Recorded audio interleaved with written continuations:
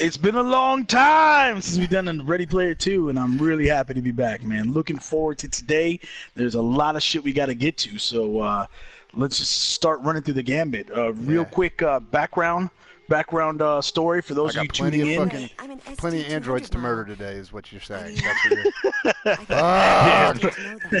We'll get to that in just a second. The overall concept to this Ready Player 2 is basically, CraigMakk and I are going to, I'm Serious Jest. CraigMakk is the other guy you've heard polluting your ears with our voices. And we, in a good way, we're littering in your eardrum. That's a good description of the show. We basically pay live from the man cave. Yes, sir. we do a podcast called Live from the Man Cave, and this Ready Player 2 is our Twitch project that we've been doing on the side where we kind of play couch co-op games together. And ironically, the first game that we picked is not a couch co-op game at all. It's just one that inspires a lot of conversation. So think of this as kind of a hybrid of a podcast and a Twitch, live stream of a game. You'll watch us play the missions, which each range from anywhere 5 minutes to 15 to 20 minutes at the most, and then you'll hear about us talk a lot about any rabbit hole that this shit may make us talk about. So if you like what you hear here, tune into our podcast. I'll type in the address. You can find it on any podcast app. The podcast itself is called Live from the Man Cave. All right, and it's 3 exclamation points afterwards. But if you just type Live from the Man Cave, you should see with CraigMakk and Serious Jest. You know what I'm talking about. There's some other ones that are similarly named, but fuck them. They don't have the longevity, and I think most of them are gone anyway at this point. Yes. They couldn't hack it. So if you want to catch us straight at our website and you don't want to go through a podcast app, you can find it on iTunes, any podcast app basically. You go to our main website though, livemancave.com. You'll find reviews on there. You'll find a way to join our Discord server. Discord is like a gaming chat app that has now been used for all kinds of stuff like podcasts. It's basically a way to carry on this conversation beyond this. All right. Also, if you're watching and it's mission 30 and you're not watching live, don't be a psychopath. Start with mission 1.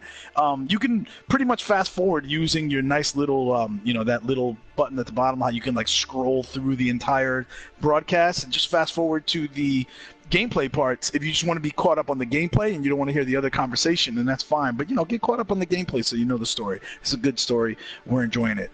CraigMakk, you want to did I miss anything, or are you ready to take us into our favorite part of the show, what we've really been looking forward to and a huge treat? Oh shit, my bad. I'm sorry. I lost. I wasn't paying attention because I was busy just brutally murdering some more androids on the side over here. Because apparently I don't give a fuck about these guys. I'm a horrible fucking person. Feel bad about myself. CraigMakk getting people killed since 2019. In my defense, getting androids killed. So let's just be clear about that. It's not androids are people too, according to this game. Vic, it just made me feel so much worse. All right, so the most important thing about all of this, the way that I am able to so brutally murder these androids without really feeling feelings, is because part of what fuels our ability to do this show is the fact that we really like drinking beer. Right, that's kind of a thing. It's an ongoing theme with the show. It kind of where this all came from was our every single time we were like, hey man, we just get together and hang out and we drink. Why don't we just record and let other people hear what we're talking about and see if they find it just as hilarious as we think we are. So we came up with this idea of having our very How, by the own... way, Craig, I'm sorry, how, by the way, do we not constantly mash the clip from Kavanaugh's hearing? I like beer. That should just be that should be up there with when we milk the fuck out of Christian Bale, saying, fuck off, man. No! Just him screaming no. No. I just feel like that's a little bit too on the nose for us at this point. It's come on, man. Yeah, plus we hate him. We've been doing that shit for years, Kavanaugh. You can't just come in and try to steal our bit. Come on, dude. We've been doing that shit for a decade. So, what we came up with... Oh, plus shit, he's a would-be rapist. By the way, she's singing right now. I want to listen to this. Hold on, give me 1 sec. Let me give me 1 sec. I just Wow. All right, you're hard right now, aren't you? No, it's you got just a little legit because she is... she got a voice. She's got a actress is awesome good. voice. Yeah, she's a really good actress. So, all right. I hope the actress looks just like the Avatar. Yes, the character. I mean, that is the case for some of the actors. Yeah. Because a lot of times they do straight up just do motion capture them while they're also recording they're doing the voice as well, which is kind of cool. Oh, she kind of zoned out. In fact, the one dude in this whole thing that I've seen that looks different from actually 2 of them is the Luther looks different. The real Luther is a lot older, I think. Yep. And then the little girl, Audrey, whatever I think her name is, I think she may look different from her avatar. Really? I'm not sure though. But really, I'm not sure. But I think Brian Dickart looks just like his dude. Clancy Brown, as you can see, looks just like him. Right. The Kara, Obviously, the chick that plays Kara. Yeah, Minka looks exactly the same. I mean, it's literally her. Oh yeah, Minka Kelly. Minka Kelly is just perfect. And then Jesse Williams as well. Jesse Williams same is thing. literally, yeah. So it's kind of cool.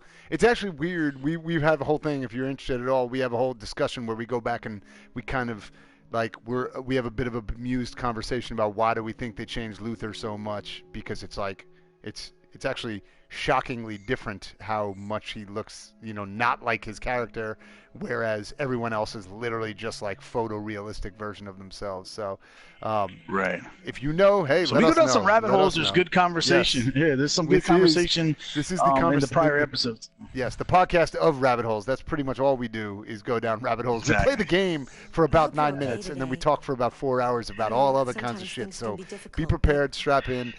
Considering we're also, like 3 minutes into a conversation, we started talking about the beer thing and then decided to talk about Luther and how he looks older and whatever. So anyway, but so the whole thing is that every single time we have our very own special beer of the show. It's the thing that is kind of fueling us to get through the episode, and so when we do these remotely, when we play the Ready Player 2s, or when we do them, not when we're both in the man cave, we both bring our own beer of the show to the to the kind of podcast and talk a little bit about it that way. And so one of the things that came up I guess it's about a month and a half ago now, maybe somewhere around there, maybe a month ago, maybe less, I'm not sure, but around a month ago we came up with this. I had rolled out to you guys and talked a little bit about this app called Tavor, which is an app I had been using for a couple of weeks to that point, and was giving kind of a review of this app. And what it basically is, the app is, it's this company, Tavour, where you essentially log in every single day, and they are putting up, at any point in time, there are 8 beers on the site. 2 come on every single day, and 2 basically kind of cycle off. And they're essentially beers that are difficult to find throughout the, basically nationally. Like, they're very local to the specific state that's all they do is ship out to their specific state, that type of thing. And so this place gets a hold of a certain amount of them, and if you're quick enough on the draw, if you buy one fast enough, they will essentially ship one out to you at the end of the month. They'll kind of crate it, put it in your personal crate, and then ship out. So you can order one of them, you can order 15 different beers, you can order 3 boxes worth of beer if you want. You can do kind of whatever you want to do, and essentially pick as many of those individual beers as you want, and then they'll ship them out at the end of the month. And so I got you guys on board, and now all of a sudden it's kind of blown up a bit. We have a pretty solid showing of people that have joined the show, or who have joined from the show, who have joined Tavor because of that, which has been kind of awesome. And so I guess we might as well throw it out real quick. We do have a referral code we can kick out to people that you can get $10 off if you're at all interested. If you want to check out Tavor, you go download the app. It costs you nothing to get. But we have a referral code. It's 448136. And if you put that code in before your first purchase, you'll get $10 off your first purchase of beer. And actually, we'll get $10 off on our shipment coming through for us too, which is great. But more importantly, you'll get $10 off. But just make sure you put it in before you even order anything, and you'll typically you can get probably your first beer free, because they usually come. You can get them somewhere between, some are like $6.99 a bottle. Some get real expensive, but typically the ones that we're getting are usually probably in that $6.99 to $13 or $14.99 a bottle. Exactly. I spent way too much money on this last. You did. You did. So, but it is. By the way, I do want to point in real quick. Yep. Oh, okay. I just want to point out on that, that along those lines, that we do not get paid any advertising dollars from Absolutely not. Yes. We just decided to start using it because it's allowing us to get access to a bunch of shit that we specifically can't get in our area. So now and we've been doing beers of the show since 2011. I mean, since we kicked this podcast off, and it was just basically like whatever I can get from my liquor store, whatever, like my brother or whatever brings back for me from somewhere, whatever a friend puts me onto, that kind of shit. So this really just allows us to really expand and try a bunch of different shit. And we're going to share with you because we hope you like beer as much as we do.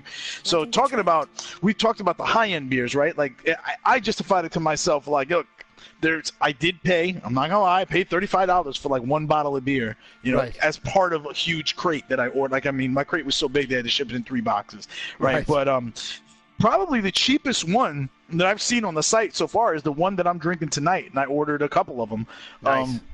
It was only $3 a can. Nice. But wow.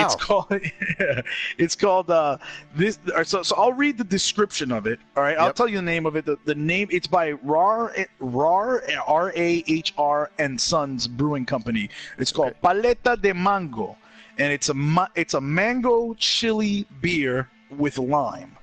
Nice. All right. Okay. So so I mean, like, it drew me in as something different, right? Mango chili beer with lime.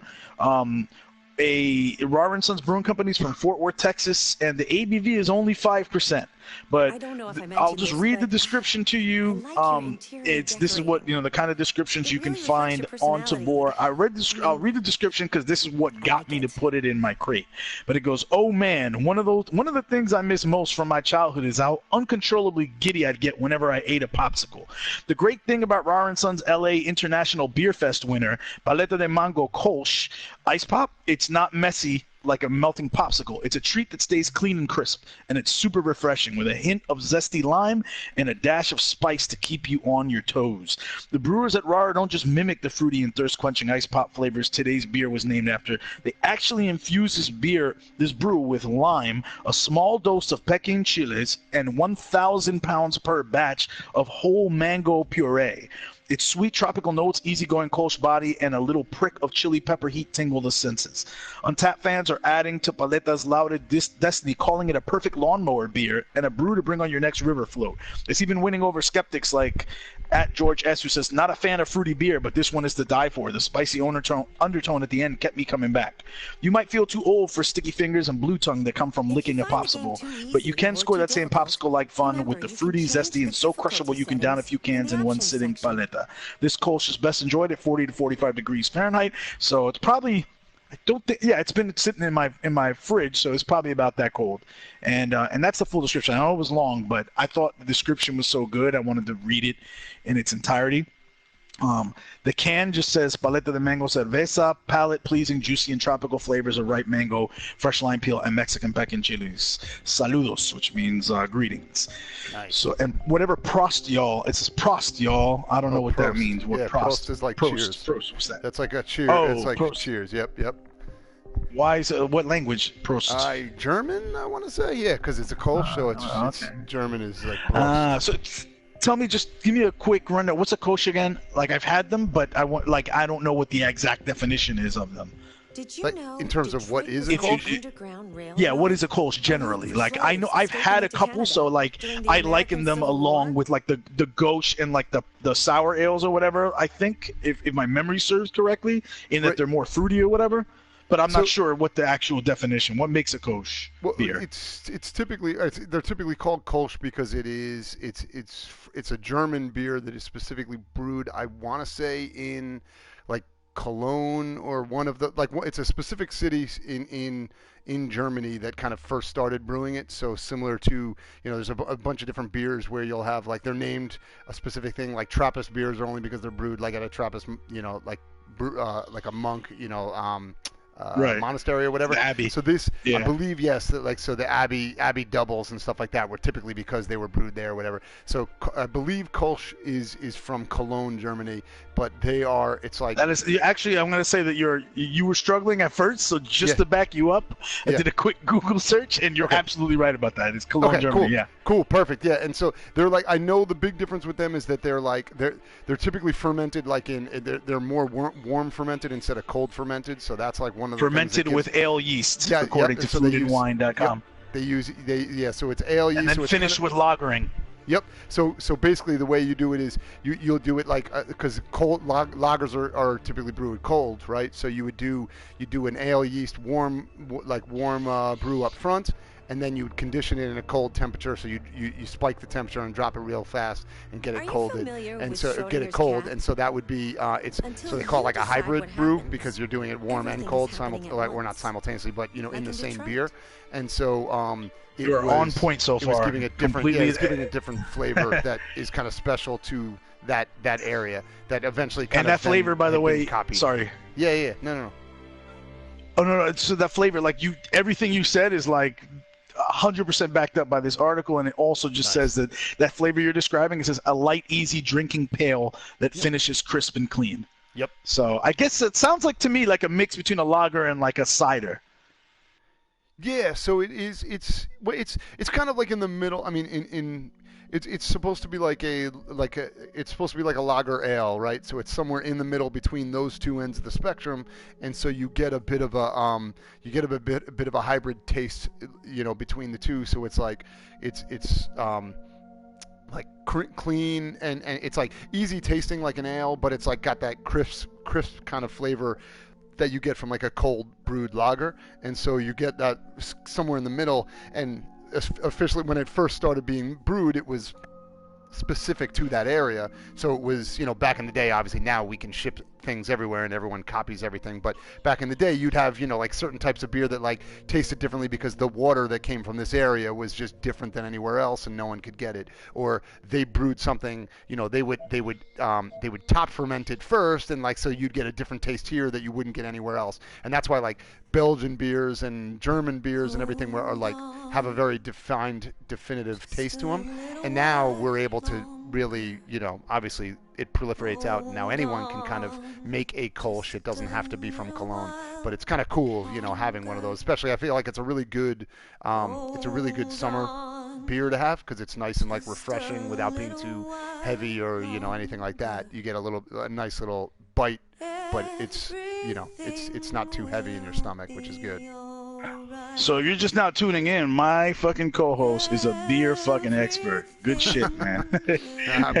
All right, let's. So we've talked enough about this. I'm gonna crack this motherfucker open because the more we talk about it, the more I want to fucking rip this motherfucker open and chug it. No, but I'm gonna lightly sip it. All right, so that's a nice little crisp pop. Oh, I don't know if that translated into the microphone, but it sounded good to me. Hear that? Yep. All right, so I'm smelling it first. All right, so what I'm expecting, right, because they dumped 1,000 pounds of fucking mango puree in. If I'm remembering that right from what I read. Yes, it was a lot of fucking mango puree, and so there is a definite, I could smell the beer like a lager type, but it's like coated with a not too overpowering mango smell, and then I can actually smell the chili a little bit, it's crisp, but not crisp, not exactly crisp like cider or some of the citrus beers I've had before where it's overwhelming. Like it smells like beer, but with sweetness, kind of coated. And so let's see how it tastes. Did you know Detroit was on the Underground Railroad, a route for slaves escaping into Canada? All right, so during the American Civil War. Wow, so the flavors kind of. Well, I just had all the three flavors at me. So when I first drank it, it tasted like lager. And then the mango came in almost like an overtone. It is a very, it's a very definite presence. Like it's not like a really light overtone you could barely taste. Like the overtone comes in over the lager, and then the chilies come in on the back end strong because which is a little surprising because they almost, they keep talking about how they sprinkled in the chilies a little bit. That shows how potent. Pequin chilies must be, because they definitely dominate the flavor at the end. So that like gives your mouth just a little tinge of fire. Not like if you're a person that like hates like or can't stand hot shit. This isn't too overpowering to where you're like, oh fuck that, my mouth is on fire. Don't worry about that. But you could definitely taste the chili on the back end. So I could see how this creates this cycle of. Like it's a good cycle of like, I taste the lager first, I'm trying to drink beer, and then I'm like, oh, that's a nice little sweet taste on the back end that then turns into a kick, which then makes you want to drink again because now you got the kick on the back end and you need to drink something to like, to handle that. So that's I like what's going on here. Being fully honest, it's not the best beer I've ever drank because it's different. and it's cool in what it does. But this wouldn't probably be my go-to, maybe because again it's 5% ABV and it's there's a little too much water in there as well. Right. But for what they decided to do, this is really cool. Nice. I'm really good. And for $3 a can, yeah, if you see this, the paleta de mango, throw it in your Tavor crate and order this shit. It's pretty good. Nice. That is also the other cool thing about Tavor is that usually you can only, buy 2 to maybe 6. I mean, usually I see up to 4 is like kind of a regular, if it's regular cans, if you're getting bombers, maybe you can only get 2 anyway, So the good thing about Tavor is like, you're not getting so much of anything where you're like, I hate this. So it's always worth getting 2 of something, right? Because best case scenario, You're like, cool, there's 2 and I'm going to drink. If I like one, I'm going to drink the second one because I'm going to enjoy it, right? Worst case scenario, if you drink one, you're like, hey, that was good, but I don't necessarily know if I want another one. When your friends come over or something like that, you can be like, hey, check this one out. It was pretty cool, but like you can have it, right? So it's like you're never overstocked with a beer where you feel like, oh shit, now I have like a case of this shit and I'm never going to drink it. I don't enjoy it. You know what I mean? So it's like it's kind of a cool way just to test stuff out and try it, and you're really never going to be disappointed. You may just be varying degrees of excited about it, right? Which I think is kind of a cool way to do it. So you just described that perfectly, my feelings about this beer. I'm glad I drank it. It was it's like seeing, you see a decent movie and you're like, I'm glad I watched that, but I'm probably never going to watch it again. Right. So like, I'm not ordering this again probably unless I see it pop up in the crate and I know I have an event coming up or something where like a bunch of my friends are going to be over the house. And then at $3 a can, I would order a shit ton of these, as much as I can, lay them out and go, hey, try this to everybody in the room, have one of these. And I think everybody would enjoy one can of this, even though they might not necessarily be like, yo, I can't wait to have that again the next time. They might. Some people might really like this, but... And you can probably guarantee they've never had it before. So they'll all be trying it for the first time. So it's like, just in that alone, you'd be like, hey, check it out, see what you think, right? It's like you get to be that guy who's bringing new stuff to your friends. And like you said, hey, everyone's gonna have a different take on it, but no one's gonna be like, this is disgusting, right? Everyone's gonna be like, yeah, I liked it too, I really liked it, but that's kind of what trying beer is about, right? It's just like checking new boxes all the time. Is like, let's see, what this is all about. So that's pretty definitely cool. And a lot of these Tavor beers are definitely like enjoy with friends beers. Like don't these are rare beers. Like don't sit by yourself somewhere and drink this if you can avoid it. Right.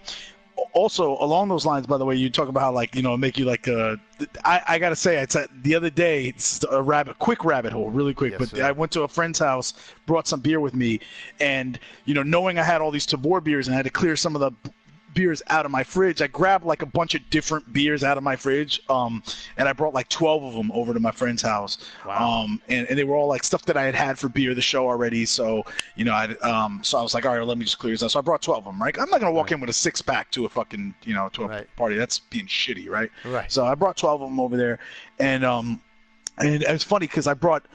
My boy, I pushed like I put the Midas touch in there. That was one of them, right? Wow. That by Dogfish Head. Man, yeah, I'd be hard pressed to not give that. I'd be like, man, that's staying in my house. I like that shit too much. I thought about it, but there was only one left in my house anyway, and I can always get some. Like my liquor store up the street frequently gets that. Exactly. So, although it's one of my favorite beers, but I brought that to my boy's house, and then I went to him. I told him like, yo, there's a beer in your cooler I put in there called Midas Touch. Out of all the ones I brought, that's the one you need to probably. The motherfucker went right for the cooler, drank it, and before he was like, "Yo, is there any more of those in there?" Like, nah, but no, my brother, you got to get your own. Yeah, exactly. First one's free. The rest of them are on you, son. Exactly. That's awesome. So now I got a new sign up to Tavor with my referral code. Nah, I'm just kidding. but honestly, though, all bullshit aside, are there very few things more fun than when you try a beer that you've already had. It's one thing when like if you come over to the man cave and we do like this kind of thing where it's like, yo, let's just try this new thing we've never had together, right, and see what we think about it. That's one thing. Yeah. But then there's that other moment where you're like, I've had this beer. I love this beer. I want to share this beer with you now. And then when you see like one of your friends, just their eyes light up on like, oh shit, I got to write the name of this. I'm gonna take a picture of this bottle so I can remember where to get it. You're like, oh, welcome to the party. It's like you feel so excited when you see somebody else get hyped about a beer that you also like because you know you've had it before, and it's just so much fun. I love that moment, man. It's a really fun bottle share moment. It's almost like the high that I used to get back in the 90s when I learned about Wu-Tang Clan early, and then I played their shit for somebody for the first time. Yeah, you gotta listen to this shit. Or Nas's Illmatic album. Right. You're like, absolutely. you heard about this motherfucker Nas? Yeah. They're like, nah, let me hear it. You're like, oh shit, you get all excited. I hear you, man. That is amazing. So I've been hogging the beer time. What are you drinking, my man? So I also have my a little Tavour here that I have not had myself either before. So I'm breaking this one out for the first time. And interestingly enough, after I had gone through and said, hey, prices range from here to there, and then you were like, well, actually mine is like one of the cheapest ones I found. I was like, I should probably go back and I wonder what this one cost. And it turns out that this one was 2 cans for $3.50 each. So 2 cans for $7. Oh, so I was shit. Like, oh, shit. I didn't even realize, like, because, I misunderstood you at first. I thought you were saying 2 cans for $3.50. No, not for $3.50. No. That would start to make me uneasy. Like, what's wrong with it? I would be, at that point, I'd be like, man, somebody pissed in that beer, didn't they? Like, come on now. Like, that costs you more money to ship to me than it did for me to, like, I'm drinking them for free at that point. So, no, these were, it was 2 cans for $7 total, $3.50 each, right? So I was like, oh, shit, I didn't even realize. Like, I got one of those, too. Like, I have that, too. So we're about to find out. So, $3.50. Nice. This one is from Fremont Brewing in Seattle, Washington. It's called Dark Star, right? So this one has like a dragon right on the cover. It's pretty great. I'm even more on board now. Right, would have been perfect for fucking what's it called? Our Game of Thrones show. So this one ranked in the top 75 English oatmeal stouts in the world on Beer Advocate. Today's beer beats out stellar offerings from Modern Times and Jackie O's. Are you listening yet? Good, because Dark Star is a pretty big deal. This ultra-smooth, chocolatey, roasty beast rocketed Fremont Brewing to their status as the Dark Star Masters of Washington State. And each year when it returns, it's common to see Seattle stout lovers leaving bottle shops with entire cases of this supremely crushable, expertly balanced 8% ABV stout. It's that freaking crave-worthy. Only issue is it's impossible to find outside the region, so best not tarry before hitting that get it button ASAP. One fan offers this tip. Just be grateful you get Dark Star, one of the best stouts ever created. This praise is well earned. Damn. Dark Star's silky symphony of char and smoothly toasted oats won double gold from SIP's Northwest Best Beers of the Year. It shifts between bittersweet baker's chocolate and Italian roasted coffee on the tongue. A dollop of decadent caramel brings a touch of balance to all the deep roasts. The oats provide the same richness as steamed milk in a freshly made macchiato.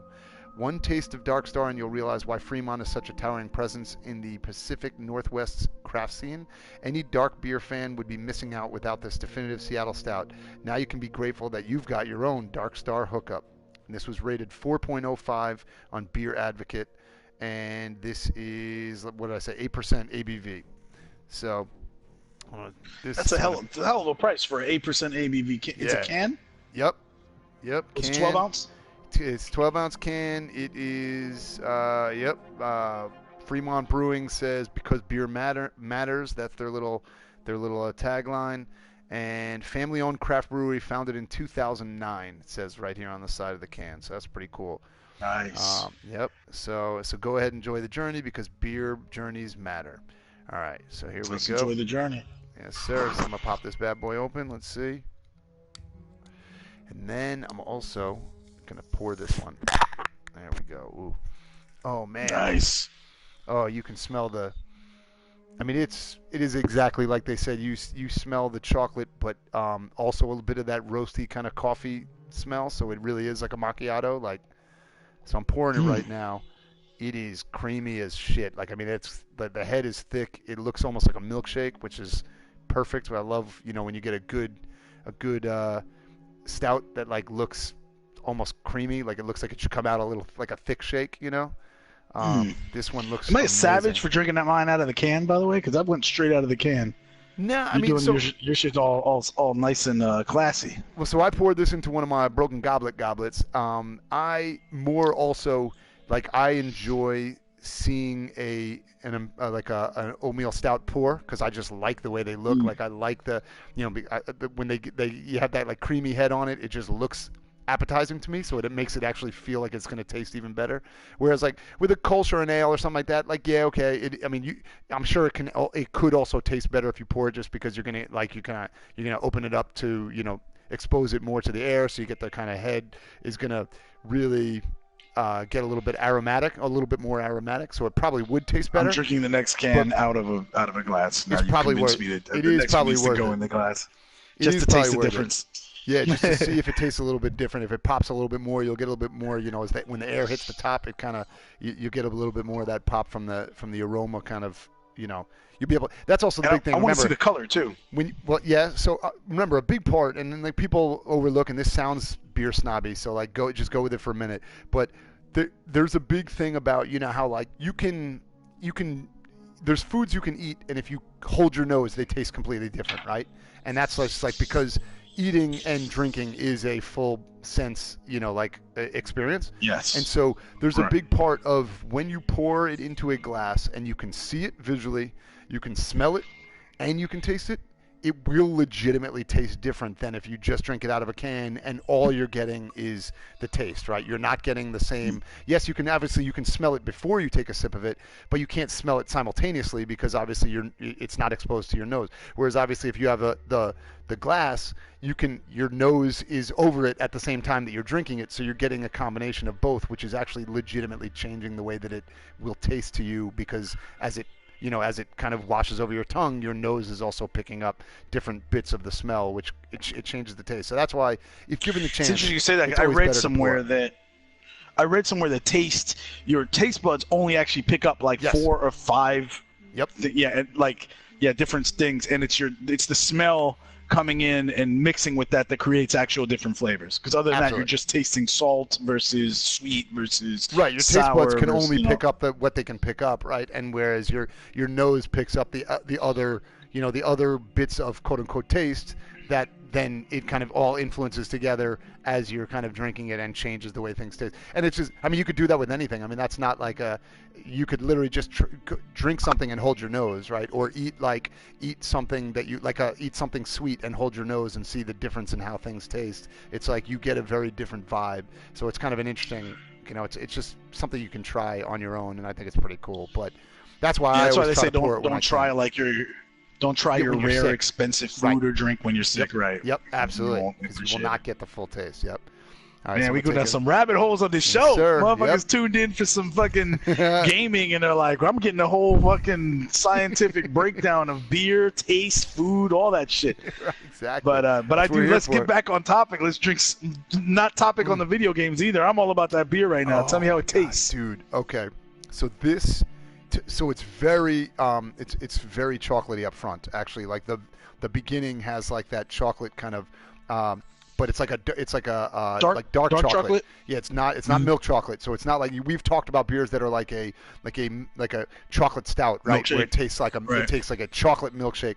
This literally does, like they said something about it tasting like baker's chocolate, like it's that bittersweet chocolate. So you're not getting the sweet part of it, you're getting that kind of bitter chocolate flavor, but on the back, as you're kind of we said the finish, right? As you're finishing it, the back end of the beer will taste. You get that kind of coffee, that kind of roasted coffee flavor to it. So those two are perfectly meshed together, which is why that description of it being like a macchiato, because you're getting the first thing that touches your tongue is that kind of that creamy chocolate side, but then on the back end you're getting that roasted. Dude, this is amazing. This is really, really good. I could drink this, and this is perfect because it's also at a, it's 8%, but it doesn't taste like 8%, but the taste is stronger than the alcohol content.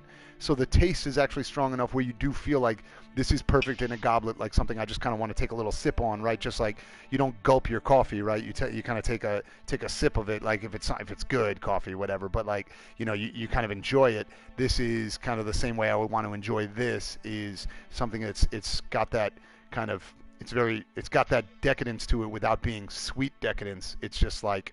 It's just got some weight to the beer, which is really good. So it's making me just want to kind of sip on it in my goblet and enjoy while I murder some more androids. And on the back of the T-shirt, Live from the Man Cave.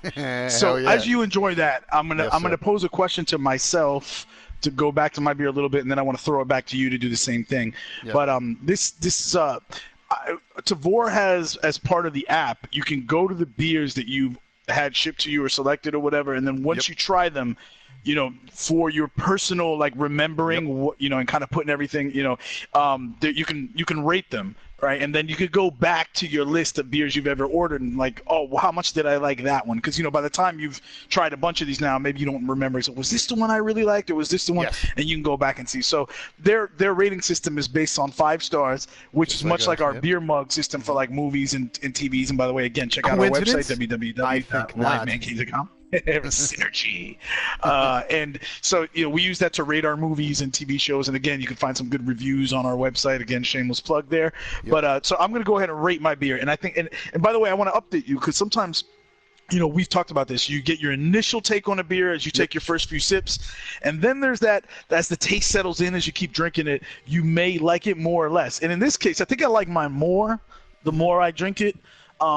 Especially because I feel like the thing that stays with you is it's very smooth, and again it's very sessionable, and the lower ABV doesn't bother me as much now that I'm like as I'm gulping it down more and I'm like getting used to where this ABV is, right? And again I'm somebody that prefers normally like more like 8, 9, or higher ABV the better.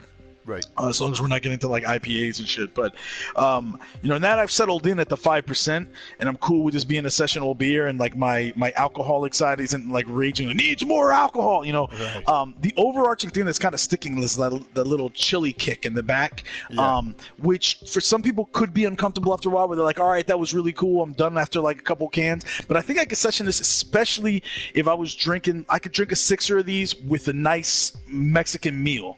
Yeah. Like, that this would complement that very, very good.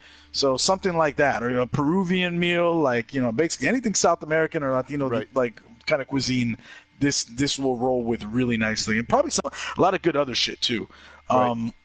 So but I would say also overall, for us, like our movie kind of ratings, I would say I like this, but it's not something I'm like, oh shit, this goes on my all-time list of like, you need to try this. It's it's nice. I would give it a 3 stars out of 5. Yeah. Which for me is a good, because I've been really tightening down on my ratings of stuff and being more discerning. I'm gonna say this is a 3. This is on the better side. Yep. I'm glad I ordered it. Probably won't order it again, but it's good. Right. Nice. All right. Well, as you've been sipping through yours, what do you think on yours? Yeah. So, I would say, taking a quick sip just to remind myself. Okay. So, this one for me is, I really, really like this one a lot. I'm loving this beer. This is the kind of one where I can, for a different reason than you, than yours, or than your initial, rating. Your secondary rating kind of came around a little bit more, but this was one of those ones where I don't know. I mean, only having taken 3-4 sips, I don't know how long I could drink this one, just purely because of the decadence of the beer, because it is such a weighty beer that this is not one that you could just sit around. I don't think, like, I couldn't just be like, hey fellas, come over, we're gonna watch the game, and I'm just gonna fucking pound a couple of Dark Stars, right? Like, it would not be like that. Like, this is very much in the same way, the way that like you drink like your whiskey, right, or your bourbon. Like, you fucking sip on that and you enjoy it, and then when you're done, like, I do. I sip on it. Oh well. I didn't know you were supposed to do that. My bad. You know what I mean? But like, I gulp that shit. Maybe I've been doing it wrong. Nah, I'm fucking with you.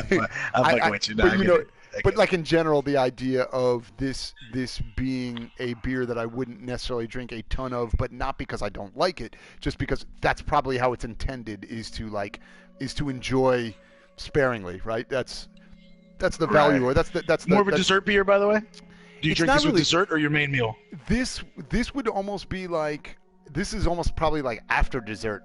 Even, you know, it's like the way you would drink coffee after you finish dessert to cut the sweetness. Like you have your cup of coffee to kind of be like, hey, it's the end of the night and I'm gonna have this cup of coffee because it's, you know, I have all this heavy, you know, sweetness in my mouth. Now I'm gonna cut that with something that's a little bit more kind of bitter, you know, the coffee flavor.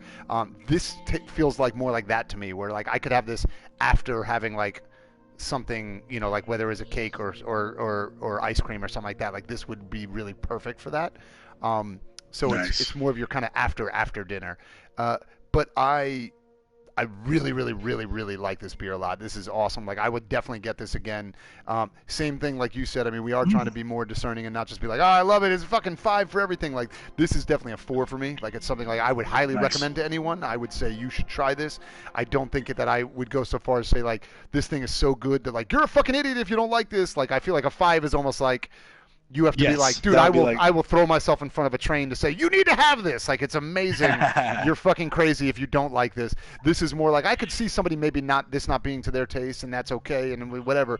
But, like, to me, this would go just the gauge. Yes, yep. Midas touch, 5? Yeah, I mean, to me, that's like, I'd be upset. I'd actually be upset if somebody was like, I don't like this. I'd be like, oh, but we were such good friends up until that moment. Like, that would be a very different conversation, whereas this one is more like I could see somebody being like, it's not my thing. And even for me, it's not like a thing that I would be like, you know, like, oh, man, I'm like, holy shit, I have to, like, run out and just, like, buy it every single time I see it. It's more like when I'm in the mood for this, I know I want it.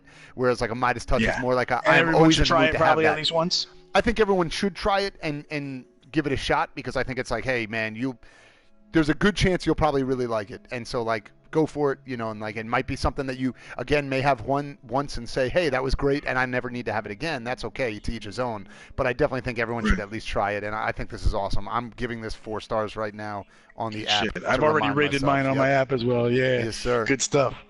All right, man, thank you, Devore. So yes, and thank you all for bearing with us as we proclaim our love for beer for 40 minutes on a video game Twitch.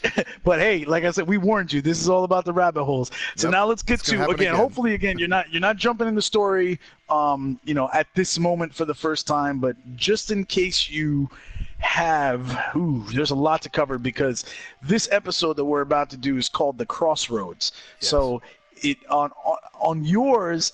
We'll flip over to. Can you move your cursor over to so that you're highlighting the Crossroads? Yes, sir. Yeah, I want to. So let me know. And again, there's a little bit. I'm watching your Twitch for this. There's a little bit of a delay on the screen.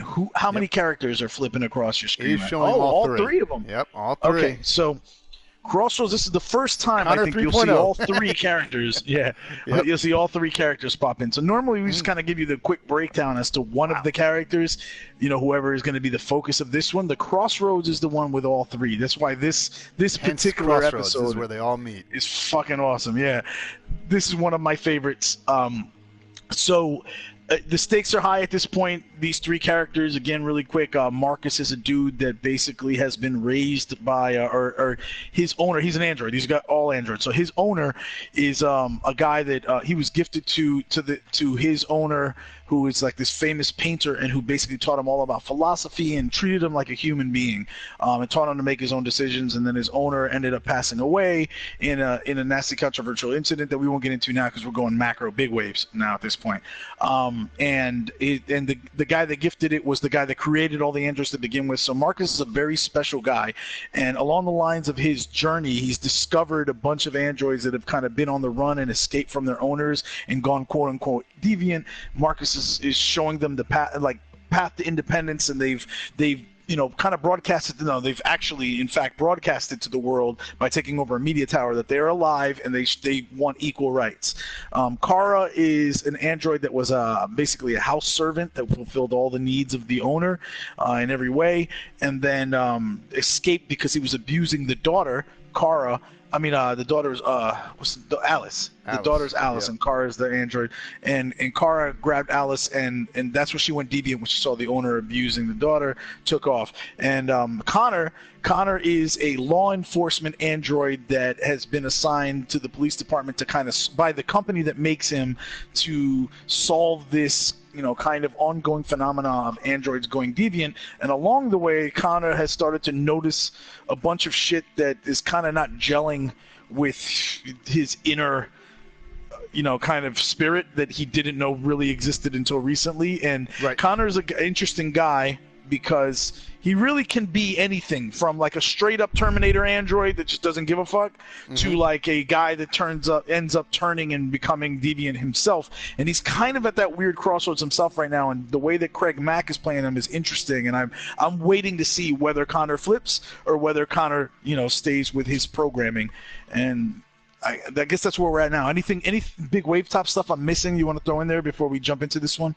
No, other than the fact that I feel so terrible that we are seeing, I guess, the unveiling, I guess, of Connor 3.0 at this point, because I just keep straight murdering that motherfucker in the most fucking like upsetting ways for CraigMakk. I mean, I'm just literally like, no! It's like just me fucking up. The worst. I should probably stop choosing 8% alcohol when I play this game, because at some point, every time how many times we played missions where I'm like, I'm drinking this 5.1, and no big fucking decisions come up at all. Perfectly. But not even that if things go well for me. It's that they don't even put me in fucking situations where I can fuck things up. Then all of a sudden I'm like, I'm having this 11% alcohol beer, and then they're like, you have 1 second. Oh, he's dead. I'm like, no! What the fuck? So I'm sure that shit's gonna happen to me again today. So thank you, Dark Star, you fucker. Anyway, I think that's it. I've covered everything I need. Anything you need to say before we kick it off? So last thing is, in the last episode, in the very last episode, basically, the company got fed up with Connor not figuring out what was making people deviant and finding out where the deviants were hiding, which, as we know, is a ship called Jericho. It's like an abandoned ship called Jericho in the middle of the city.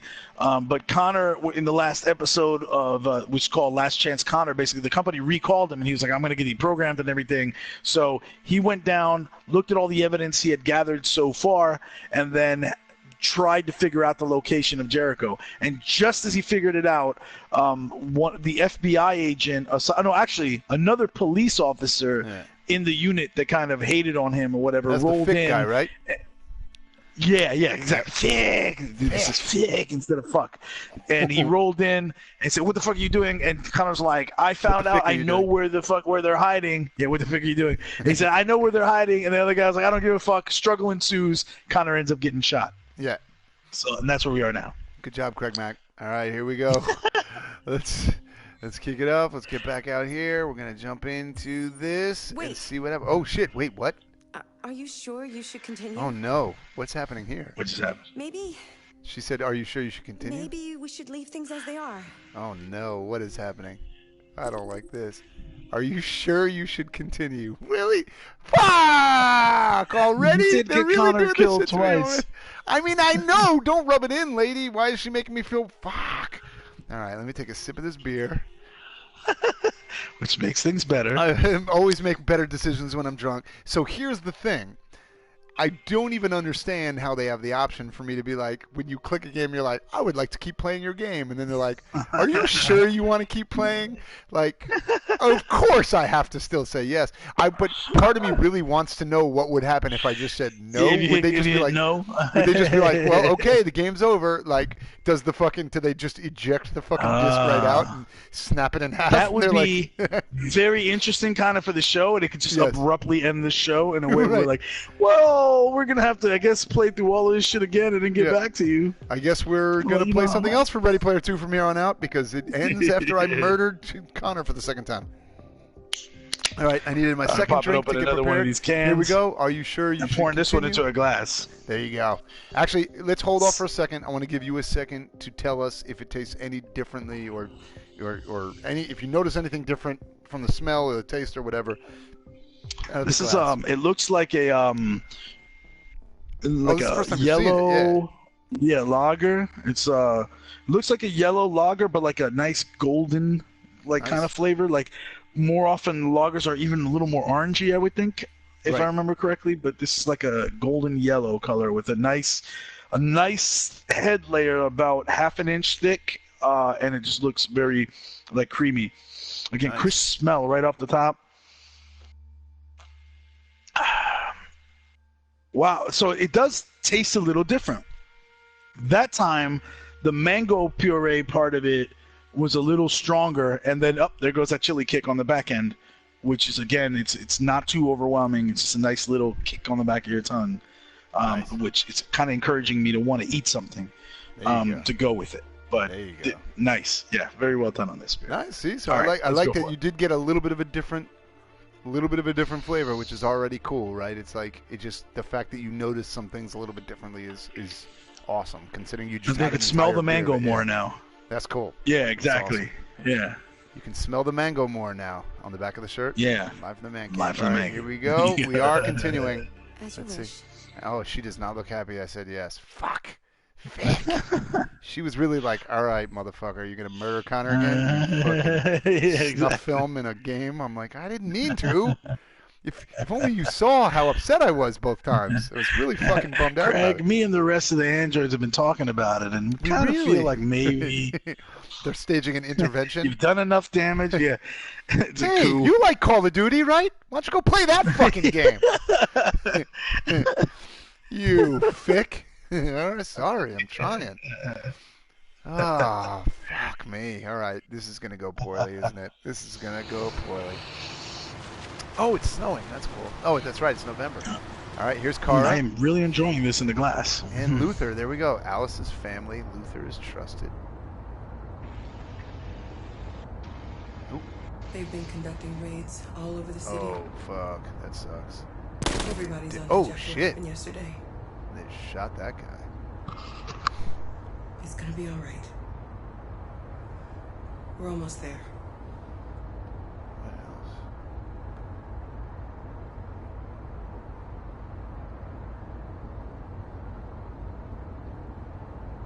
There's nothing else I can look at. Oh, okay. Alright, I tried. Could I look at Alice? Oh, she looks so cute sleeping back there. Her, dad. Did we ever see her dad again? Oh, no, after we took off, no, other than like that one Yeah. report. Yeah. That's it? Well, you're going to leave this much time for me. Oh, there we go.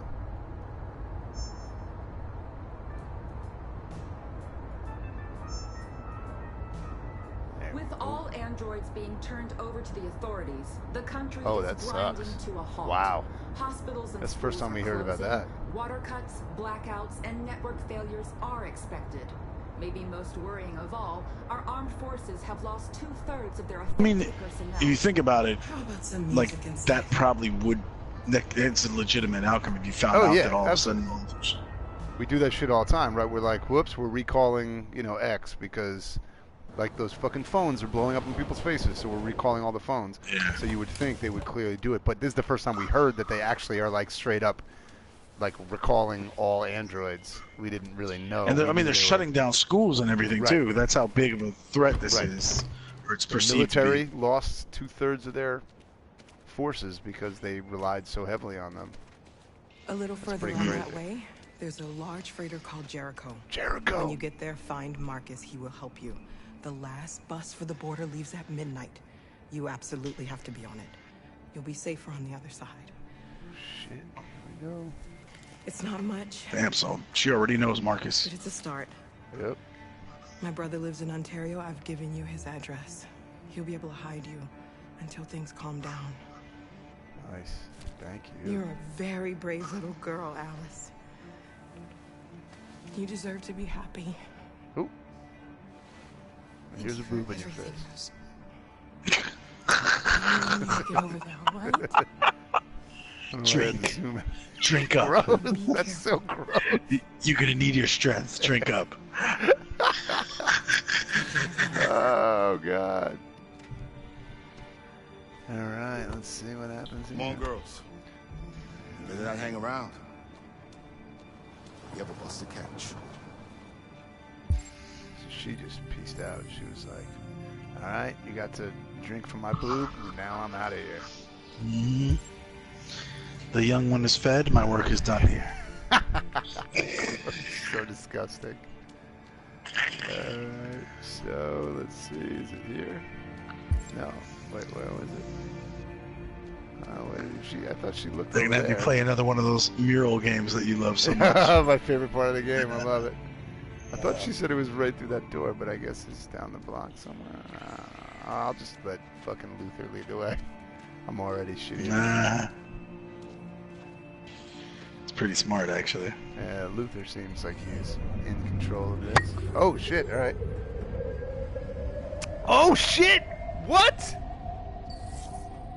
He's. Oh my god! I do have to do a mural game. Fuck you! Oh no! Fucking Connor. Dude, I love this version of Connor. He's cool as shit. He looks so bad. It's not being like. He looks kind of like Eminem. They better explain how he's just. Doesn't he?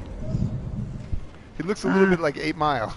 He's got the fucking the way he's dressed, skull cap yeah. on. Yeah. Oh, I don't mean his face, but I mean he's got the whole like 8 Mile look. Mm-hmm. Yeah. Otherwise, I'm just saying all white people look alike, which is just we know. The white dude with a beanie on and a fucking heavy coat. That looks like everybody in Detroit. Yeah. Oh, Detroit. There you go. 8 Mile. All right. Mm-hmm. Now. Oh shit, we made it. Okay, that was cool. Wow, it's fucking packed. Oh, that's right. We picked up so many motherfucking people. Good thing they're not humans, because that place would smell. Yeah. Remember when I was just walking around like, what was our term for turning people? What was it? Hand sex. Melding or something? You get hand sex.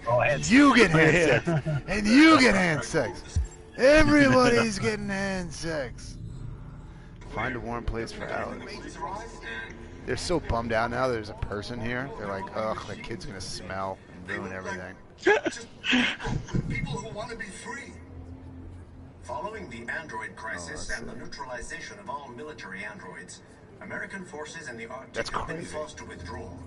They literally lost the war to the Russians because they had to pull out of the Arctic. Oh no, but the Russians also pulled out. Has made no comment for the moment. Just so nobody's getting that now. Wow. So, I mean, really, they were fighting over the blue blood. Blue blood, yeah. And now I don't think they want to supply more They're blue blood probably to their like, we countries. probably don't need that shit, yeah. The organization of an international conference on the status of the Arctic. Wow. In any case, the danger of a third world war seems to have been ruled out for the moment. Wow, so this is ending the World War. That's pretty cool. Oh, man, I want to read all this shit, but I feel like I have other shit I have to do. Like, Alice freezes to death because I was watching the news. Kara, I'm cold. Shut up, Alice. Shut up! I'm watching CNN! Trying to watch the news. You're worse than the other guy. The other guy. She would... It's your Worse dad. than my dad. You're right. You're worse than that other guy. Ooh, hot and cold at the same time. That means you're sick.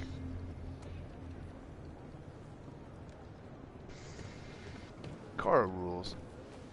She's such a likable character. Like the way she acts, like her actual acting. I mean, is like so. She Yeah. engages you so well. I haven't got much time. It's Valerie Curry, I think. That's her name. Carol, there's something I have to tell you. It's about Alice. Uh-oh. We'll have lots of time to talk on the bus. I'll be back. Stay with Alice. Oh, he's not look happy there. Oh, here he is. Man, are we gonna get any explanation about how the fuck he's even here? Because that's cool. I'm like so excited. I'm happy, but don't catch anyone. They need to explain that, or else it just makes it kind of Story seem cheapens. like, yeah, absolutely. Yeah. It makes it seem And like we're no back matter to the what you telltale did. thing. Exactly. Right. The android crisis and the neutralization of all military androids. American How do I know if I'm catching him this time? I don't even know what that that means. leaving the way clear for the Russian army. But according to some sources, the Russian forces also seem mysteriously. Oh, Still get made. yeah. Looking for something. Oh, that's the scary oracle lady You're looking for yourself. with the no back red. Hey, thanks for the insight. She's got a pretty face though, so still smash. Oh, gross. Very uncomfortable that you made that joke. I kind of felt it was going there, and I was like, part of me wanted to start speaking immediately to try to cover up for you, and then but you got to it before I could. You're not hitting it doggy style, or maybe you are. Gross. I don't like anything that's happening right now, dude. I really want you to stop. There he is. There he is. There This he is buried so deep on Twitch, I'm not getting me too'd. Oh, Marcus. Marcus. I'm with a little girl and another android. First time they're meeting. This is very cool. And we need passports. This is like our Game of Thrones moment, right? When like the key characters started meeting each other. You're like, oh my God, they're all together. Yeah, this is Jon Snow and Daenerys right here. Right. Stay here a while. Or like when fucking Tyrion first met Daenerys, you were like, oh my God, that's amazing. Yeah. Like they've been traveling across the country to meet each other. One of our people used to work in the State Department. He has electronic passports you can easily modify. State Department, that's cool. I'll have him get them to you. Thank you. You said you're with a little girl. He looks troubled. Yeah, he does. He looks bummed out. He was like, he had the thinker look. Because all those people just got fucking rocked at the march. Yep.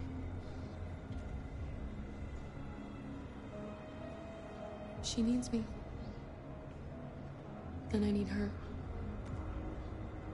It's as simple as that. Nice. I like that line. That was good. Yeah. I thought at first she was going to say like when I first read it, for some reason the first thing I thought was like she was going to try to be like cool when I clicked on Bond, but it was because in my head I just made the connection of like James Bond, and I don't know why. I was like, that doesn't make any sense. Like, why would she be like Bond? But you're like, how am I not going to select that? Right. I gotta choose that. That's some shit. Alice. Oh no. Oh my God, what? What? The fuck?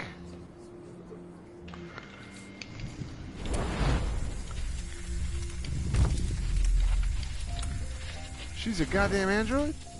Boom. Remember, Luther kept trying to tell her there's something I need to tell you about Alice? Yeah. Shit. And we had this conversation way back when I was like, she's definitely a person, right? And like you like were you were like I guess you were like You just didn't want to found ways to go around it, yeah, without actually saying anything. She wanted a mom, and you wanted someone to care for you. Wow. You needed each other. So that also explains why I said that you're worse than the guy and not her dad, because it's not really your dad. Right. He basically bought a kid. Yeah. That's crazy. Alice loves you, Kara.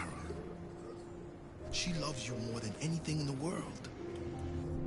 She became the little girl you wanted, and you became the mother she needed.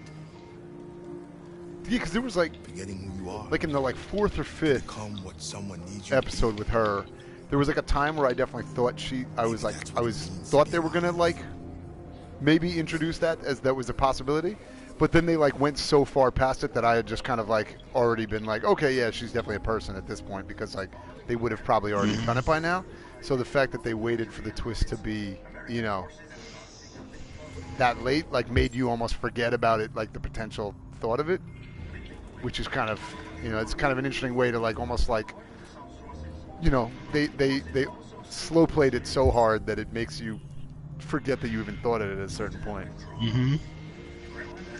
Now the fuck did I put So while you're walking, we could hold off on talking about this, but while we got some downtime, I might as well say, like, for a video game, that was a super well-timed twist. Yeah. Like, they just did that better than some movies have done it, you know? Right.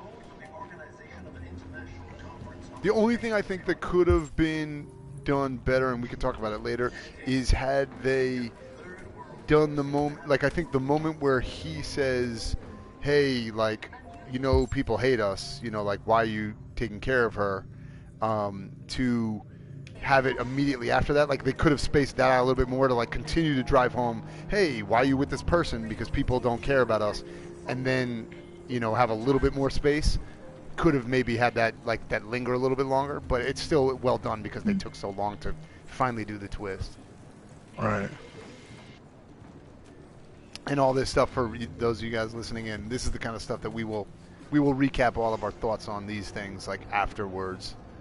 Kind of, how what we think about the gameplay and the storyline and stuff like that. So, oh man, oh hell yeah, what the fuck? Definitely getting a hug. She's still adorable and we love her. Forever, won't we, Kara? Oh, this is like sad and weird now, though. Yes. Or not sad and weird, but it's just a bummer.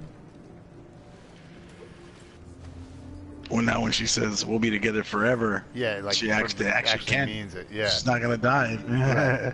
And she's not even gonna get old. Like, at least not of old age, right? She won't even get older, right? So neither one of them, so they can just live in this perpetual, like, relationship of mother, child. Not even just mother-daughter, but like mother-child. Which will be weird if she, at some point, does she become like the little girl in Interview with the Vampire, where she's like, I want to have sex. I want to. Right. Reservoir is saying we're a threat to national security and we need to be exterminated. Humans are conducting raids in all the big cities, and they're taking androids to camps to destroy them. It's a disaster. They're slaughtering our people. That's all our fault. None of this would have happened if we just stayed quiet. It's really cool seeing him alive here, because I don't think he was alive for me. For yours, yeah. At this point. All we did was show them who we really are. That was a hard choice, actually. I'd rather die free than live as a slave.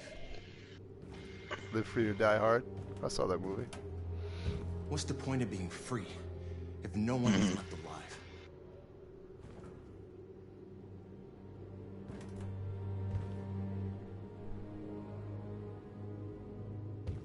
Humans enslaved us. I'll never regret standing up to that.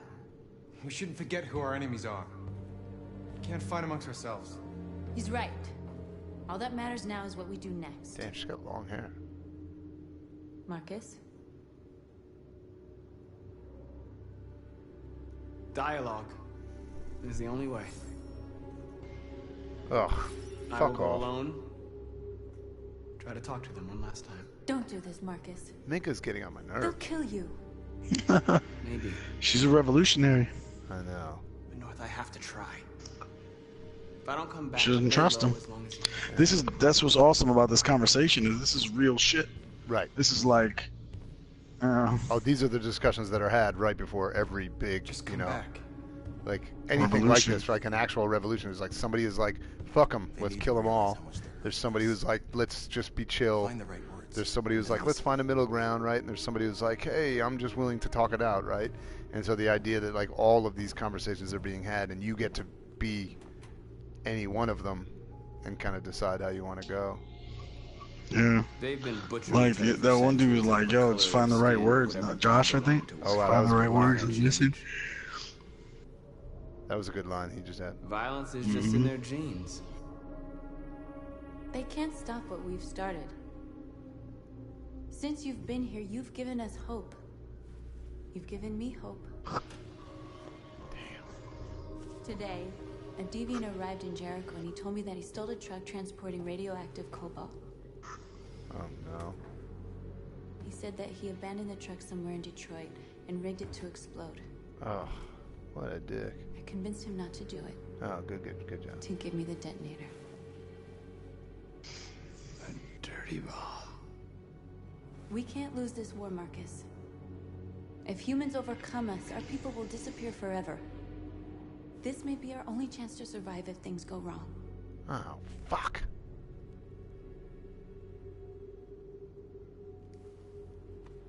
We shouldn't become like them, North. We can gain our freedom by other means. I hope you're right. That sucks.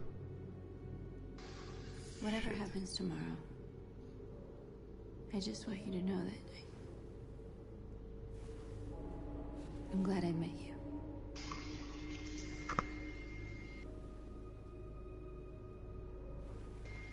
Hand sex? Hand sex.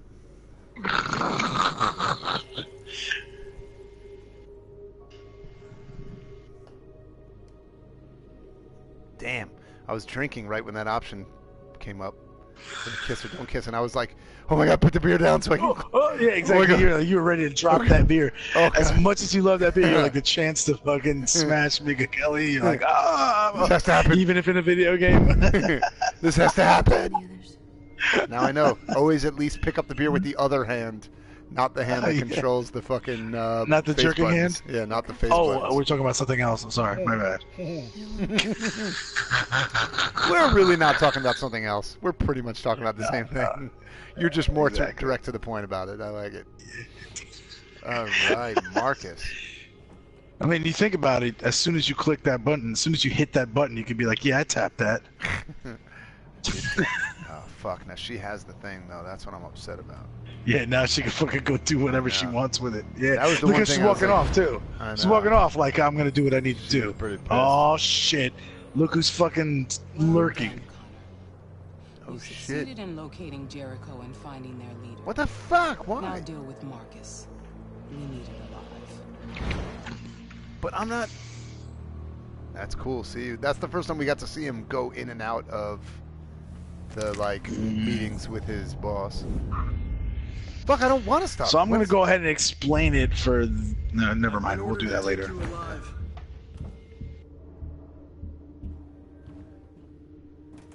But I won't hesitate to shoot if you give me so no choice. If he's a reboot, he doesn't have any of his. What are you doing? I'm sure. Yeah, I'm sure they gave him his memories back. Just like they did with 2.0. I'm sure they just uploaded his shit to another one. You're coming with me.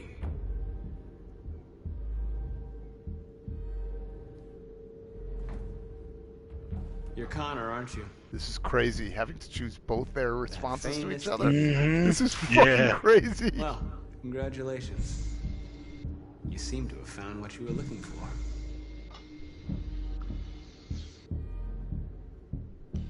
We are your people. We're fighting for your freedom, too. You don't have to be their slave anymore. Shit.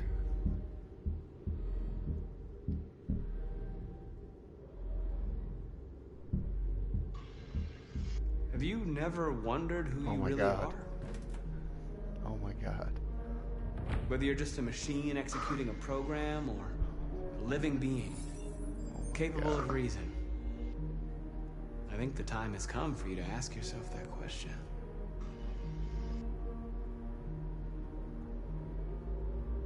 Join us. Join your people. You are one of us. Listen to your conscience. It's time to decide. This is a big moment for CraigMakk to choose who Connor is, too. Yeah, I chose that.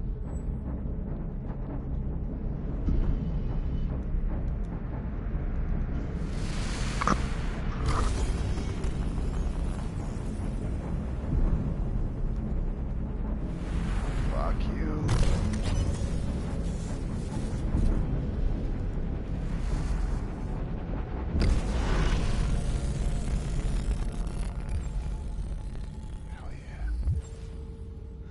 Hell yeah! That is the only thing that made sense. Fuck you, Amanda. They're going to attack Jericho. What? Hell yes. Oh, they're gonna fucking... We have to get out of here. Oh my God.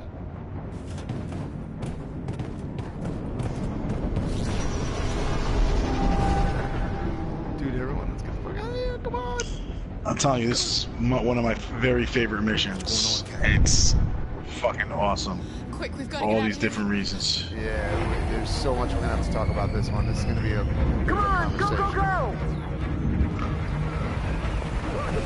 This one I have like thoughts both on the gameplay and the actual story and kind of like repercussions of the decisions you're making and everything, which are, you know, sometimes we kind of choose one or the other. Yeah. That's the FBI agent, not the Fit guy. Yes. Fit guy is just a cop. Yep. Now they're just going through fucking murdering everybody. This way. That's like straight up was just like rats in a maze. Wait, am I? Fuck. Oh, dude, I'm supposed to be following you. Why are you getting me? Come in, quick!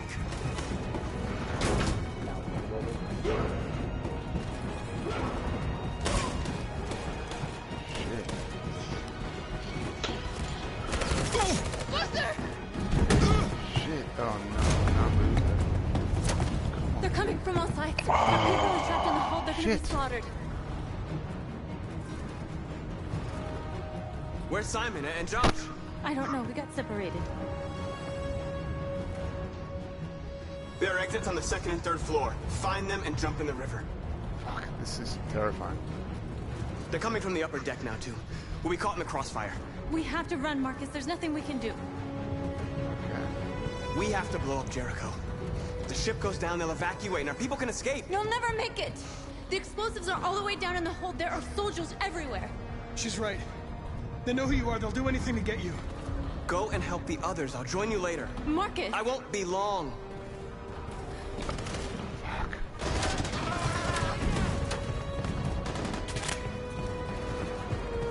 Oh, god damn it. This is the worst. Oh no, not the Oracle.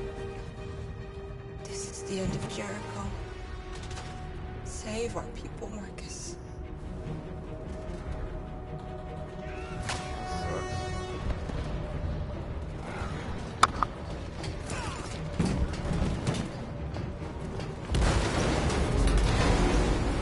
Oh, shit. Oh, no, you should probably get the fuck out of there. Don't let it get out. If they give you any trouble at all. Affirmative. Will come. Damn. This is fucked up. It's too late, Cap! Save yourself! Save Alice! No, we're not gonna leave you behind. Right, Carl? We can't leave him. What are you doing? We're staying together. We're staying together. No!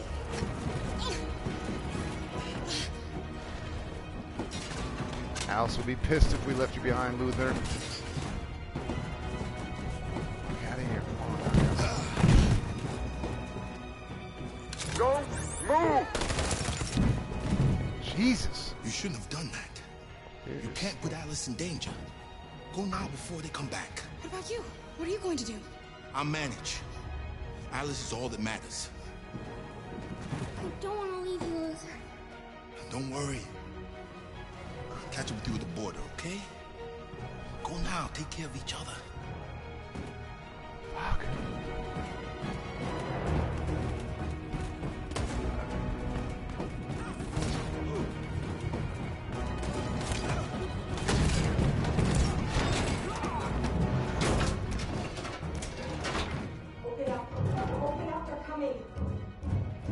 She'll die out there, Car. Open it. Open the door. They're gonna kill me.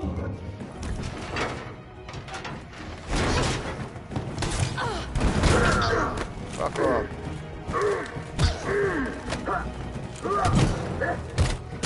Oh god, not these again.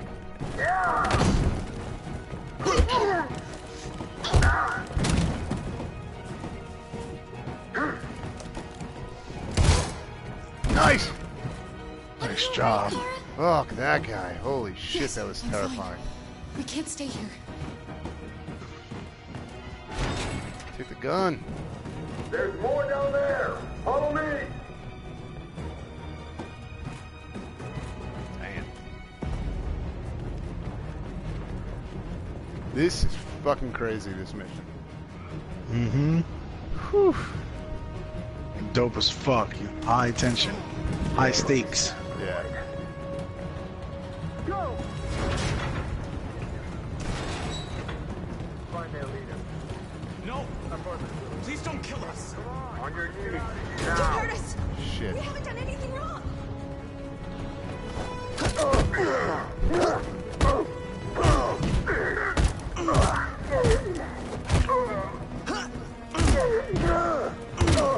Marcus. Nice. Go now!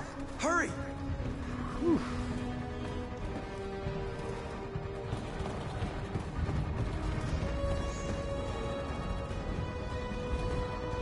Gamma squad out. Tango!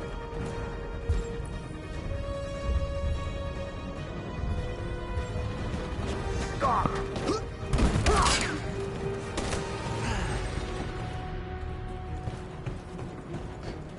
Look out! Here they come! Don't move! We surrender! We surrender! Don't shoot! No, wait, what? I can't.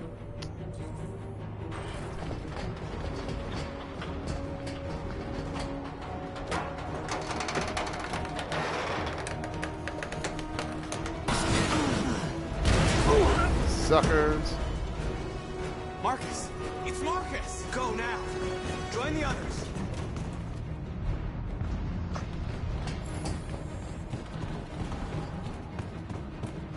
Nicely done.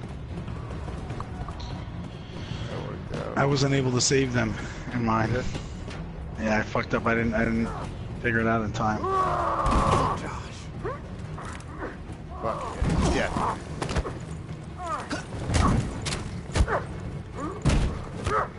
It's Josh, right? Yeah. Kick the shit out of that guy. Quick, this way! Find North. I'll join you later. Oof. Kick the shit out of that guy. We're safe, Alice. Stop! No. Kara! Shit. Get up! Come on. He's coming! He's coming!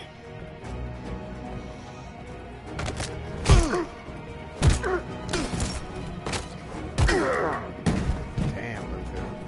Oh, he got shot. Fuck. Fuck! Luther! Luther, no! Oh, man. You're gonna have to continue the journey without me, Alice. Fuck. The most extraordinary person I've ever met.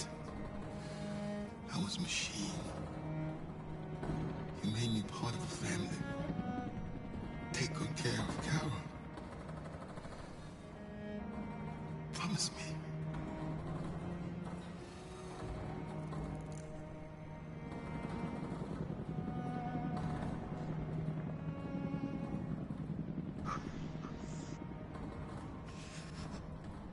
Wow. Fuck.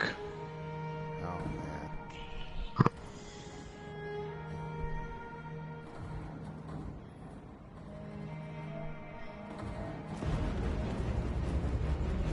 Whew, holy shit.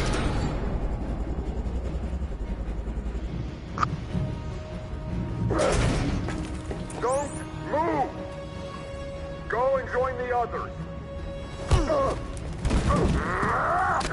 Don't let it get out!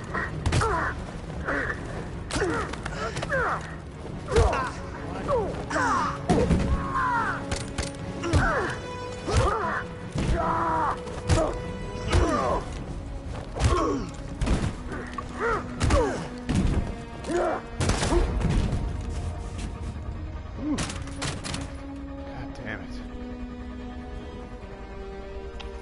Oh, it's fucking badass. Man, these action sequences are pretty fucking cool.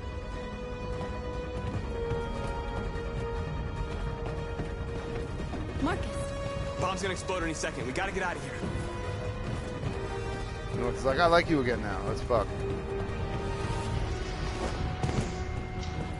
My hero.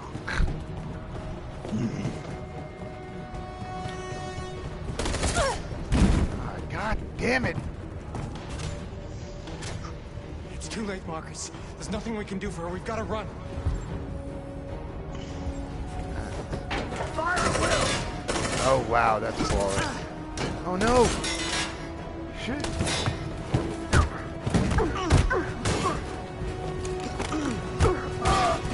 He is a goddamn ninja. Yeah. Fuck. Over there. Go. Run. Go, now. There you go, Connor, you bad motherfucker. He gets to have his moment. Oh, fuck!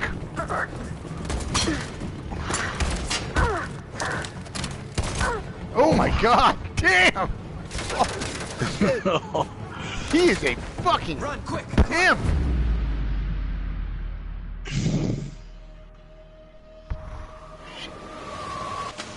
All four of them jumping out like that is dope as fuck. That was fucking cool as shit.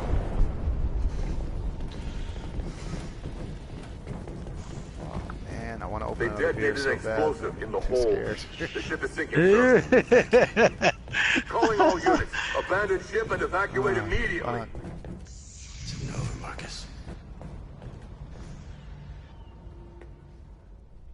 Okay, full disclosure, I've never ever wanted a mission to go on and end as badly as that At the one. same time. At the same time, I was like, oh god, please let this be the last decision.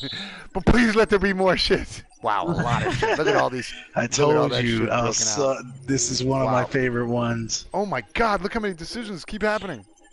A lot of different shit. I mean, this is the Crossroads coming to ahead of everything that's led up to this as well. So Yes. Holy shit. All right, so zoom out real quick because I want to go all the way back and see all the shit that we just did. All right. Wow. All right. That was... Wow. Holy shit. That was insane. By the way, what was your percentage? 45%. 45%. Jeez, mine is 15. 15? 15. Oh, wow. I was like, I thought you were about to say 50. I was like, fuck, man. I thought I did a lot of stuff. 1-5, yeah. But that does feel like that was a mission where like a lot of shit could go a million different ways. You could miss things, like, whatever. So it kind of makes sense that you could have played it completely differently. Was it noticeable to you, like watching it, that you were like, oh, a lot of things happened that I didn't see, or? Major thing. Okay, major differences. All right, cool. Man, that one was one. I mean, I made the joke like, yeah, I never wanted one to end and go on as much as that, but like there were like moments where I was like, oh god, please let this be the last fucking thing I have to do, and then they'd be like, oh no, I'm back to Marcus again. I'd be like, fuck, I know I'm gonna fuck something up. I know, because that's just the track record of CraigMakk playing this game, is I'm gonna fuck something up. And surprisingly, things kind of went CraigMakk's way that time. Like I didn't roll too many bad dice on that one. I most of the times where I had to make decisions, You hit the shit right. Like the button was hit perfectly. Yeah, my Like button not presses, perfectly, but you did. Yeah. I think I only missed literally like 4 or 5 things total out of all of the the button press shit. So all right, let's probably dive. Oh, so that's why. That's cool. I just noticed it on the screen right now. So there's multiple flowcharts for each character now. They're showing me, like, I can press R1 to view Connor's flowchart, and I can skip through different That's why when it felt like it kept flashing like so many different things, it was because each character has their own flowchart for this one, which is pretty cool. So, because that's why it says Crossroads Marcus up top, and then there's obviously Crossroads for each individual character. So we'll dig into each one of those one at a time. You want to just dive right into it now, and then just kind of talk through the flowchart, and then see where it takes us? All right, cool. So first thing we always do, we bring up the world stats so we can see where the rest of the people who played this game, the decisions they made. So up front, Crossroad on Marcus we'll do first, and then we'll move on to Connor after that. But a couple things right out of the gate. We always talk the public opinion, still supportive at this point now. Jericho, I am the leader. North has lover status. Josh is companion status, and Simon is companion status. So By the way, I'll make a correction real quick since we're doing Crossroads Marcus first. Yep. For that one, I have 43% completed. Gotcha. Oh, okay. All right, cool. So that's different. So we'll see. So who did you have up? Did you have like the whole thing, or did you have somebody else up? first? I had somebody else up. Yeah, Okay, first. cool. And All right, we'll get to that. so we'll dig through because I might be shitty on that one too. So we'll get to see. So that's pretty cool. So 43 to 45. All right, cool. So we'll just go first through individual decisions on Marcus's end, then scroll back and do it all over again. All right, so cool. Captain's cabin, 94% of people. Obviously, that means that there was like, for 6% of people, it started completely differently. Like this mission could have started, I guess, in a different place based on whatever outcomes of a previous mission could have been, right? Who knows? Maybe Marcus is dead by this point or something. Right, yeah. So maybe you're not even in this place. So there you go. So 94%, I assume you were in the same for that. Right. Council with Simon, Josh, and North is 57%, and that obviously makes sense because there's a chance that somebody could have been dead, I guess. So, like for you, right? Like for me, Simon was dead, so it was right. Council with Josh and North at 37%. Gotcha. Okay, cool.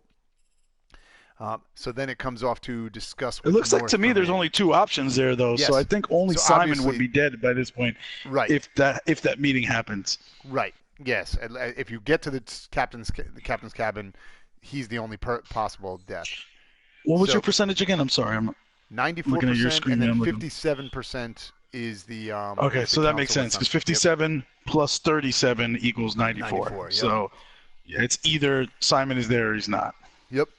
So 94% then says discuss with North, which seems like that is same here. It shoots off, of that main thing. And then 76% of people kiss North. I assume you did as well. I can't believe it's just 76%. Yeah. Yep. What are the rest smoking? I'm like, no, exactly. I don't like her. Yeah, exactly. They're like, let's see how this plays shy. out. They're like, come on. They're shy. Yeah, exactly. I respect her. North leaves Marcus alone, 94%. Same here. Okay. So I'm going to just shoot. All right, I want to see if there's something up there that I need to see. All right, so Connor watches North leave. Is 90%. Well, since we're talking about this, yes. like let's not just focus on the choices, but like the kind of some of the, did you? All right, so this whole thing with the dirty bomb, right? Yes. She, so she gets. They're under siege. Their people are being slaughtered. Yes. It's worth, flashing back to the moment that Kara and Luther and Alice are traveling in the car with their human saviors, and they watch them they're seeing people shot in the streets. Yep. And androids just getting gunned down. So these people feel like, like Kara feels like this group of people. I mean, all the androids are under siege and their lives are on the line, and she kind of feels like, hey, look, it's them or us at this point. Right. Which is why she hands him to her credit, she didn't make the decision. She didn't necessarily just say this needs to happen, but she handed it. She let him make the choice. Yep. And I'm not sure that she was really on board with his choice. You refused it and said not that way. Right. Can you see it from the other side? Can you see a world where can you understand somebody like Kara choosing to make the decision of using the dirty bomb as the threat and actually carrying it out? Right. North, right. Yeah. Sorry, not so, well, actually, yeah, because the other end of the spectrum is a thing we've actually discussed on Live in the Man Cave.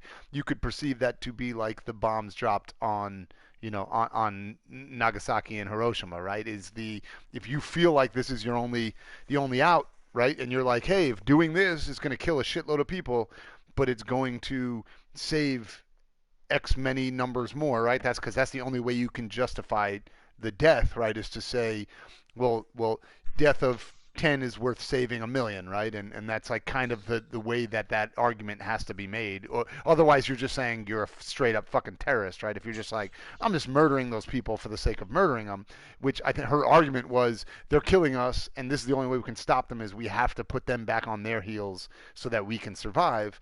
And that, so it was the first parallel I thought was, yeah, that is what it was. Like, it is that idea of drop the bomb to try to make them realize, if you come after us again, we'll strike back twice as hard every single time, and then it becomes, mutually assured destruction. So if we can kill people, we can force them to at least think about attacking us, right? They have to at least they have to like contemplate, is it worth the potential, death that will come when they strike back at us? And so I get her point of view. I actually don't think it was like horrible, because she's not coming across as just a straight up like a terrorist in that regard. From that argument, I also, have clearly made the story like, for me, Marcus is now purely a like, I'm like, unless pushed to, I'm going to die right now, which also part of the, like, some of the action sequences where he straight up just like starts shooting down the cops and stuff like that or whatever. Like those moments where it is they're about to shoot him and he has to defend himself, and so that part doesn't feel as bad. But the like trying to save lives when it's needless death in his mind, he will always try to save lives, which is also partially why later on when we get to like, why did I try to save all the it's like, hey, no one else is going to die, right? When given the opportunity, I'm going to try to save everyone I can, even if it puts me at risk. So that's why he went the other direction. But I understand her part or her point of view. I just don't necessarily agree with it, or I don't think Marcus definitely wouldn't have agreed to it, because he'd say, what are we fighting for then? If we're just willing to murder them, then they'll never trust us, because they'll just think we're always a threat if we're just going to fucking detonate a nuclear bomb, right? Yeah, and I'm going to say something that, or I'm going to take us down the entry to a rabbit hole that I don't want to go down. Okay. So I'll preface it by saying, I agree with Marcus's choice as you played him. Okay. I made the same choice. Yep. I also have, literally risked my life against people that were branded terrorists. Mm-hmm. So I feel like I have the right to, well, I mean, anybody has the right to say it, but I feel comfortable right. saying that, again, you've been making this distinction between terrorists and people that are threatened and feel like they're doing what they need to do. Right. The idea of setting off a dirty bomb in a city or bombing Hiroshima and Nagasaki, it's funny that you liken those two, right? In this scenario and those, because we've taken out of it the kind of patriotic brainwashing that we've had in the country of not really considering the other side, because it's just our team, our team, our team. Right. But I mean, the people that have been branded terrorists in a lot of situations have felt like they were in these similar situations. Absolutely. They felt like back in their homeland, there are drones killing their people every single day, and they're sponsored Absolutely. by the U.S. government. Absolutely. And the U.S. government is arming Israelis to go into Palestine and rock Palestinian people. And again, I'm not picking a side in these battles. I mean, I'm American. I fought for America. But there's no pure good and evil in a war in most cases. Almost all, right. Almost all cases, right. And so I guess that's what the brilliance in this whole scenario is that David Cage took you out of, the America, Iraq, America, Afghanistan, or America Taliban paradigm, right, and put you in the bare elements without a side to be on to really consider this horrible choice. Right. Because on one side, you don't do it, you don't use the dirty bomb, you're leaving a weapon on the table to stop the mass destruction of your people. Right. You do it, and you are killing innocents on another side. Right. And it's a horrible, fucked up choice. Right. So a lot of times it's really easy to just brand somebody a terrorist, because they're from another country, and all the brainwashing that we often do to make these people seem like not even human is it's really easy to do. I liked that he put you in this position, in this shitty position, so that maybe when it's just you're writing somebody off, these kids that are being brainwashed by people back home telling them you need to do this and take out innocents, and they act on it. Maybe you think, hey, these are some of the things that were running through their head and why they were so easily manipulated to do things like this. You'll give them a second chance to at least try to get their point of view, right? And honestly, full disclosure too, I specifically used the term like saying terrorist. I chose that specifically to say not in the in the real world utilization of it, in the fact that saying like, oh, terrorists who like attack United States or whatever. I mean in the actual ideological actual definition of it, which is a terrorist is a person that is spreading terror for a political purpose, whatever, right? Versus we know in the real world, one man's terrorist is another man's freedom fighter, right? It's like the other party, like the American revolutionaries were terrorists to the British, right? They were like, what the fuck are they doing? They're going crazy. They're they destroyed our tea. They're destroying. Yeah, they're blowing up boats. They're fucking attacking our soldiers are marching and fighting this war like honorably or fighting honorably, and they're fucking shooting at them from trees and shit like that. So it's like these are the guys that we uphold as the fucking fathers of our country, right? The guys who like fought this like super like underdog war against this this horrible like tyrannical country. And so in reality, when you put it into terms of today versus the definition of the term, it completely changes the definition of the term, because the definition is very clear. It means a specific thing. And then the fact remains that people still take that term and blanket put it on anyone that it becomes much easier, like you said, to write them off and think they're just the fucking bad guy, and to turn them into like, oh, they're the fucking guy who's just blowing shit up to fucking scare people, and like the Boston bomber, they're that guy who's just being a dick or whatever, just killing people who are just running, right?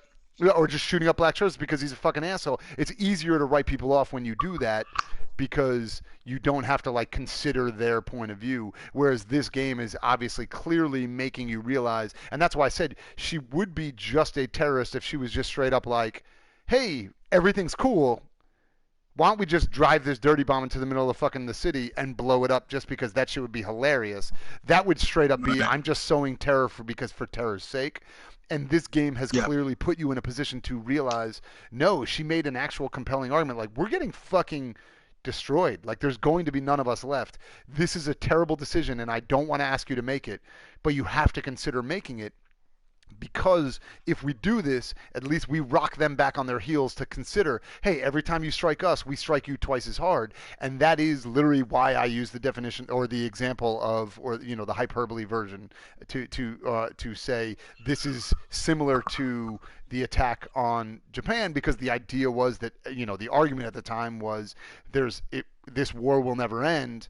It will be fought to, tooth and nail. We will lose hundreds of thousands of soldiers in a land assault, and so if we do this, we fucking shut it down once and for all. And it's fucking horrible. No one was like, yeah, man, it's gonna be awesome when we drop the bomb and kill all these innocent people, right? Everyone was like, it's gonna be terrible, but it ends the war at least. And obviously we've talked also on the show like that's debatable and whatever, and like hindsight being 20/20. But the point is that is the same exact decision he had to make, except he had to make it in a fucking in a 5-second counter of, hey, what do you think's going to happen? Should you do this or not? And I think that was cool. It was well done, because you weren't like, of course, it wasn't like you were playing a Return of the Jedi, game where it's like here's the light side and here's the Sith choice, right? Where you're the fucking enemy. Like, it was very clear where either one could have been justified to be the right choice.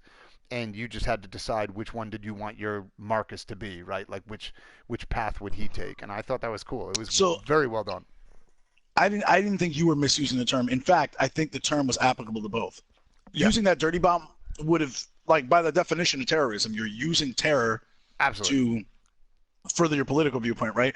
But I guess what I'm saying is that the word terrorist is broader than people think. Right. And while it applies to the fucking piece of shit shooting up a fucking black church, right, it also applies to the people who are doing what they think needs to be done to protect their own people. Right. And so it's the wrong choice, because as we know, that kind of shit doesn't do anything but galvanize the rest of the world against you. Right. And so you end up losing anyway when you do that. Right. Right. But in most circumstances, and of course none of this is clear cookie cutter shit, but it humanizes a little bit more for me these people that we see as the enemy, and they are the enemy. They are definitely the enemy. When you make the decision to take out the fucking Twin Towers and kill thousands of people in New York, you've become a terrorist. You've gone over the dark side. But the reason those men did that, there was a reason behind it, and it's easy to just write them off as evil men. Right. Yeah. But we also have to look at what situations that our policy decisions, when they're led by warmongers, are putting people in who feel they have no other recourse, and wrongfully, but that's the road they go down, and we create monsters a lot of times that then we have to deal with. The first season of Homeland, like that. Right. That whole, yeah. That's what that whole thing is about, is to try to create your ability to at least, if not like, I might get this wrong because I've been drinking a little bit, so remind me. It is if not to sympathize, but at least to empathize, right? Like to understand. The other way around. Is it the empathize reverse? Is when you have actually felt it, it's empathize, and when you can understand how it would feel like, or you think you so could it's relate. To sympathize, but not empathize. Right.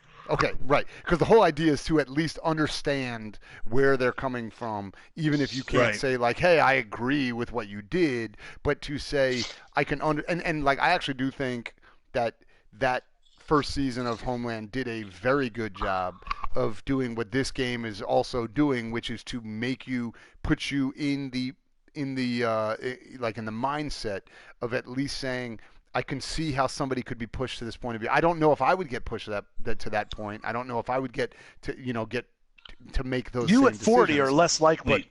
You at 40 and being a mature man are less likely. You at 20 years old with fucking piss and blood fucking flowing through you, and some of your friends get killed, and you can just, fuck the USA, they're evil. I will kill all of them because they're fucking all evil. The same way that we in this country regard Nazis, right? Where we can watch a movie like Inglourious Bastards and like cheer on as all this horrible violence happens to Nazis. And I've talked to a few people from the German that have like been in Germany for years. They're German. Their family's been in Germany, and they're like my great grandfather fought in that war on the wrong side. And they're like, but I know enough that he was a good man. I think they think he's a good man, and they're like, and he really didn't have a choice. It was either you fight in our army, or you get fucking killed. And a lot of us are like, well, you should have refused. You should have just fucking got killed on the spot. And it's easy to say, and but then sometimes you got to think, does that make about as much sense as Kanye going, hey, slavery was a choice because you didn't just fucking get your head chopped off or whatever, I don't know. It's really easy to stand in our shoes and not try to understand people. And I say this as a person that has gone out and risked my life and like in support of the country doing what I was told to do, but it doesn't mean that I don't get to come back and criticize what I feel we have done as a country to bring some of this shit up, to create these people. Bring it to our own doorstep. Yeah, we have definitely invited the monster many times into the house and then gotten pissed when it comes in. Like it's we create most of our own monsters on a regular basis, and the hardest part about that is not the fact that you can still be upset about the fact that like, hey, we make hard decisions, like America makes hard decisions and always has.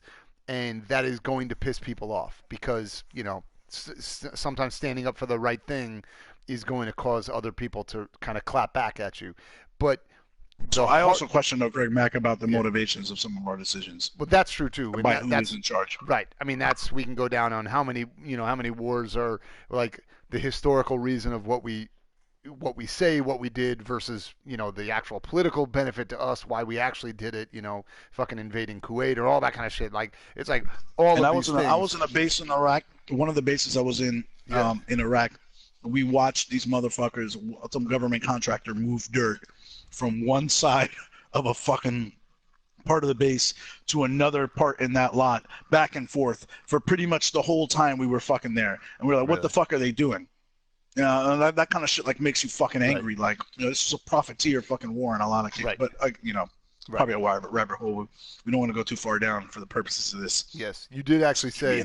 You did initially say, I'm going to make a thing that's going to bring us halfway down a rabbit hole that I don't want to go down, so we don't have to go down any further. But I do think that was an important point for us to kind of both hammer on, because for people listening, we also number one want you to know, like, the number one thing I don't want is I don't want anyone listening to this and to get the wrong impression of our perceptions of decisions we make. Like, what I don't want more than anything is somebody being like, fuck yeah, he didn't like take the dirty bomb because fucking terrorists. Like, no, this is not the thing. Like, if you're that guy, like, hey man, thanks for listening. But like, I'm kind of bummed that that's the impression that you're getting of why we're doing these types of things, right? So it's important for us to kind of to talk through some of these things, especially when these things are so hypersensitive right now in 2019 in the United States. I think it's probably important that we just kind of got our perceptions out there. You can think what you want. That's totally cool. We're just kind of letting you know where we fall on this, and that we're trying to have an open mind about this stuff, and recognize that it's not all make America great again the way it is kind of perceived to be, where there are good people and bad people, and that's it, right? That is not the way the world actually works. And so trying to see the nuance in life is probably what makes you a better person. If you're able to at least see the other person's point of view, you could still disagree with them, but at least you want to try to recognize that things are kind of bits of gray, right? 99% of the world exists in the gray zone in the middle of the black and the white, right? So that's what this game is kind of trying to show you, is that the whole game is existing in that 99% in the middle. So I think it's pretty interesting. So, all right, that's about it. Unless you had anything else you had to say. Pointing out, the insertion of that, like putting you in that position, was I just thought it made the game. It was a great example of the great things the game does. Yep, I agree. We if you want to continue the discussion, we're very open to it. Go to www.livemancave.com. There's a link for our Discord server. Jump on there. You will have direct access to us and all the other members of the fan cave, and we can hash this out. If something we said bothered you, if you agreed with something we said, we welcome the discussion, because it's a place where we really do. Yep.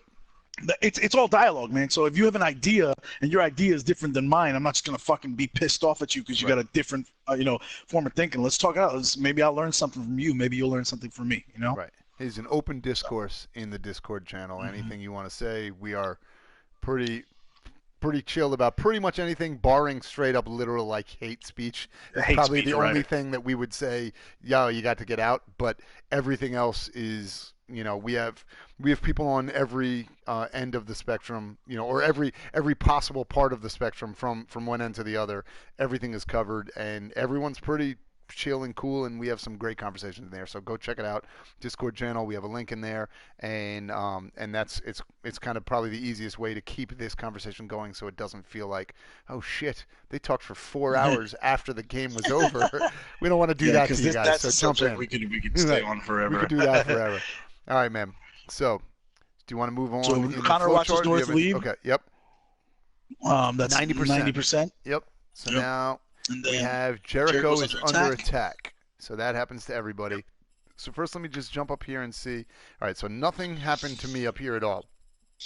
So apparently there was one way where things could have ended poorly, very early for fucking Marcus. So thank God that didn't happen. Yeah. So, all right. So Connor watches North leave. Jericho's under attack. Okay, in the corridor. With Actually, Marcus. Even that way, that one way where that could have ended really poorly, like immediately. So I don't know what that was. Yeah, that's real fucking fast. That's a hard stop for Marcus right there. So yeah. All right. So meet with your team, try to escape, and then we jump to meet Lucy. So, remind me, who's Lucy again? Oracle? Is Lucy the Oracle? Okay. So she comes I'm not sure, over. But that's who we met when he jumped in the corner, right? Yeah, that was my thought too, because try to escape, and then he came around the corner, and she was like, oh shit, we're under attack. You need to... Now, so the one thing about this, and this is making it a little bit hard for me to follow, specifically because they're doing the multiple flow charts, and these things are interspersed with other things happening with other characters.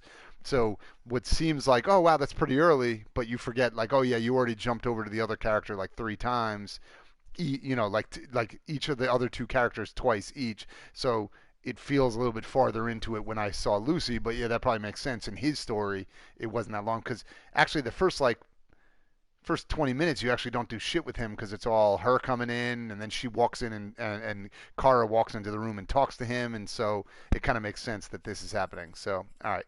So let's jump on. So meet Lucy. A bridge breaks under Marcus. I remember that. Okay, so that's when I fell. Did you get any of these other things under the meet Lucy, or a bridge breaks under Marcus? Not. No? You're right. I did not. No. Oh, sorry. Yeah, you came in broken up for a second. All right. Oh, no problem. So let's see. So we'll move on from there.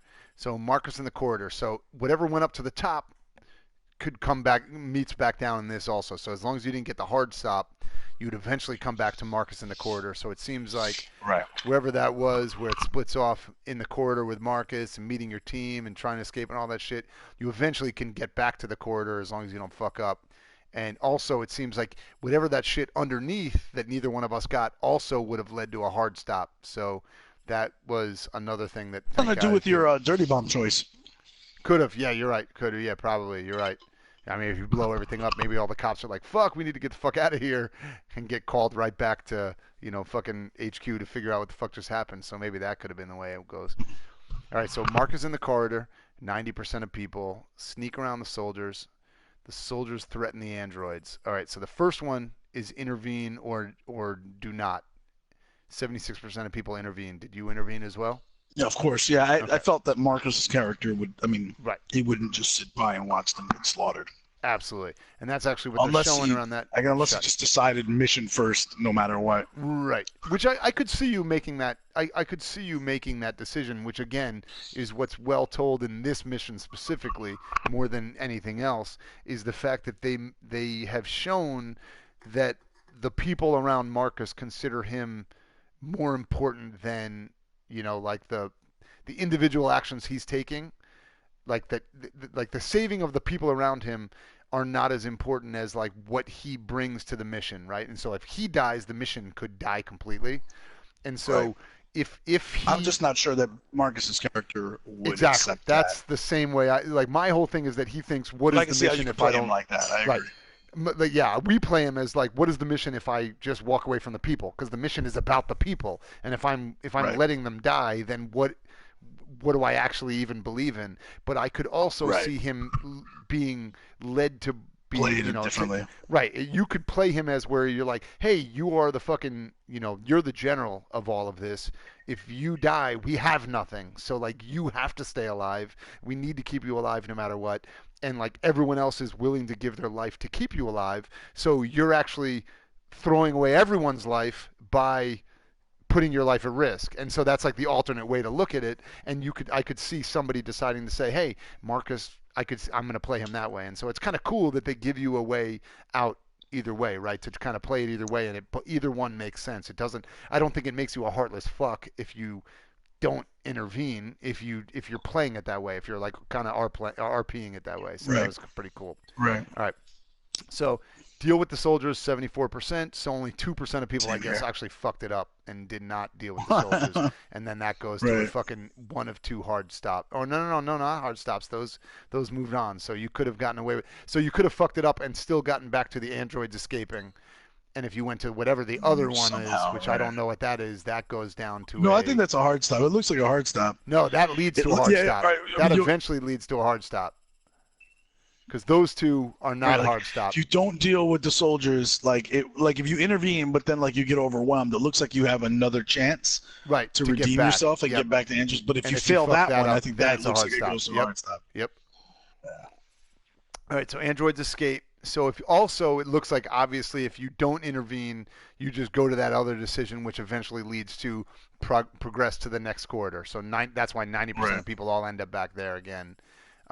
So now it's soldiers coming Marcus's way. I'm just going to go up to the top again. I want to see. There is a long line here. I just want to see. Does that actually lead to something? That's from before, remember? No, yeah. So that goes all the way out. If you follow that one, that goes all the way back. So that comes off of like a fucking all the way that from came back from the here. cabin meeting, remember? Yeah, wow. That one just shoots across the whole top. So if you miss all this shit, you can go all the way back and jump up to where we're going to get to in a little bit. All right, so soldiers coming Marcus's way. So I climbed to get away, 64%. What did you do? I climbed away as well. You did? Okay, cool. So I only thought there were two options. I thought it was either rush at the guys or climb. There's obviously a third Yeah, you could have also option. fucked up, though, which seems like you climb away, you could rush at the guy successfully, and there's probably a third one where you fuck it up, which leads down to, again, your second chance to redeem yourself. Gotcha. And if not, hard stop again.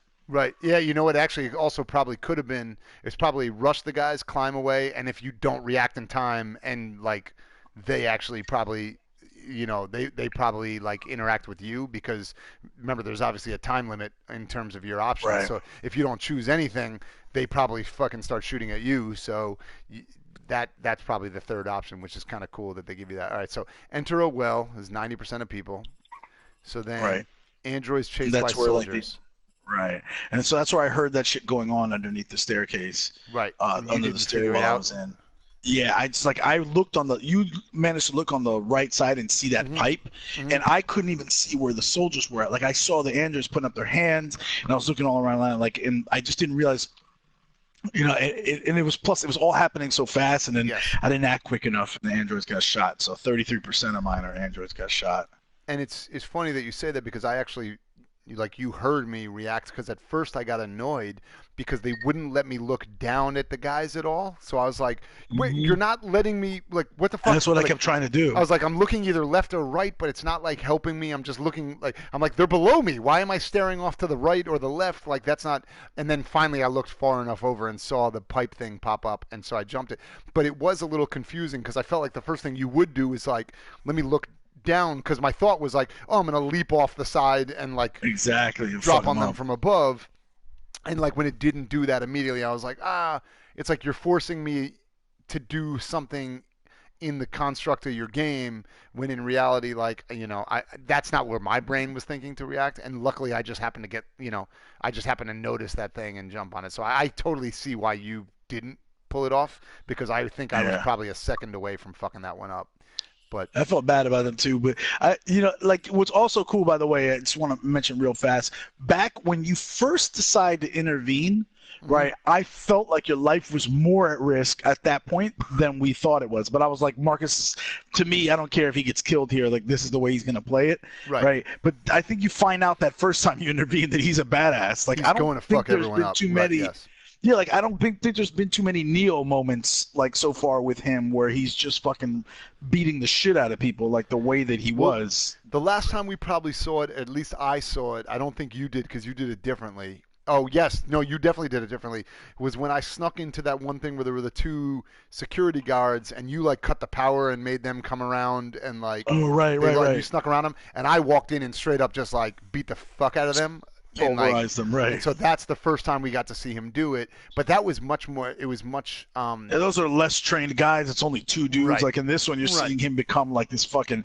Once you intervene that first time and he beats the shit out of him, you're like, oh, okay. I didn't know he had it in him. Oh, I'm controlling Chuck Norris.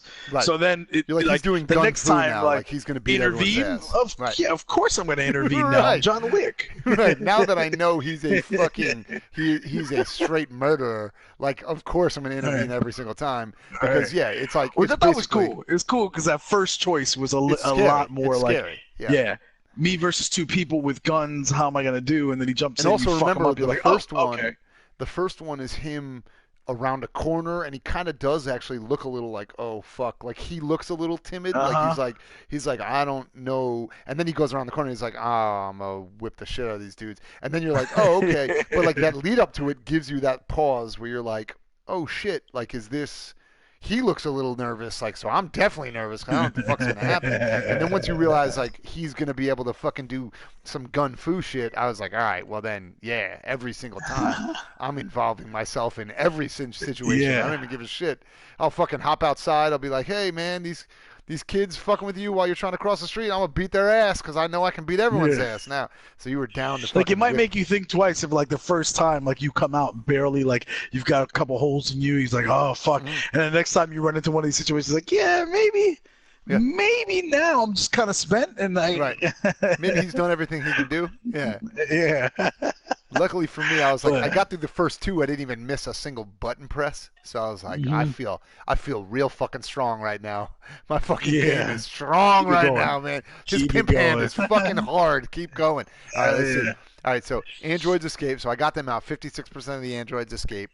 Then we got to approach the hold. So we're back to the 90% of people that have gone down this path at this point. Again, these are all the kind of cumulative numbers all roll back up again. Josh fighting a soldier. All right, so 88% of people. And I heard you say out loud, "Oh hell yeah!" Yeah, when you saw it was Josh. You're like, "Oh hell yeah!" I was like, "Yeah." I mean, I've saved multiple people. I don't even know who the fuck they are. You think I'm gonna be like, "Yo, Josh, you're on your own, motherfucker"? Of course, he's getting a fucking intervene. He questioned me a couple times. He needs to go anyway. Right. I saw the way you looked at me last time, bitch. That's some that would've Cersei been- Lannister shit right there. Like, that actually does bother me, though, that there's like 2% of people that were like, nah, bitch. Nah, and I'm they good. ran away. Like, what? I almost didn't what make it game last are you time. playing? What the fuck are you doing? And that goes all the way down here where it goes to like some crazy shit that I'm not seeing any of this, but obviously, so I intervened, and so 4% of people failed to neutralize the soldiers, though. So that's a bummer. Yeah, which could lead to a hard stop itself right there again. Yep. After a couple more. Wow, yeah, a couple more. But it looks like it's a kind of a, well, we don't know because sometimes it unlocks other things we don't see. But it looks like it just basically leads to a hard stop if you. So that's a like important thing, right? Like if you decide to intervene to save Josh and fuck up, it could be that you die. Marcus killed. Like that's Josh killed. Which is kind of an interesting decision on their part that they're saying, hey, you decided to save that guy and you fucked up. That ends your game. It's not just that he dies; it's that you're dead. All right, so Josh and the storytelling here, by the way, is good enough. Like where you care about the characters enough that like I don't think whether Simon lives or dies ultimately controls the outcome of the game. Right? You're probably still going to end up in one of some basic outcomes that I may have ended up in or whatever. But it matters for you and me. I think if I lose Simon or Josh or whatever, and I'm at the end of the game and they're dead, that character is dead in my storyline, which does bother me a lot, even if the ending is the same. Right. Yeah. Like I mean, we've talked about part of the reason why we did this show the way we're doing it is because you were like, I want to see how this game plays out differently, but I don't want to just go replay it and make different choices just for the sake of like, well, if I was like anti-Jest and I was just a fucking dick and I chose these things, I wonder what would happen. Because it's like it just cheapens the playthrough, right? The beauty of this game is that you play it through almost like a movie, and the movie plays through. The story takes the path it does, and then you watch it play through. And in our version of the story, like in your version, Simon died, where it's like you're watching a version of the story where you're like, oh shit, it was like this weird offshoot version of the story where Simon somehow weirdly survived, but Connor died 37 times. Like it's just a different thing. So it's like Marvel, what if? Right, exactly. Like that's why I think it's so cool doing it this way, and that's why I find it so fun talking to you about like what decisions did you make, because I can tell you right now there is probably a 0.1% chance that I would ever play this game again, because my story is my story. But I like the idea of knowing like, oh shit, so what happened when you did this, or oh, what happened when you did, when you got that whole crazy thing where you found those two like stripper chicks and you ended up like getting into that crazy moment with them. There is a moment of me that's like, fuck, I want to kind of see that, but I'm not going to play the whole game again just to see that one moment, right? So it's like it's cooler hearing you tell me that story, almost in the same way like anyone who's ever played Grand Theft Auto is like, ooh, I like hearing about the weird shit the way your mission played out. I'm not going to replay it to do that, but I like hearing that yours went this totally weird sideways way that mine didn't. So it's like that's why this is so interesting, us, playing it together and talking about it, is because your version is still your version and it's still totally legit and like it exists, and my version is my version, yet we can kind of compare them and have a good time doing that. So. And I'll tell you, I felt it was worth the $40 or $50, whatever I paid, maybe even $60 for this game when it first came out. Just because I thought it was a good game, but now getting to replay it with you, or you replaying it and me, being involved in this capacity, really, I mean, it's definitely got my fucking full money's worth on the game. Oh, absolutely. This already right now I can say full disclosure, and we'll talk about it when the game's totally over. This game is the type of game that for me alone I've gotten probably double the money's worth just on playing it and then discussing it and comparing to your playthrough. Even in the shit that I don't necessarily love about it, like, and we've had moments like that where there's been parts where I'm like, hey, you liked it more than me, but the ability to have it like as we play through it and talk about it makes it worth that discussion alone. So I don't know. I'm excited to see what happens from here just because of this. But okay, so Josh escapes. Let's see. So in the hold with Marcus, 89% of people are there. So 1% of those 90% of people are now made it to that meeting right. in the 1% of the people that made it to that meeting all the way back, the Marcus in the corridor, right, didn't make it out. So right. those are the people that fucked up. Fucked something up somewhere along the way. Well, although I do think that was 94% in the original. It was 94 originally, and then it turned to 90 at some point. So 4% of those people fell off and fucked up. Yeah, yep, in the corridor. Yes, you're right. So in the original, in the captain's hold, in the captain's quarters, whatever it was 94%. Then making it to the corridor, 4% of people fucked up somewhere along the way there, and then 1% of the people. I fucked imagine up that the people that whittle down to the 90%, those 4% probably had to do with the dirty bomb choice. Right. That's what I'm thinking. That makes sense. Or I forgot. And remember he ran into Connor. Connor. Fuck, you're right. So Connor could have taken him Connor and could have fucking shot him. Yeah, because one of the things was shoot. So you probably could have. You could have been like intimidating him, or you could have tried to shoot a warning shot, and then Marcus comes at you and you shoot him or whatever. So yeah, we didn't even get you right. Oh fuck, we forgot about all that. Shit. Yep. Wow.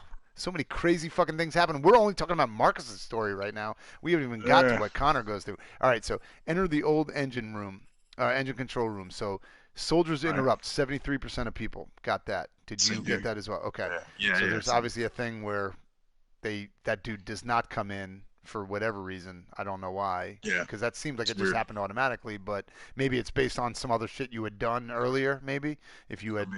Done something. Maybe you locked the door behind you when you enter or something. Oh, yeah, you're right. It could have been. Yeah, it could have been. So neutralized them. So 73% of people. So 100% of the people. So everybody that the neutralized them. Nobody failed. Nobody failed that, which is pretty great because that also that would have led to a hard stop. Yep. So everyone fucking saved that one. So all right, so that shoots up to trigger the countdown, which 87% of what are we at now? It was of the 89%. So 2% of people did not, because those are the people that obviously I don't even know how's that work. Oh, those are the people that go up the other route, whatever that other route is. So it's where the soldiers don't interrupt. Right. 87% of people, and leads to in the corridor with Marcus. 87% of people join the others. Try to escape. North got shot, so that happened to 87%. Mine too. So 100% of people, because it's out of 87. So I don't even know what that other one is. Nobody fucking knows what that other one is, because nobody got to it. Right? Isn't that crazy? Yeah. That one is unlocked to everyone who has played or locked to everyone who's played the game, which is crazy. All right. Now that kind of makes me want to go back just for that. Like that alone to be the first person to see it. So choose to save North. 78% of people. Wow.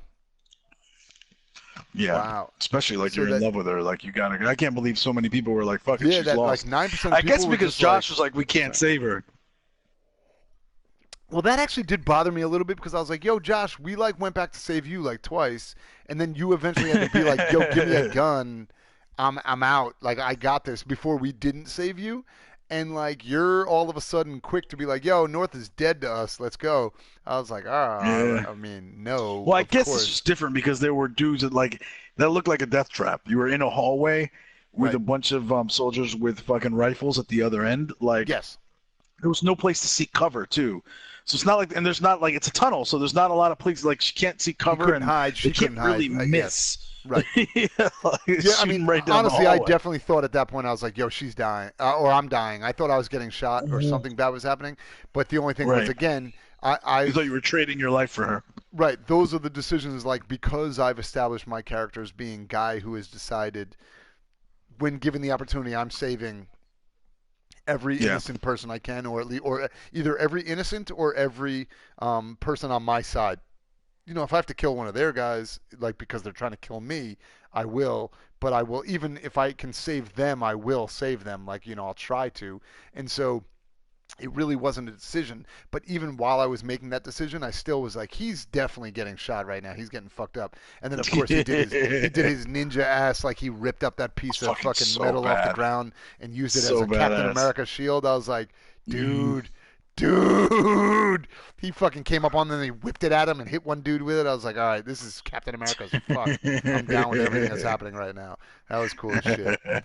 Oh, and then when you get to see, in a minute after that, when you get to see, which they're not even going to show it in this, but we're going to see it later, when Connor got to pull it off and do his fucking gun fu shit, I was like, dude. Oh, they show it on this track. They'll see it on Connor's. They'll show it on Connor's flowchart. All right. Let's show Oh, on the you're right. show No, chart. you're right. All right. So save North. Oh, wow. So 78% of people 1% chose to failed. save North. 1% failed to save him. Sucks for them. All right, there we go. Connor protects Marcus and North, which was fucking cool as shit, dude. Came That out was of nowhere. incredible. Fucking. He just That shows up. action He's like, sequence is "Plop, plop, badass. plop, plop." Fuck. That did look like fucking like John Wick. The way he Terminator. was like fucking shooting, like he was like straight headshotting and shit. Like I was like, dude, he is a baller as fuck right now. All right, so that's 65%, and then 63% of people killed the soldiers. So again, 2%. Maybe 2% failed to do that. Lost Connor. Marcus jumps 86%. Wow, there we go. Look at that. Oh, that's cool right there. So Simon jumps with them. Only 52% of people got.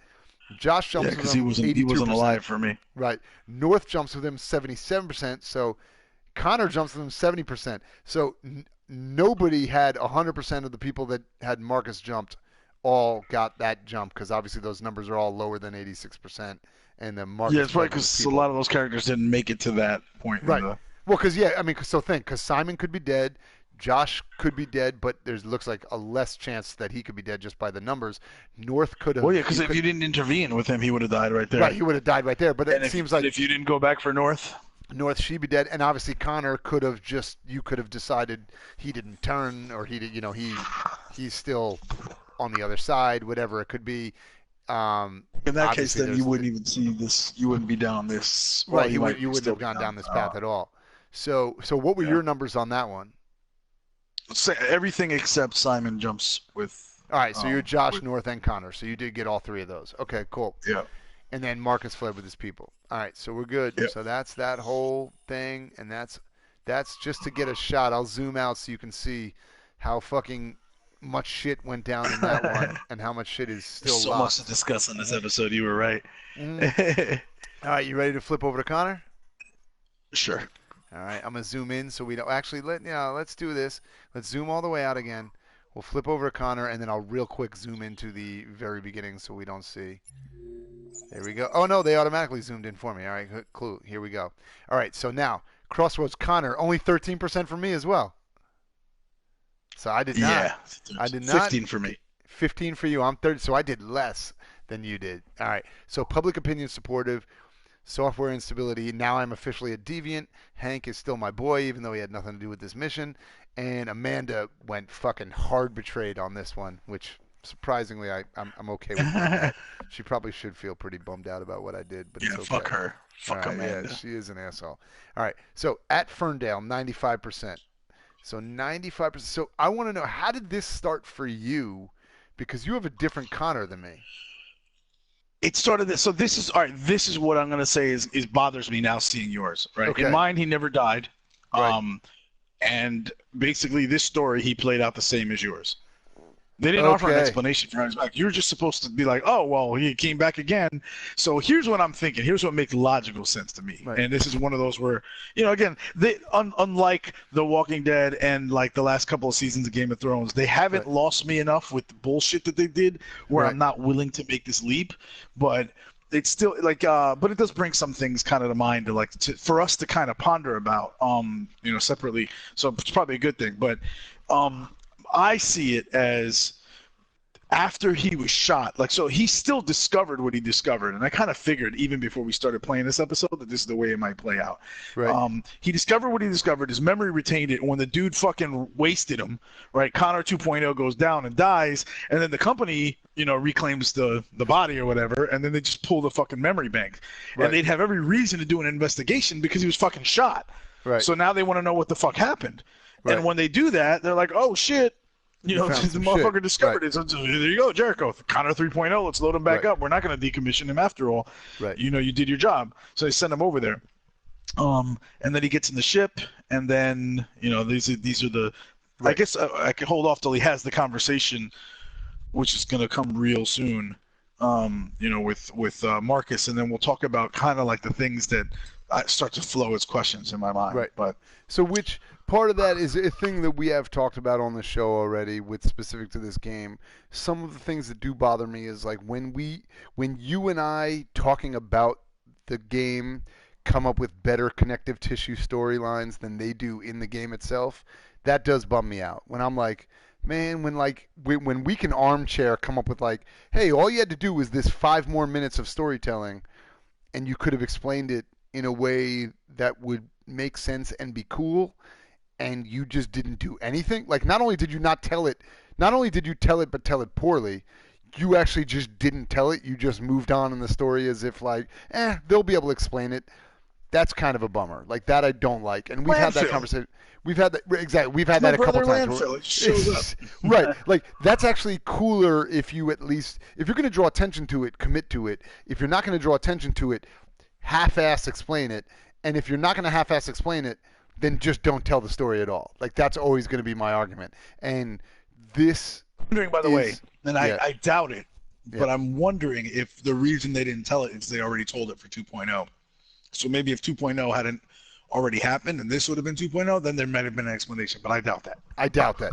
Based on the way this game is, I don't think there are like entire, like there would have been like a 5 minutes before this mission started of them explaining it, you know what I mean?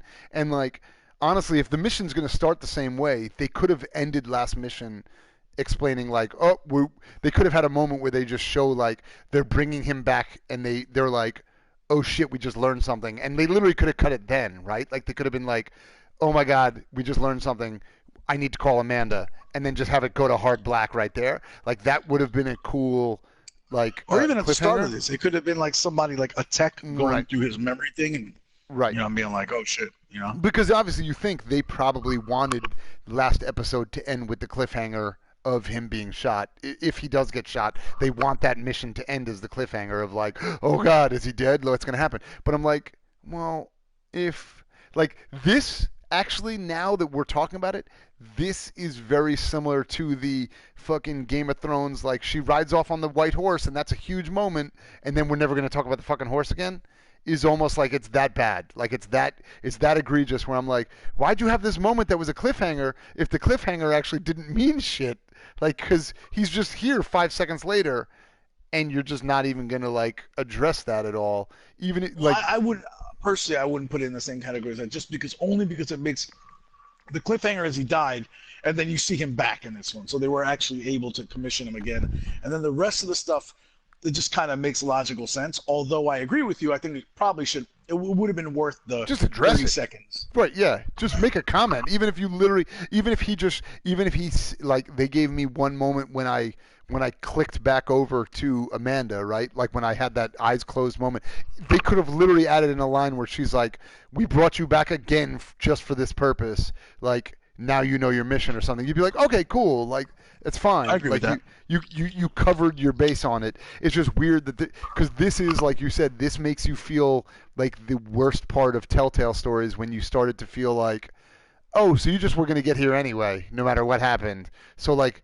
my decisions actually don't really matter, and like if I'm in a position where I think Connor might get shot again, yeah, why do I give a fuck? Because I guess he'll just be back as Connor 7.2 next time. Like it doesn't really matter.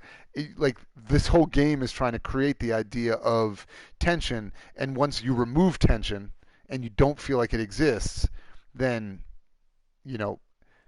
I mean, if you really want to boil this game down, what is this game if you don't have the tension, right?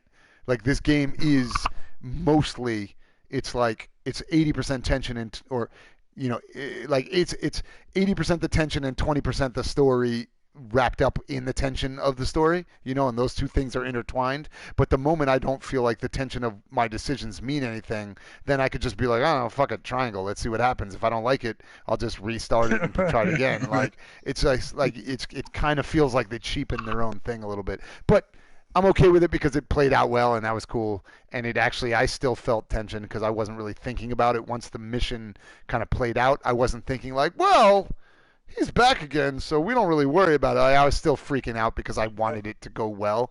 So I guess they at least did their job on that. The game's also built up enough credit that we're willing to make this leap.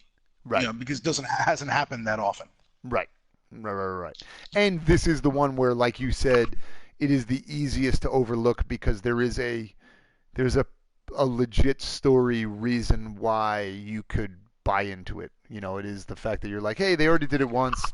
Probably would have just said like, hey, we brought you back again. Like, you get that already. You know that, so it's fine. So at least, even if that was like unintentional on their part, it works to their advantage that we're willing to overlook that. So it's fine. But still, I do think that if you had not, regardless of him getting killed at the end, right? If you had not figured it out, I don't think Connor would have showed up. At least not without some kind of further explanation. Right. Well, that would have been bad, I would have to say.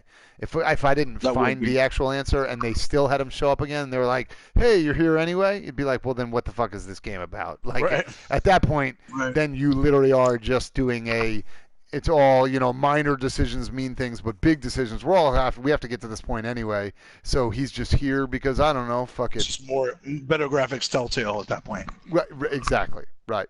And in a lot of ways, Telltale, you feel like at least they try to tie the story together on why things end up circular, and they all end up back in the same place. Like, they actually have dialogue that explains, hey, this guy's here now, and you're like, oh, okay. Like, I actually didn't realize that it was circular until I talked to my other friend who made the opposite decision, and it still ended up getting there anyway. They're actually good at hiding it. They hide behind the curtain that you think, oh my God, this only ended this way because of that decision. And you find out later, right? It's right. Well, yeah, they used to. Yes, exactly. They used to. Whereas, like this game, the whole thing is where you feel like, oh no, I'm actually down this flowchart solely because of my decision, not because of the fact that it was going to get here anyway. But all right, we digress. We picked that part apart enough. We did not like that part, but it worked. In the end game, it worked. It's kind of a bummer because they dropped the ball a little bit. All right, so follow Jericho Trail in the ship.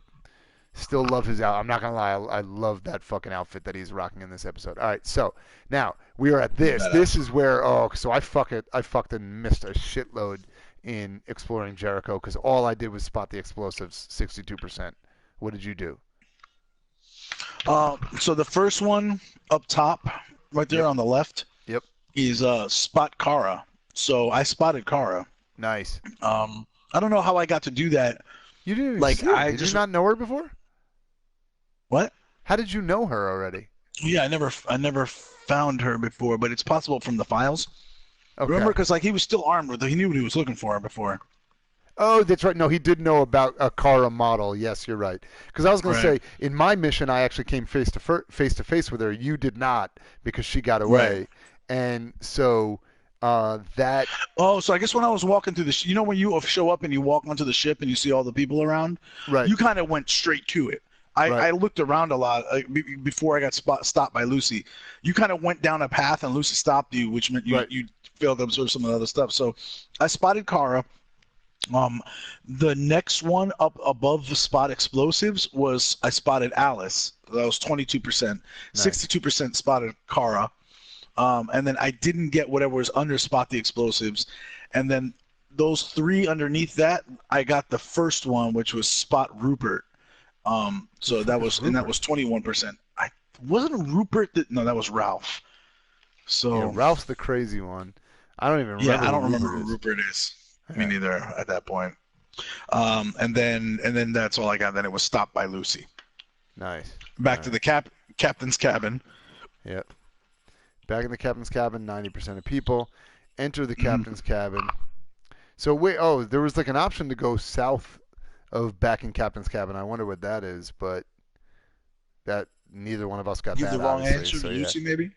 I guess. Yeah, I don't even remember what Lucy asked. Just remember one of the options was don't get made or something.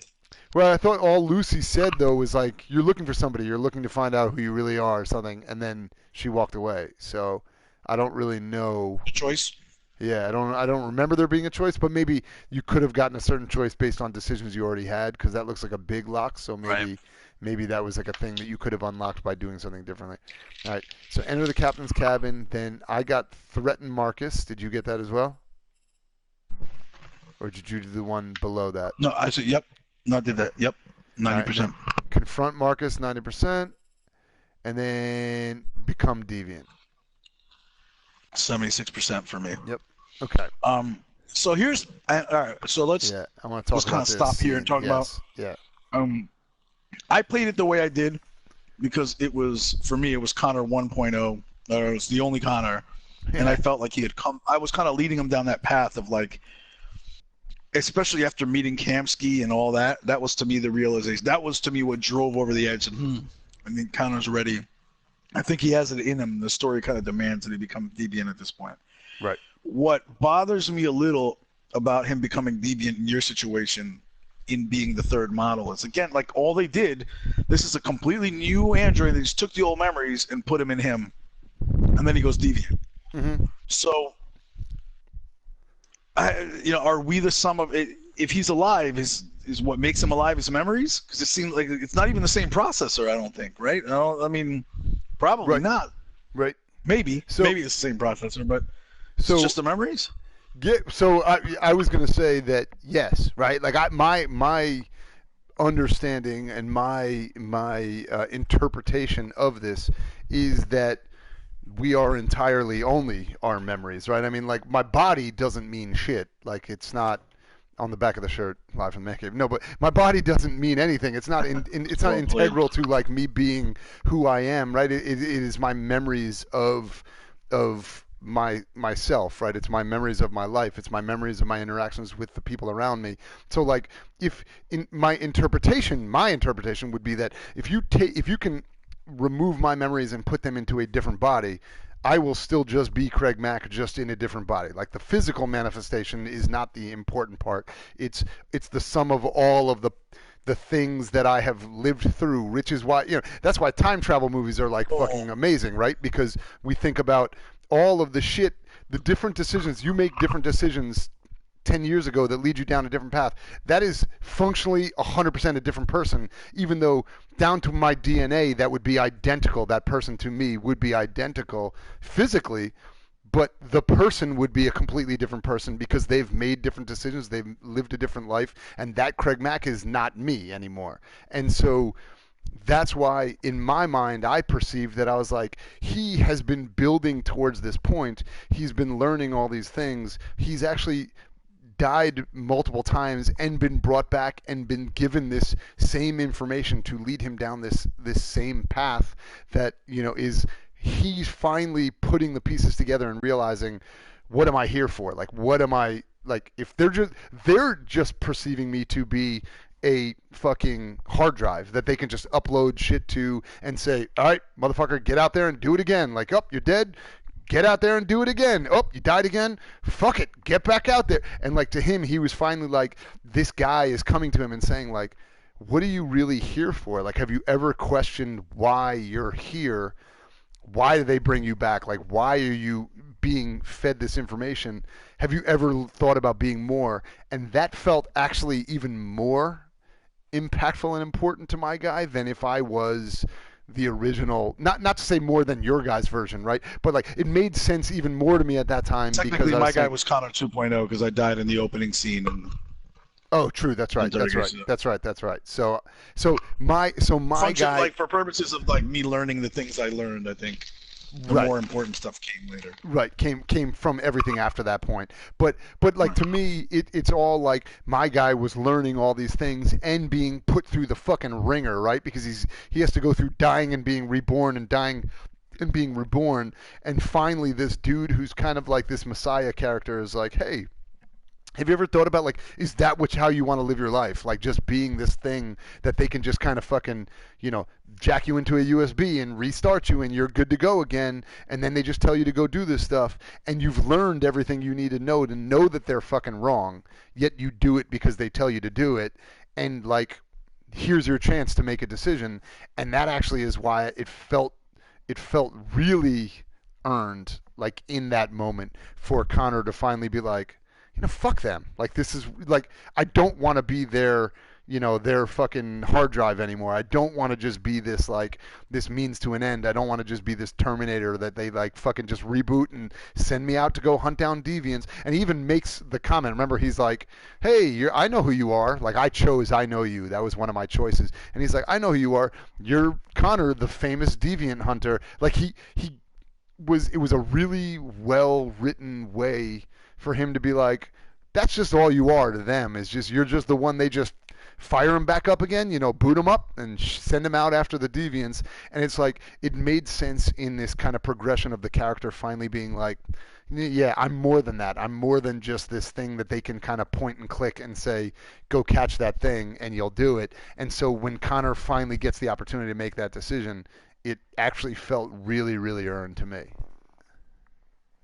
I can see your viewpoint on that, and I do think that's a good explanation given what happened before. And I think it's true to the story. I think it gels well with the story.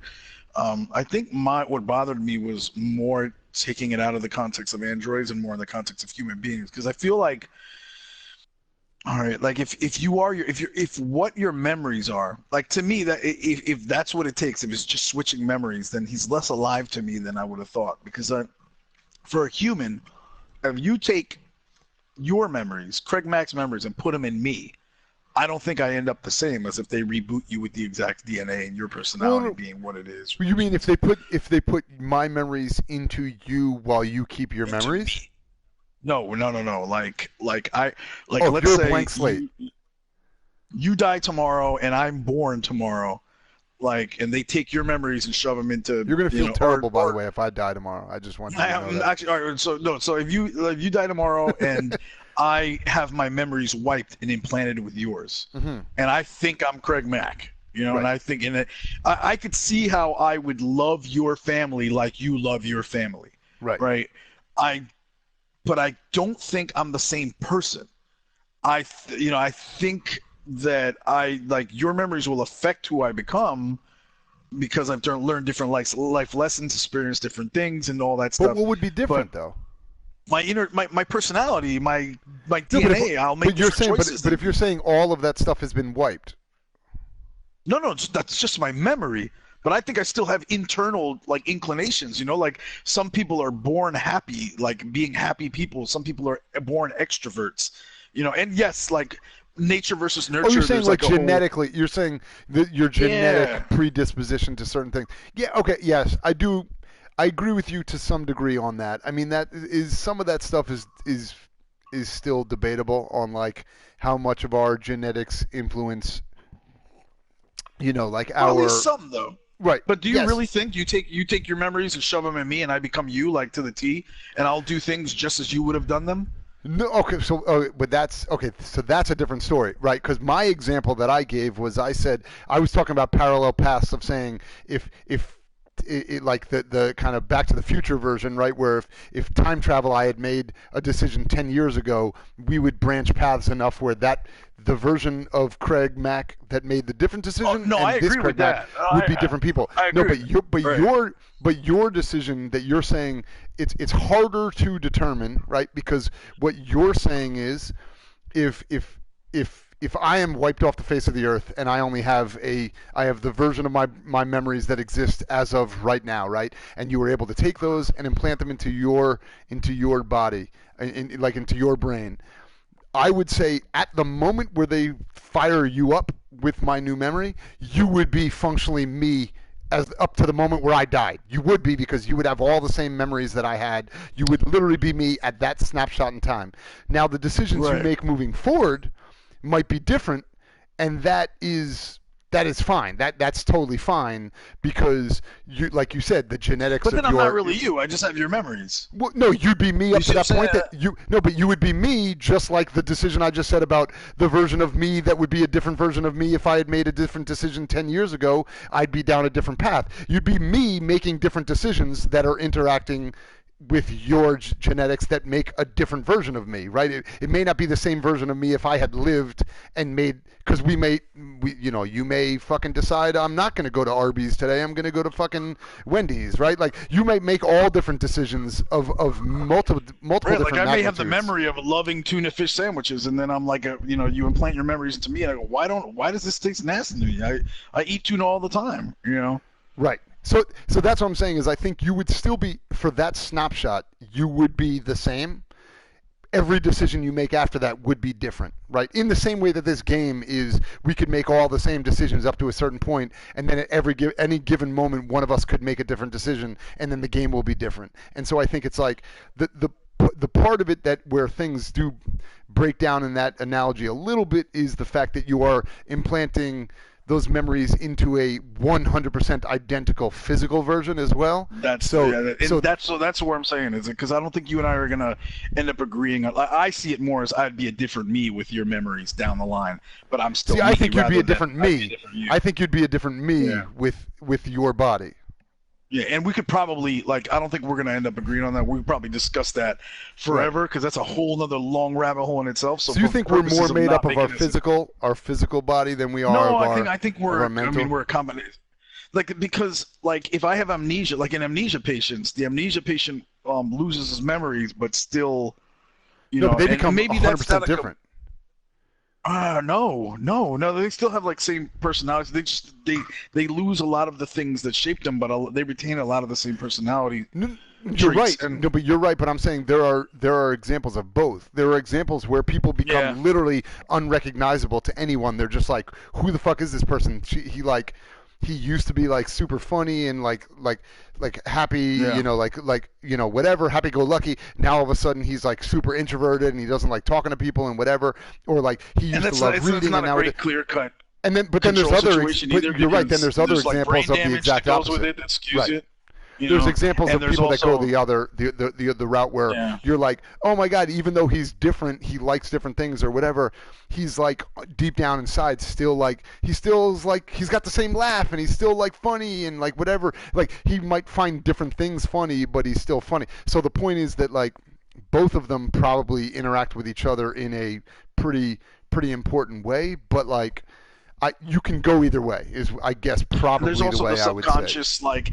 The amnesia patients is also tough because there's subconscious memory that may be affecting that we're not aware of. So it's hard to measure. But I mean, and then so a lot of that stuff just it makes me feel like there's so many components to being human and alive that the whole thing with androids being alive is a little less credible to me because of this particular situation highlighting some of the differences in also for instance, right, for criminal purposes, somebody commits a heinous murder and then they have complete amnesia, don't remember any of their life before that moment. Do you still punish that person?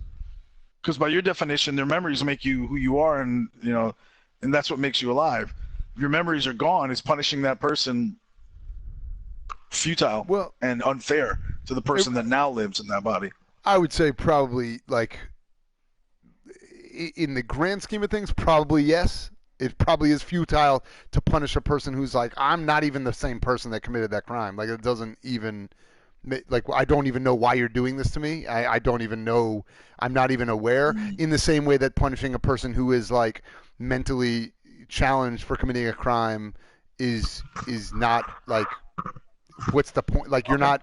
It doesn't make any sense. You're not really, because the point is to punish them, right? And if they're I'm not even the same person. I don't even know what you're talking about. Now, do you let them off scot-free? No, there's a certain point where yes, do you maybe have to help them get treatment, for the issue that led to the issue that caused the problem? But yes, I do feel that would probably be a thing where I'd be if this person, we can prove beyond a shadow of a doubt that they are literally they don't even remember. They don't remember anything. Right. Yeah. Then what the fuck is the point? And again, let's not go too far now because we could talk on this forever. Absolutely. But I do want to highlight that possibility of the dude that normally is a good guy, but he lets his hothead get the rage out of him one time. His girlfriend does something, or his wife betrays him. That's in this a different story. Way, and he kills some dude. That's different. And then completely blanks memory-wise and no longer remembers anything about his past. This situation is probably unrealistic because nothing. I don't think a situation has happened. We've had temporary amnesia, but I don't think you kill somebody and then completely forget everything in your life up to this point. Yes, exactly. Or not even revert to a different personality, but just completely. You might forget that night. Most people aren't oh my god, now all of a sudden I'm Robert and I don't even know who the fuck this is. Who's this CraigMakk guy you keep talking about? It's well, that seems a little convenient that happened to happen right after you murdered somebody. But so yes, you're right. I mean, we could probably debate that stuff. Also, the most important thing to me is that this shit better be legit, because I've spent a lot of money to make sure that when I die very soon, they're going to take all my memories and implant them directly into your body. So I get to have the CraigMakk and Serious Jest show exists forever, but it's just going to be going to be my brain in your body. So that's how the show's going to go on forever. Oh, dude, we are both going to be miserable. Imagine we couldn't even get out of each other's thoughts and have a break from each other. We'd be arguing about shit all day. Oh fuck! The show would go on forever, but everyone would just hear one voice. Worst, oh God! Wow. That is the worst Black Mirror episode you just wrote ever. Yes. All right. I'm down with that. Let's either move the on. worst or the best because it's horrific, completely horrific. To where people are like, "Oh my God, did you watch that Black Mirror last night? That fucking those two guys are fucked." They're fucked forever. Like it's never getting better for any of them. Wow. That's not a show anyone wants to watch. All right, let's see what happens next. So we both became deviant, and then no. Oh, so here's the other thing. I did want to say this. I do want to say this real quick because I want to talk to because we said some of the stuff we like to talk about is the storyline ramifications, and then we also like to talk about the actual gameplay of how it played out. That was one of my single favorite fucking scenes in this game so far. That moment where you are choosing both reactions back and forth. Oh, so you're playing it was cool watching his struggle. Yeah, like because you know. In your head, you kind of sometimes think you know what the outcome you want the scene to have, but when you're choosing both responses and shit, like this call and response, the way they did it, it makes it even harder because you're like, okay, so I want both these guys to get out okay. I don't want to fuck any one of them, like because I like both these characters a lot. So I can't just say like, oh, well, obviously I'm going to fuck over Marcus so that, Connor wins. By the way, or obviously I don't want to fuck either of these guys. And on the back of the T-shirt, Life of the Man Cave. Well done. So I don't want to screw over either one of them. But I can't just clearly say, let me make Connor make all the dumb decisions so that Marcus wins or vice versa, right? Because you kind of want it to go play well for both of them. So you have this inner struggle. You also want to be true to the characters. Right. Exactly. So you because my whole thing is yes, if I just wanted to be like, oh well, fuck you, Connor, because Marcus is more important, then why did I even play this game? If I'm just gonna make it be when it works out well for me, I just make shitty decisions for a character so that the story goes the direction I want.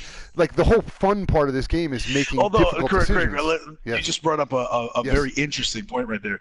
Yeah. There could be some fun to the aspect of playing this thing not as I want to play this as true to the characters, but of just deciding I'm going to play God and I'm going to just make the result I want to happen by controlling these motherfuckers with my end state in mind rather than what I think the character would do. Oh, it's like playing could be an interesting way to play it. Right. It's like reading a choose your own adventure where you start at the end you want and then work your way backwards. And you're just making those decisions to kind of brute force it. I do think that's probably a really fun way if you ever do decide I want to play this game again a second time. Now knowing the way the game could play out, you say, okay, here's the ending I want to get. Let me see if I can make the right decisions that force that regardless of what the character has to do, no matter how, stupid or out of character or heinous or whatever they might be. I'm going to do those things because I want them to, work out where fucking Connor ends up being promoted to fucking, I don't know, he's Commissioner Connor. I'm gonna make every decision to make him win in every situation. That or you could cool. blow that figuring out where Jericho is. You could remember how you were stressing about it. And I was like, I want you to fail this because I want to see what happens. I don't want these people to get slaughtered in Jericho. But, right. Mm-hmm. So, but yeah, that's a great point. That would be the interesting way because then you wouldn't just be making decisions just to see what happens. You would be making decisions with a goal in mind. Right. And so that would be a pretty good way to replay it. Yes. Yeah. Maybe I would never be able to do that the first time. Yeah.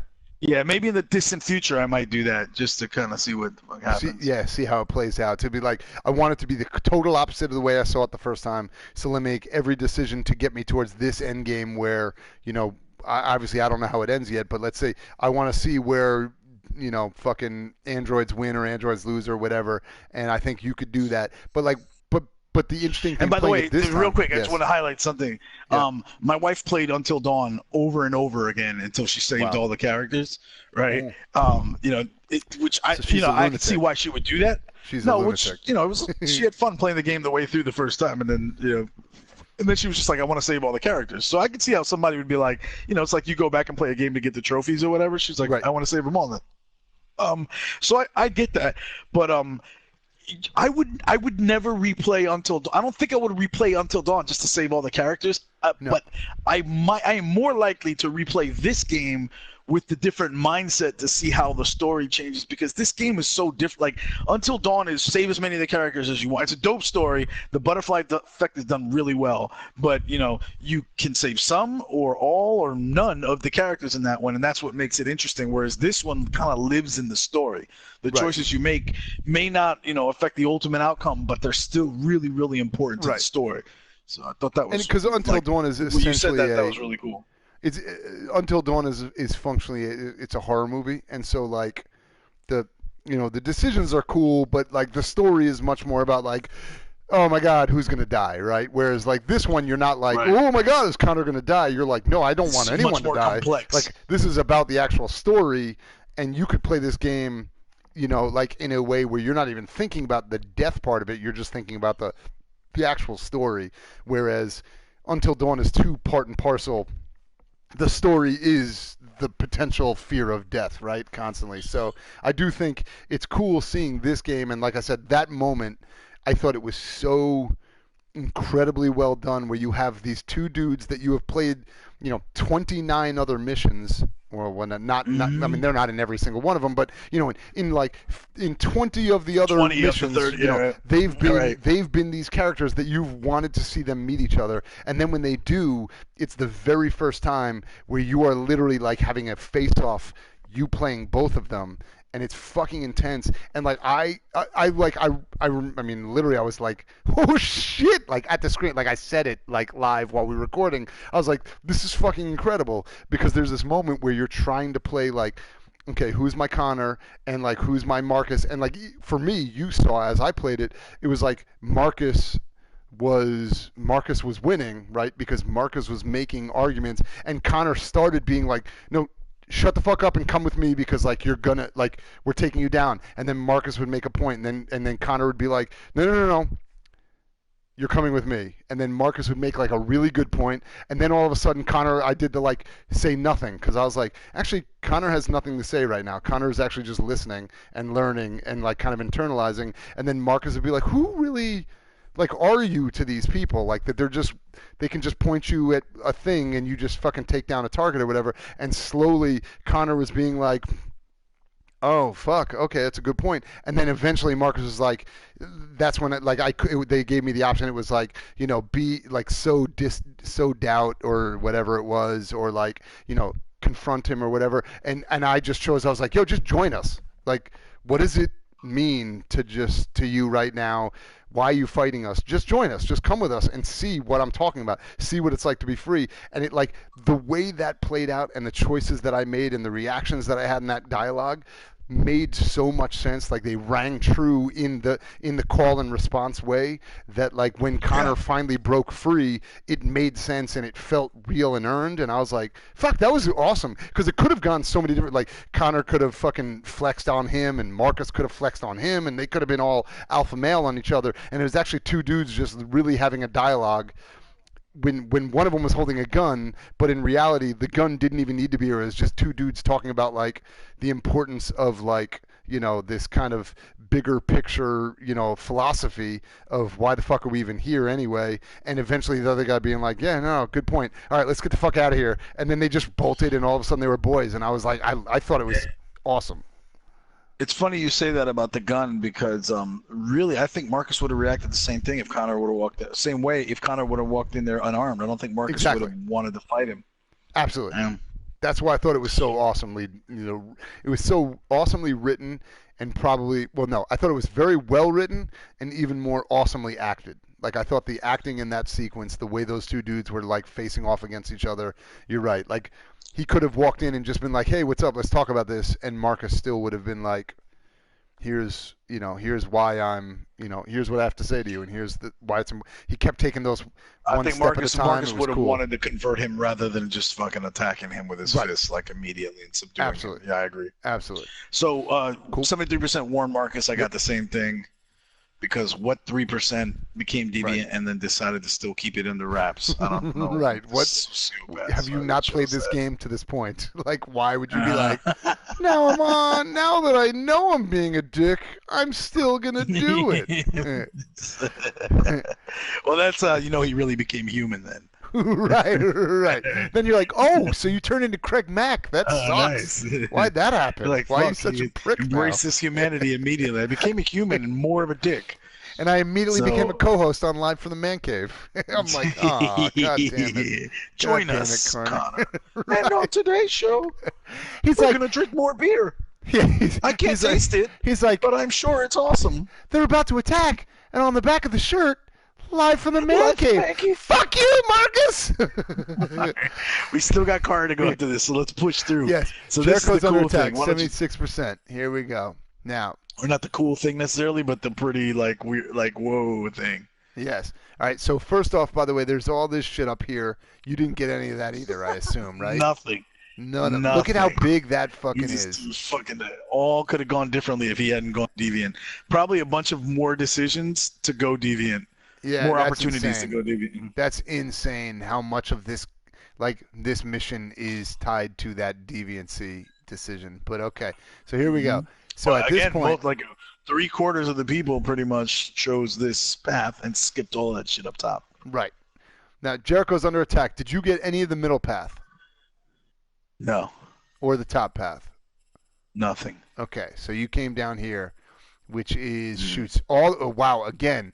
Avoids all this bullshit, which still all this comes off of Jericho being under attack. So this is not like the deviancy decision. This is like a substantial other path that could have happened, and we jump all the way. I'm not sure because it looks like it's coming from other. I don't know. Who knows? Well, so look, so this one, no, because it's all coming off of Jericho's under attack. Look, because it either goes down to the middle one or up here. And none of those things did we get any of those. We shoot all the way. We bypass all this bullshit to. Well, because remember, in one of them, he doesn't go deviant, and Jericho still gets. I mean, Jericho's still coming under attack, whether he becomes deviant or not. Oh yeah, you're right. Okay, yes, okay. So it does come off of that there's one. All kinds of. Right. Who knows? So Connor joins the others. If he's a dick and decides not to warn him, then that even gives more.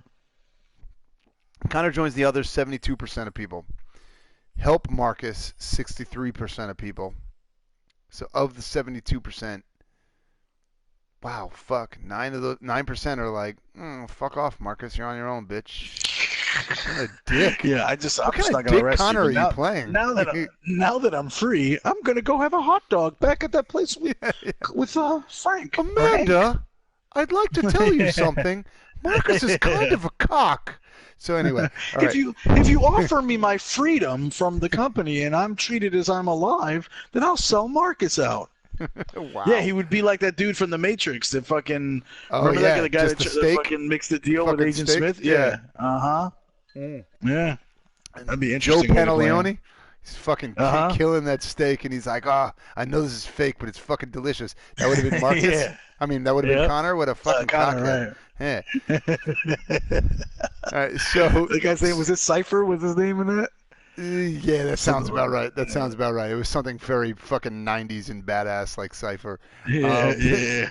So Connor joins the others. Could have led directly to Connor. That hackers today would shake their head at. Right, just be like, Cypher, really? huh? Cool name. Really? Yeah. Good name, douchebag. So you could have jumped right off the ship. You didn't have to help Marcus. Because it shows. So 72% goes directly to the Connor jumps with the others if you chose not to help Marcus. And then if you chose not to help Marcus, if you don't go that path, or no, I guess there could have been a thing that didn't lead to you having to choose to help him, and you could have just jumped off the ship. So I guess if Marcus didn't get shot, you could have just jumped off the ship. 63% of people. Maybe Marcus doesn't go back for north. Right. So if he doesn't go back from north, then you just jump off the ship automatically. If he does go back from north, so then that shows that of that 72% of people, there's a percentage of people that don't go back to help Marcus, and that leads to what looks like a hard stop right down there. So, which I mean, this is all a hard stop anyway. Like real close after that. So it's a separate hard probably stop. in one of them either Connor does survive or doesn't survive, or Marcus. Right. Yeah, I don't know, but yeah, Connor so jumps with the others, this one. and then Connor escapes with Jericho's people. 73%. Look at that fucking. Wow, that's what a fucking 15% or 13% of of choices looks like when you fucking did not do 90 fucking percent of it. It looks like it probably Jesus. consists of a whole lot of the game going. Are you sure you don't want to make Connor deviant?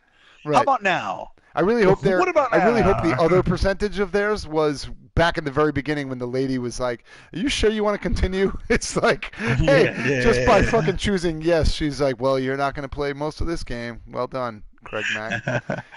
All right, so you want this to jump is over one to of our Kara? longest episodes, and deservedly so. But yeah, we got to start pushing. Let's jump right over to Kara. Here we We're go. almost on 3 hours now. All right, yeah, all right. Let's bang through this one. So, 46%. Cool. What did you get? Let's bang through this one. And on the back of the T-shirt, live from the man cave. What did you get at? So yeah, I drove to Jericho with Alice and Luther. Oh, you mean total? Yeah, 43. 43. All right, I'm 46. So public opinion is supportive. Alice is family, and Luther was family, but now he's dead. All right. So there is driving to Jericho with Alice and Luther. 82%. He became family right before he died too. Right. I know, it's a bummer. So there's an option up there up top that I don't know what that is. I guess if you didn't, I don't know. Probably some other outcome from earlier that affects how you come in. All right, so look outside, 96% of people, and change radio station, 95%. Did you have both of those? Same. Parking lot, time to say goodbye, arrive at Jericho, board the ship. Stop me at any point if there's like a gameplay moment you want to talk about, but I think up to this point. Same. All right, find a warm place for Alice, and so then we go upstairs. So there's that little side thing down there. Did you get either one of those two? Those ones that kind of sprout off of something you did earlier. Okay. Those are always the ones that I'm most interested to know because they're usually off of like a thing that you found earlier or something like that. Yeah, so that's always fun to know if you did it. But all right, so I just went right to meet Marcus. Same here, and we had this discussion about this really cool scene. I think we talked about it enough on the spot when it was happening. Other than, I do want to note one thing real quick. He said, "Why are you protecting her?" And she said, "She needs me and I need her." And we commented on it really quickly, but I did want to call attention to this is another I thought that was really well done. It was an opportunity for Marcus, who was lost at that point based off of the decisions that he made, and he was looking for some reason, like, some kind of justification for his actions and choosing not to be violent and putting people at risk, and then watching the humans open fire on him anyway, and making him feel like he wanted to go down North's path, and then having just had the discussion with North about go down North's path. That's what I'm talking about.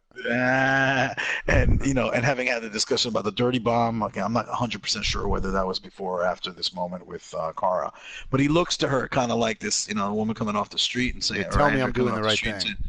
Yeah, and she says, she needs me and I need her, and I think that resonated in him that, that these two people that were, what he thought, as it was described to him, an android and a human loving each other without regard to being android and human, and that love just existing, I think you could see it. That was an understated kind of like a subtlety that he played out with the acting, with the face acting, and I think they did a great job with it. Yes, I agree. I thought that was awesome. It was one of my favorite lines she's delivered. I thought it was perfectly delivered in terms of that being an option. And also remember that was a choice. Like, you didn't have to choose that reason. And did you also choose that as well? Let me. I believe I did. If you remember, I don't remember. Right, they're not going to show you in this. I just think that was the most perfect response. I don't know what the other ones were. Obviously, I didn't see them, but now seeing that being the option of what she said, that makes so much sense. That she was like, I don't need to really justify it. It's just that I need her and she needs me, and that's all that matters. And I thought that really I think I would have selected the choice that had something to do with it doesn't matter. I don't know if that was another choice. Right. I don't remember what the choice was. And that's kind of part of the beauty of the game is it doesn't really the individual choices are just what make the most sense to you when you just read the one word, right? And the one thing I've kind of dwelled on in this game is that usually there's been a few times, maybe twice, where I was like, no, that's not what I meant to say. Like, you fucking interpreted that word differently than I did, and that bumps me out. But 9.5 times out of 10, I feel like the word they put up on the screen and the way I interpret that word and their meaning of it all mean the same thing. And that's like a hard thing to do with one word, but they normally like overwhelmingly nail it, where I'm like, no, the way you wrote it, what I thought you meant is exactly what you thought you meant, because that's the way your character responded. And that moment was the epitome of that, because it was so perfect, like that she said exactly. It was like don't try to, whatever it was like essentially do not justify. And she basically said like, no, that's just why. Why is because I'm doing it, and that's all that matters. And then when she said that, you're right, it did make sense to him, because he's like, it drove home to him that like, yeah, this love can actually exist beyond this bigger picture, right? It can just be that like, I love her and she loves me, and that's all that matters. So like, that love can actually exist, and that's why you're doing this whole thing. And it kind of really lined that whole, pulled that whole scene together. Right. No, awesome. Dude. Well done at this part. All right. So go back to Alice, spot the android child. So that's when we realize the fake, Alice is actually Alice the robot. So we talked about this a little bit. Do you have anything further to say on like the timing of that twist? Anything else? No, just, like I said, I think it could have been done later, only because I think it being done immediately after that moment where like the kind of Messiah character makes his comment about like, why would you do this for like a person, a human, and then to have her immediately learn, oh shit, I've been doing this for an android the whole time. It kind of like, they could have stretched that out a little bit longer, the space between them. I don't think they should have stretched out the reveal longer, because the reveal happening in Mission 30 is long. Like, that's a long reveal to happen. I think it's more like they could have had this moment where that kind of, that where you really get drilled home from the character who is all-knowing still doesn't know yet, and the distance from that to her finding out could have been deeper, because it would have really made that like, oh shit moment of her being an android even mean more than just you being confused as a player, because you'd be like, oh, this dude who knows everything was also confused, which means this is even more kind of Sixth Sense twist at the end, like, oh shit, he was dead the whole time kind of thing. But I thought, oh shit, spoiler by the way if you haven't seen fucking Sixth Sense. But anyway, like, I just thought, but either way, I think they had the impact that it was supposed to have, which is, if you thought like me, because I remember questioning it to you, and you kind of like, you Heisman'd it and we moved past it. But like, if you questioned it, I questioned it maybe within the first 5 to 6 missions. So it's been, yeah, they did an awesome job of just leaving it alone for long enough. Right, they left it alone long enough where you forget. Too. Yeah. They didn't do to David Cage's credit, because remember the one fucking twist that we hated in fucking Heavy Rain? And right. So I won't spoil the game, but like, that was bad. It's hard. Yeah, it's bad. It's hard to address that. It has to do with him having a twist in the game that doesn't where make sense. There was something earlier in the game that he did that would have made the twist, like, it would have been like, why did you do that twist, other than just to fucking fuck with. It was like almost, not exactly, but almost like when they fucking they drop Glenn in The Walking Dead in the middle of a bunch of fucking something. Now I'm about to spoiler that, right? And then like they do shit that you're like, oh well, then obviously the outcome is this, and then they go, nope, we just did this scene where it looked impossible, and then we go back and do some weird shit. Literally, so if you had the Sixth Sense, if you had an entire scene in the middle of the Sixth Sense where he's at a dinner party talking to a shitload of people, and then you say at the end, oh, he's dead. You're like, wait, what the? No, that whole scene now makes no sense because you're not explaining it. Like, that's what he did in that game, and so he went out of his way not to do that here. Like, he just didn't address it at all in a way where it's like, okay, cool. And he gave you clues. He did give you clues. Right. He gave you enough clues to have your suspicions, and then he put enough time after that for your suspicions to kind of like die out and forget. Yeah. Right. So I thought that was well done. And as far as timing, I thought the timing was good because and I know this is gonna be a question of preference, and bear with me because later you'll see why I'm even more into the exact timing he picked. But the conversation with Marcus drills home, like, why have you been caring for her this whole time? She's a human and blah, blah, blah. And I think after that, there was no real need. Like, we'd gotten everything. We'd squeezed that fucking rock, and there was nothing else to get out of that. So just for comfortable purposes, maybe if you're saying, like, well, then don't follow it up immediately because then maybe it just seemed it just, like, jam-packed too much in one shot and didn't, like, have a comfortable pacing. But I thought the pacing needed to happen given all of the crazy shit that happens immediately after that. I agree. And, You're right. and there's another ongoing reason that you'll see why I thought it was appropriate at the time that it happened. When we get to it, I'll let you know. Right. It does make sense, too, because you're right. Like, if with everything that happens post that, you didn't really need to, like, drag it out after that scene and then have her find out that she's an android because, like, okay. Yeah, you don't want it in the middle of the action and all that shit. Right. and also specifically, that's a good point that I didn't think about, is that the hammering home of specifically her line that I chose, right, the way she responds is she needs me and I need her and that's all that matters, really makes it be that you're right, like, you now know that she doesn't care if she is an android or a person. It's just that she recognizes I love her. And they made you make that choice. Again, not only did you voice it to Marcus, but then they went back and said, hey, are you going to be distant or are you going to hug her? Right. You're going to be weird about it now, or are you going to be like, hey, no, she's still the same person that I've loved up to this point, right? And this is like these discussions that people have all these times. Like if you learn that somebody is not the person you thought they were, all of a sudden does that change your... Adoption? Right. Right. Do you now look at this person like, oh, fuck you, you're not really my mom, or you're not really my, you're not really my, family or whatever, like, anything, right? You're not really the person I thought you were.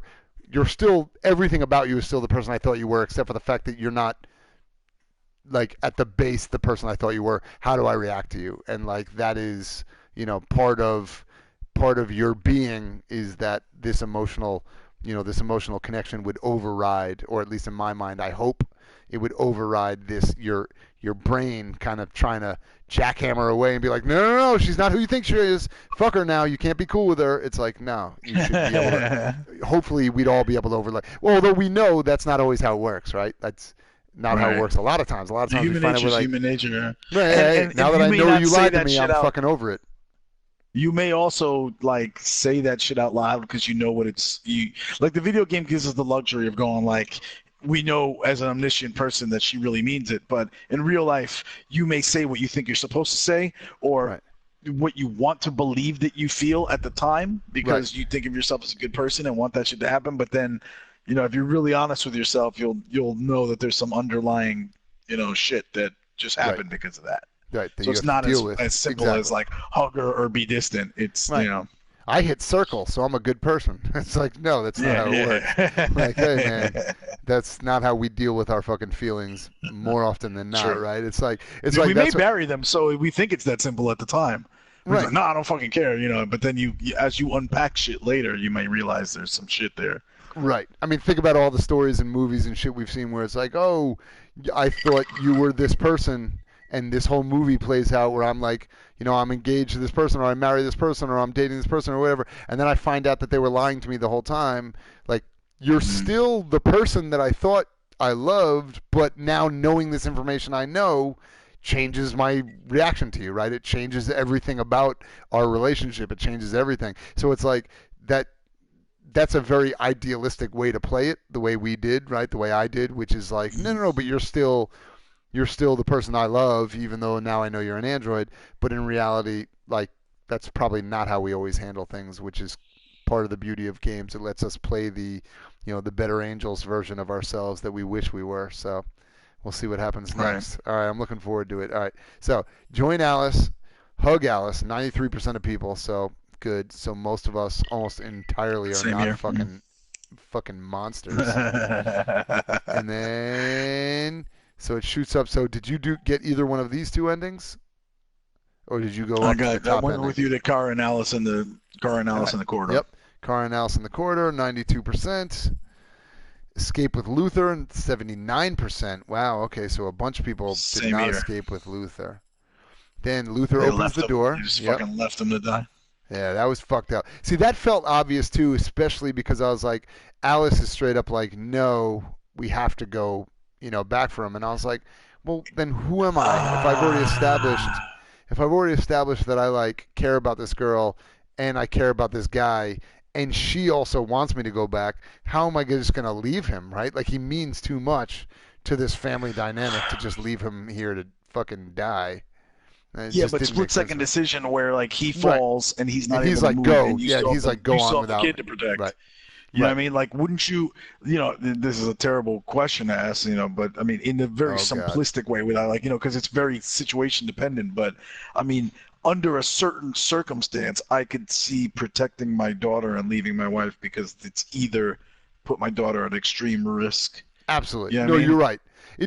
Again, the game puts you in situations where it's not like Pull a Shane where you shoot the dude in the leg so that the zombies eat him and you can escape and and whatever that is, like season 2 or whatever of Walking Dead. That's just like great example. That's literally just me against you and fuck off. Like, yes, we could both survive together, die together, or I kill you. Like, that's a scumbag move. This game puts you in situations where it's like, if you leave that person, it's fucking Sophie's Choice almost. Right. If you leave that person, you are totally probably right. And in most of these situations, the person is actually saying, no, go on. Like, save the kid. Don't come back for me. And you still make the choice have to go back. Have you seen Black Summer? Yes. On Netflix? Yes. All right. So we said at some point we'd end up talking about it on our regular show, but I just want to focus. I thought it was an amazing series. As far as zombie apocalypse series go, so you seem to agree with that. Yes, but absolutely. Just compacting this to the opening scene when they run to the truck and their daughter gets on the truck, and then they find like the wound on the husband. Yep. And the woman won't leave the husband, and her kid's on the fucking truck. Right. And I was like, I told Diana, I was like, if that happened to me, I would want you to get on the fucking truck. Right. Because I'm still like a grown adult that I could fend for myself. I have a fucking gun on me. She's like 15 or whatever she was. At least a fighting chance. She's a little girl, yeah. Right. You know what I mean? Which then kicks off the whole fucking odyssey of trying to find her. Right. But, it all started with a horrible decision of let that little girl go alone. Right. Yeah, I mean, that's So seems insane. That is an impossible situation. It's one that fucking is so horrible that we've talked about this on the show before. Like, sometimes these situations where you and I are discussing these horrible choices are actually probably good for us because we can hope, and we probably have a 99% chance that we'll never be put in one of these situations in our life. Right. But if, God forbid, one of these situations happens, you don't want to be making the choice in a split second at the moment that's the first time you're ever thinking about it, and then trying to figure out on the fly, right? Like, considering these tough situations makes us better people, I think. The game does a great job of, like, putting you in this situation and forcing you to make a choice, and then you realize, oh shit, this applies to actual real life. Like, what would I do? Hard decisions. How would I handle them? By the way, the one thing I will say when I did watch Black Summer, the only part of that did kind of make sense to me, where I kind of understood her point of view, and which is I'm only saying it because it kind of ties into these decisions, these choice kind of parameters they give you in this game as well, is because at that moment she's like, okay, so my daughter is on a truck with the military, who are the most capable of everyone right now of taking care of anyone, right? I mean, yes, we can also make the argument like the guy was just a dick like 5 seconds before the guy in the military, so like that doesn't help the argument. But she's like in terms of purely capable of taking care of somebody, the military is going to do a better job than me probably, because I don't have like weapons or anything like that, and they're theoretically the most capable. And again, this is just like a split-second decision of a parent. Whereas my husband has been bitten and is injured, and he has nobody. Or no, what was wrong? He was stabbed or something. He got stabbed, right? He got stabbed, right? So it's like he's injured, right? So he's injured and has nobody to take care of him. So at least I can try to take care of him, keep him alive, right? That was her thought. She's like, I can try to take care of him, and then together we can get back to our daughter. So yes, would I make that decision? I would think that I'd be like, yo, like you need to go with, if I'm the one that's like injured, I'd be like, you need to go with our daughter, and I'll figure out a way to get there. But I can also understand why a person would be like, well, like she's kind of okay, like not with me, but at least okay with people that can take care of her.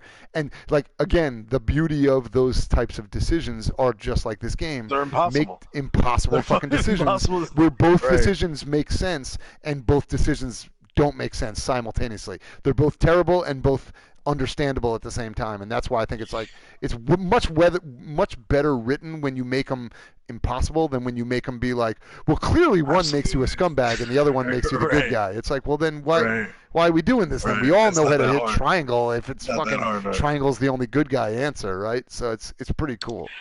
So I do want I agree with you that I don't think her decision was absurd in terms of like not believable to watch on a screen, but more like I was screaming at the character, that's not the right decision. Oh no, yeah, you're making the wrong choice. Yeah, you're clearly. Right. So because you know, for anybody that's thinking that, you know, legitimately, if you have the time to think about the situation now, and you're like, maybe I think I'd still let the little girl go because the military is like protecting her. Like, they're like, think about this: the military is gonna protect her on the way to the stadium, and then she gets put in a fucking stadium with what could be a Katrina, like a Katrina situation, right? She could, it could be so you need to worry more about what happens when that little girl gets to the fucking stadium. Right. You know what I mean? And then whether you'll ever see her again. And that's so I'm sorry, either whether I was. And also that's the reason why you have kids, right? The reason why you have kids is to say the rest of my life really doesn't matter other than to keep my kids like happy, healthy, and alive. Like that's it. So like every other decision from that point forward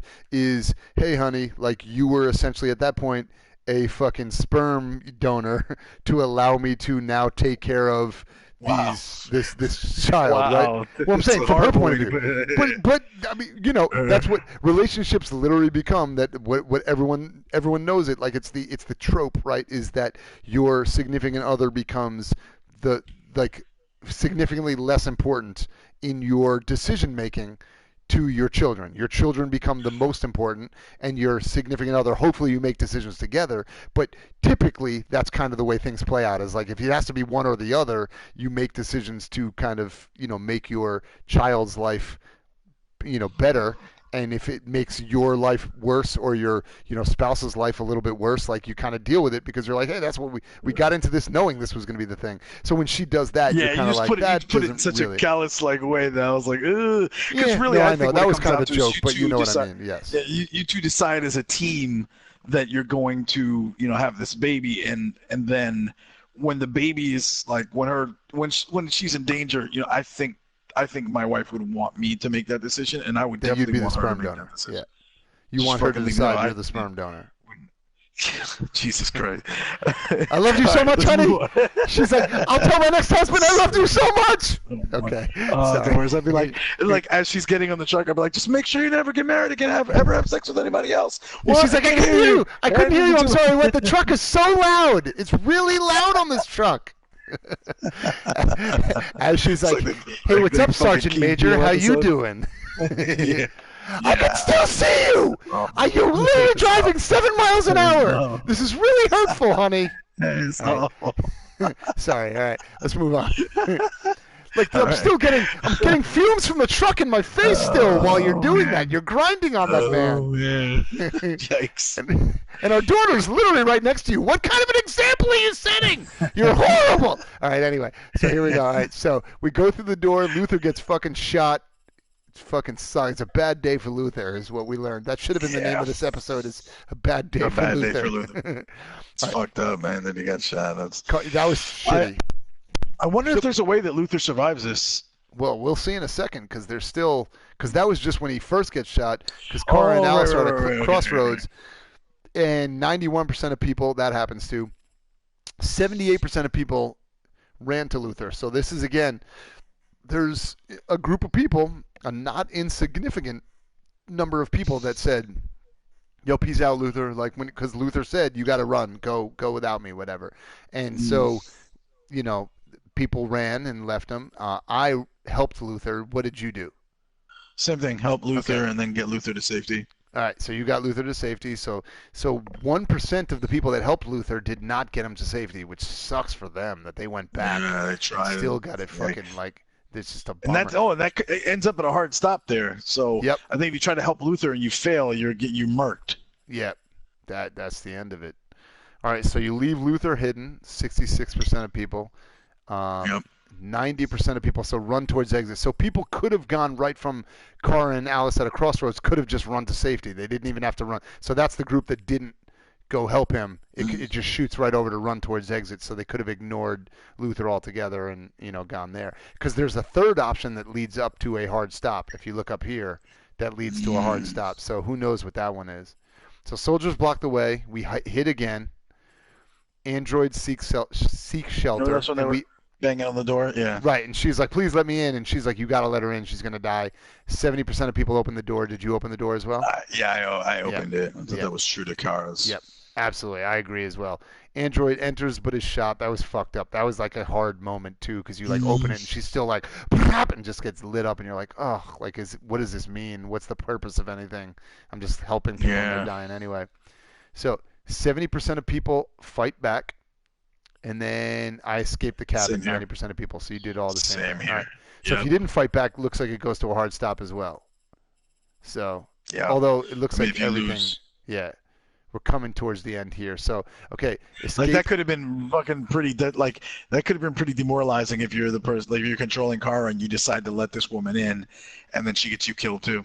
Yeah. Oh, that would be the worst. Oh my God. This had so many fucking moments where I was like, oh my it's God. It's cool that it's an ability yet? for it to, like, and if it happens to you, you're like, I could picture you being like, fuck this story. This is a fucked up story, but it's awesome that the possibility exists. Right. Well, because more often than not, games are set up where it's like, hey, do the right thing and you get rewarded, right? And so, like, the fact that they allow you to actually fail those moments. Right, yeah. We're like, makes you think twice about doing the right thing. Right, yeah. The nice guys, finish last is actually a trope for a reason, right? There's a reason why that quote exists, is because sometimes trying to not look out for yourself will fuck you in the end. And this game, like in Black Summer, this game proves that, constantly, just like that, just like that show. It constantly proves, like, hey, sometimes, not looking out for yourself is the worst decision for yourself. All right, so Kara flees. I really hope they come out with a season 2, by the way, for that. We will definitely talk about that. I enjoyed the shit out of that show. I think we powered through that in like 2 nights. Like, us too, like it's something like that. Yeah, it was really fast. Insane how much we got through that. All right, so try to escape 90%, almost reach the breach, 88% of people. So what did you get on that one? Okay, so I wonder what, if you reach the breach, goes to a different. Oh, okay, so that goes to that goes to cars. Okay, so soldiers shoot at the crowd, 88% of people. So everyone who almost reached the breach got the soldiers shooting at the crowd. I got runaway 25%. Where'd you go? Yeah. Same here. I ran away. Okay, that's only 25%. Instead of play dead, right? Like there's choices. Oh, you're right. Yes, it was play dead. It was surrender. And it was runaway. Yeah. All right. So that could have gone shitty. I guess it could have gone down there. All right. I don't want to go there because there's other options that we're about to get to. Okay. So there's all this stuff up here that you did not see at all, I assume, correct? The top layer of after soldiers shoot at the crowd. Yep. Yeah. None of that is lit up for me. So runaway 25%. Car shot in the leg. Did you get that? 27%. Yes. Yep. Okay. So then. What the fuck is this? Okay, now I'm confused. Mine just says face, and it's 10%, and I don't remember what that means now. So I guess maybe you faced the soldiers or something like that. You turned and faced them. Okay. Because in mine, so this is where it was weird. Like this situation was frustrating, weird, and then in the end, I appreciate it. But she got shot in the leg, and then it gave me those options, and I continued to crawl. It said, like, do you want to keep crawling, or do you want to... So I continued to crawl, and then eventually I tried to get up and run again. Okay. With so under where yours says face, I have crawl. Gotcha. Which is because what was weird, so you faced them, and then Luther came in and tackled them. Remember, I saved Luther. Right. But in mine, I crawled, and then I tried to get up, and Luther didn't appear. So mine was 2% crawl, and then 11% I got up. Gotcha. Because mine goes to Luther sacrifices himself, which was 6% of people. Right, and mine, so from what is crawl for you? What percentage? Crawl was 2%. Wow. And then Get Up was 11%. So I remember it giving me two choices. So like one of them was like continue to crawl, and then, or maybe it was like the first one was like Get Up, and then the other one was, no, or like it was crawl and then get up. So it was like my thing was like don't stop, just keep fucking running. Right. And I think yours, you either delayed or you hit face them or whatever it was that you actually just kind of, it was like yours almost like accept your fate or turn and face them or something. And I don't remember exactly what I hit. Yeah. Mine was just keep trying to fucking run, right? I thought about playing dead for a second, but I felt like they would just fucking catch me and shoot me or do something anyway. So I was like, just fucking run. And so that choice, so scroll down a little bit under Luther sacrifices himself. Right, down here. So you see the next, I'm waiting for it to come up on Twitch under yours. All right, there you go. So that top lock right there, yep. Alice is shot, 3%. All right, and then underneath that, Kara fails to get up, 11%. And then if you follow so that you from both Alice, of those two at the same time. Yep. Yeah. Because Alice what happened was, wow. So basically, what happened was I was crawling trying to get away. I got them. They shot me again, and then I couldn't get up. And Alice was like sitting over me crying or something. And then Alice gets shot. And then if you lead down from Alice gets shot. Right. Which is the top one of those locks. It leads to like a hard stop, and that's Kara and Alice died in the assault, 5%. Wow! Holy that shit! One, yeah, so I told you one of my characters, or one set of my characters died. I never saw Luther again after that one, but Kara and Alice, yeah, it was really hard for me to watch and accept at the time. I'd come this far with those two, and they just died in this fucking massacre, which made me fucking hate the humans more. Right. Like, you know, it really drove home. It actually increased my respect for the game, because at that point I'm like, this isn't just Telltale. I mean, these motherfuckers are like, they could have lived, and I made the. And this wasn't like a matter of press a button fast enough. This was I made a wrong choice and they got killed. Right. You know what I mean? So, because I've been pretty good on like the not failing buttons and shit like that, but you know, I made the wrong choice here and they got fired. And I just like, I'm not like, you don't stop. There's a fucking active shooter, and they're not, you know, you don't just sit there and give them the chance to fucking open up on you. Just get the fuck away, you know. Right. But Luther came through for you guys and saved you, and in my case, like both of them got fucking. And I saved Luther too, so he should have been available to come in and fucking help, but yeah, he didn't. So yeah, because mine has like one of those weird unlocks, you know, the like special blue unlocks for Luther sacrificing himself, which is, I don't know if there was something else that I had done that allowed that to be an option that you didn't do. I don't know. You know what I mean? You know the like blue unlocks that's like you had to do something earlier. Maybe it was to get him to be family. That I think he was family for me too. All right, so then I don't know what it was, but it was something. Maybe it was like you just kind of you were in the situation where you were like still like, so there was maybe a lull before they were going to shoot you again. Yeah, maybe.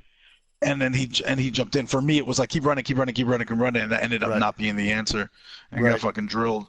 But you know, who knows? Maybe I'm remembering some of this stuff wrong. But I mean, they definitely looking at the choices, they died in the assault. I mean, I remember it painstakingly, but this also. So remember before when I said I was like, you know, about the timing of that earlier reveal of, you know, like basically what I wanted to say was like, well, this might be the last time you see these characters alive. Exactly. So this has to be the situation where, because they could die. They can't not reveal it now. Yeah. Yeah, and so they did die. And that kind of, when I told you at the beginning, one set of my characters died, and that was it. One of my main characters died, and then Alice died as well. And wow. So. So that was leave Jericho 75%, and Kara and Alice escaped Jericho 75%. Fuck. I like it's funny. It's like if it's bumming you out to even hear that. Yeah, that in an alternate world they didn't survive. Yeah, that's fucked up. But you know, now I get to watch a whole new part of the story that probably wasn't in mine. Right. So remember when I was like, oh, there's a certain amount of missions, but it might be more for you, just because if there are further missions with Kara, you know, involving Kara and Alice, and you know, then they were no longer in my timeline. Wow. Yeah, that's fucking crazy. Yeah, this made me almost want to replay again just because of that, to keep them alive, kind of, because I remember at the time it happened, I was like, fuck. Yeah. So, but it also made me gain respect for the game because I was like, yo, it's for real, you know. Pull that, so, yeah, they were willing to pull that trick. Well, no pun intended, right? But pull the trigger on that and like to say, hey, that shit actually happened. And honestly, like you said, and you said it perfectly, like the idea of when you use the term like, oh, when there's an active shooter, you don't stop or whatever, and like that makes that scene so much harder because it does have such the feeling of like a, we see them now all the time, like these fucking school shootings and these, these kind of these crazy active like it did have that feeling, right, of like these innocent people just running and just being gunned down. So as you are trying to get out of that situation as both Marcus and as Alice and Kara and then eventually as Connor, like that moment has such weight in 2019 because we hear about them so often, and it felt like that. Like it was like I don't know if that was intentionally what they were going after or not, and like I wouldn't be surprised if it was. At least they were trying to kind of drop that in a little bit. But when you know they've that done subtle hints and some not so subtle hints throughout this, Right, throughout the game, they've dripped in things sometimes, and sometimes they paint it with a goddamn fucking with a fire hose. And like this one felt like one of those moments where watching it made you feel uncomfortable because it did just feel like a moment that felt kind of it felt dirty. And so to lose those two characters, which feel like far and away, especially playing the game to this point, they are the most. Right, and they're the most unprotected or they're the most at risk, right? Like, because we now know Connor can protect himself, Marcus can clearly fucking protect himself, but like those two are the ones that you feel the most, you feel the most protective of as the player of the game. So when that shit happens, it's a woman and terrible. a child. Right. Yeah, I mean, so it's a woman and a little girl, and like the male in us does not like to see that. Absolutely whether or not not. that's right or whatever. I don't know if that's politically correct, but I don't like to see women and children getting fucking brutalized. No, I think it's probably politically correct to say, hey, guess what? We don't like women and children to get fucking brutalized. And this game did a really good job of building up. And the beauty of the game is they didn't. Hey, how about this real quick? I don't like to see women. I don't know if it's politically correct. Don't make that joke. I know where you're going. I know where you're going. No, don't say that. I don't want that. I don't want that. I don't want that T-shirt. I will override that T-shirt. It's not a terrible statement. I don't know if it's politically correct, but I don't like seeing women and children brutalized. I feel like that shirt is the implication is just weird about the fact that we need to make that statement makes us sound weird. We could have a whole line of those, like I don't know if it's politically correct, but rape is bad. I don't know if it's politically correct, but murder is frowned upon in this establishment. Yes, exactly. I feel like for some reason those funnier. Well, no, the last one funnier than the first two. I don't like those two. But I will say the game did a good job of not only just leaning into the idea of, hey man, watching women and children get fucking like terrorized, brutalized, or killed is bad, but actually also making you realize like, hey, it's actually that I don't want Kara and Alice to get brutalized or shot or terrorized, right? And that's actually done a really good job of making you care about these characters. Yes, absolutely. And that was flipping real back to our conversation about like Until Dawn. I really did up until probably we had our post conversation after this mission. In my head, I equated this as a game that was like Until Dawn. Mainly because of the butterfly effect. And if people ask them, like, oh, it's like Until Dawn, but with like a different type of, but honestly, this is far beyond, like, just better to me than Until Dawn, because it has all of the cool shit in Until Dawn, but also it's the complexity of this is well beyond, like the storytelling here, like you said, like that's a straight up, it was really good for what it was, straight up horror flick and like 80s horror flick. There's not a lot to the story beyond like following the usual 80s horror flick or 90s horror flick tropes, know, and they just did it really well with the butterfly effect and all that stuff. It was a really great, like I had a lot of fun playing the game. I recommend it to anyone, but this is another level. This is taking the butterfly effect to another level way beyond just like, can you keep certain numbers of characters alive? It's just, there's so much to this, and I really did end up caring a lot about those characters, and I felt a bad feeling in the pit of my stomach when that happened. Yeah. Which says a lot for me playing a video game and looking at pixels die and then feeling really bad about it. Absolutely. So full disclosure, my final kind of piece on this whole mission, and I don't have a whole lot more to say unless there's other shit you want to talk about. My final thing will be, there have been issues I've had with this game. There have been parts of this game that I've enjoyed immensely. There are problems I've had with the storytelling, and parts of the storytelling I've thought were great. This mission is top to bottom, far and away, gameplay, storytelling, mechanics, everything about it. This was my favorite by far to this point that we have played. In terms of the tension, I've never had one that I've felt that I wanted to, like I said, end and keep going simultaneously as much as I wanted this one to. This was like the pinnacle so far. I mean, I don't know what's going to happen next, but it's funny that it all happened at the same time, where I got to bring all three of the characters together for the first time and kind of see them all interact.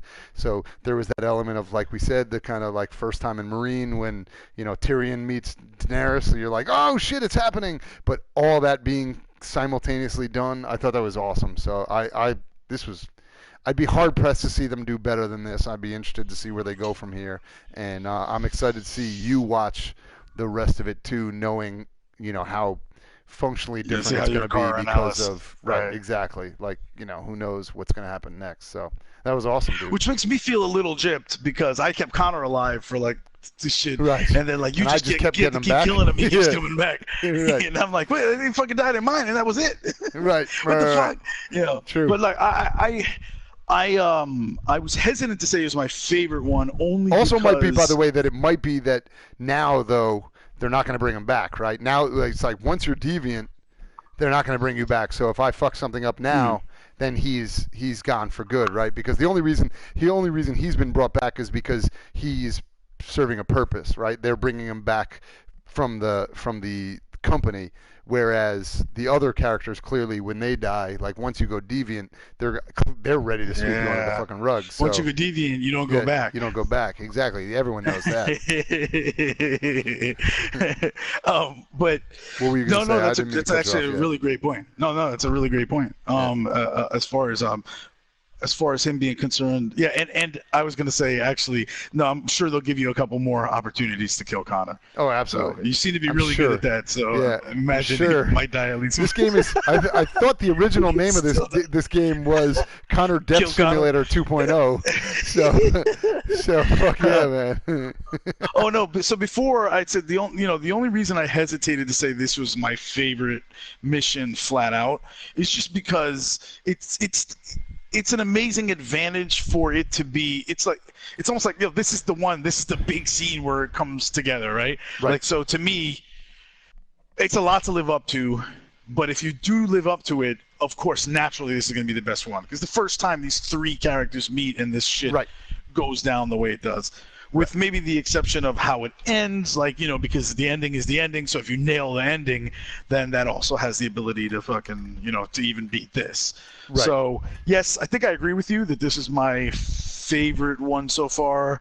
And I'm throwing so far in there in case, because I don't want to tip my hand or whatever. Absolutely. No, yes, of course. As to the later ones, but like the earlier, there's so many ones that I really, really liked, and they didn't have the advantage of being this mega, meetup that naturally would lend themselves to the fact that this becomes the epic crossover is only going to help it. So like they really would have had to shit this one out to make it not be good, but I think the fact that it is also or fail, good, be underwhelming. Right. You could make it underwhelming and unworth it, and what I was really like, how way too often you have the build-up for these episodes, and then you get to the episode, you're like, oh, that's it, and this one fucking nailed it. So I think, you know what, that's where I give them the credit. That's what I was going to say. The fact that it, like, I was hyped leading up to it, which I was way more hyped for it just by looking at that picture of seeing their three faces than I have been of every episode since the very first one when Connor and Kara first crossed over. And so the fact that I walked into it already hyped, and they didn't just shit the bed by just doing something dumb or just being like a a discussion piece where it's like, hey, they're just kind of building up to whatever's going to happen eventually, and it just happens to have all three of them meeting up. Like, they could have easily done that, right? They could have done just like a bunch of androids just talking chapter, and like it could have been important to the story, but it would have been like, all right, it was cool. I mean, whatever. It happened. Like, and the fact that they actually fucking stuck the landing and made it even. I ended more excited about that than I was when it started, and I knew they were all going to be in the chapter together. Means it's like, oh shit, you actually delivered on everything that you kind of like teased in a way that like you could have easily shot the bed on it, and that actually makes it probably more impressive to me because, who knows where it could have been. I mean, David Cage could have been like, hey, what if they all just get into a room and all meet for the first time? Isn't that going to be awesome? And like, I could see him thinking that, right? Just being like, if they all just meet, that's like the moment where they all finally the storylines come together. That's cool in and of itself, and that probably would be cool, but it wouldn't be as cool as that one was, where you're like, oh my god, everything that was happening and the decisions I had to make and the repercussions of those decisions and the epic fight scenes and the action sequences were ridiculous. Good, like the fucking fact that you were constantly, like I said, I mean, the fact that I was like scared to refill my beer because I was like, fuck, shit's going down and like I need to be on fucking point right now is like that. Exactly. That's impressive, right? Trust me, I've never not refilled a beer in this game so far when I needed one, and this is the first time where I was like, there's one sitting right there, and I'm even too scared to just crack the can because I know some shit might go down any minute. That's pretty impressive, so I was down with that. Hell yeah. And Nice, I'm looking dude. forward to what you think about the next. Yes. We're definitely in the home stretch now. Yep. I had one question, it's kind of like a final one that I wrote down earlier. Does finding, and we knocked this one out quick, but I just did want to get your thoughts on it. Does finding out that Alice was an android that her quote unquote father ordered, does that make you hate him less for his behavior? Knowing that this dude, let me just flush it out a little bit. Knowing that this guy who probably had a real human woman leave him and felt lonely and was on drugs the whole time and ordered these androids to keep him company because he felt alone in the world, does it make you hate him any less?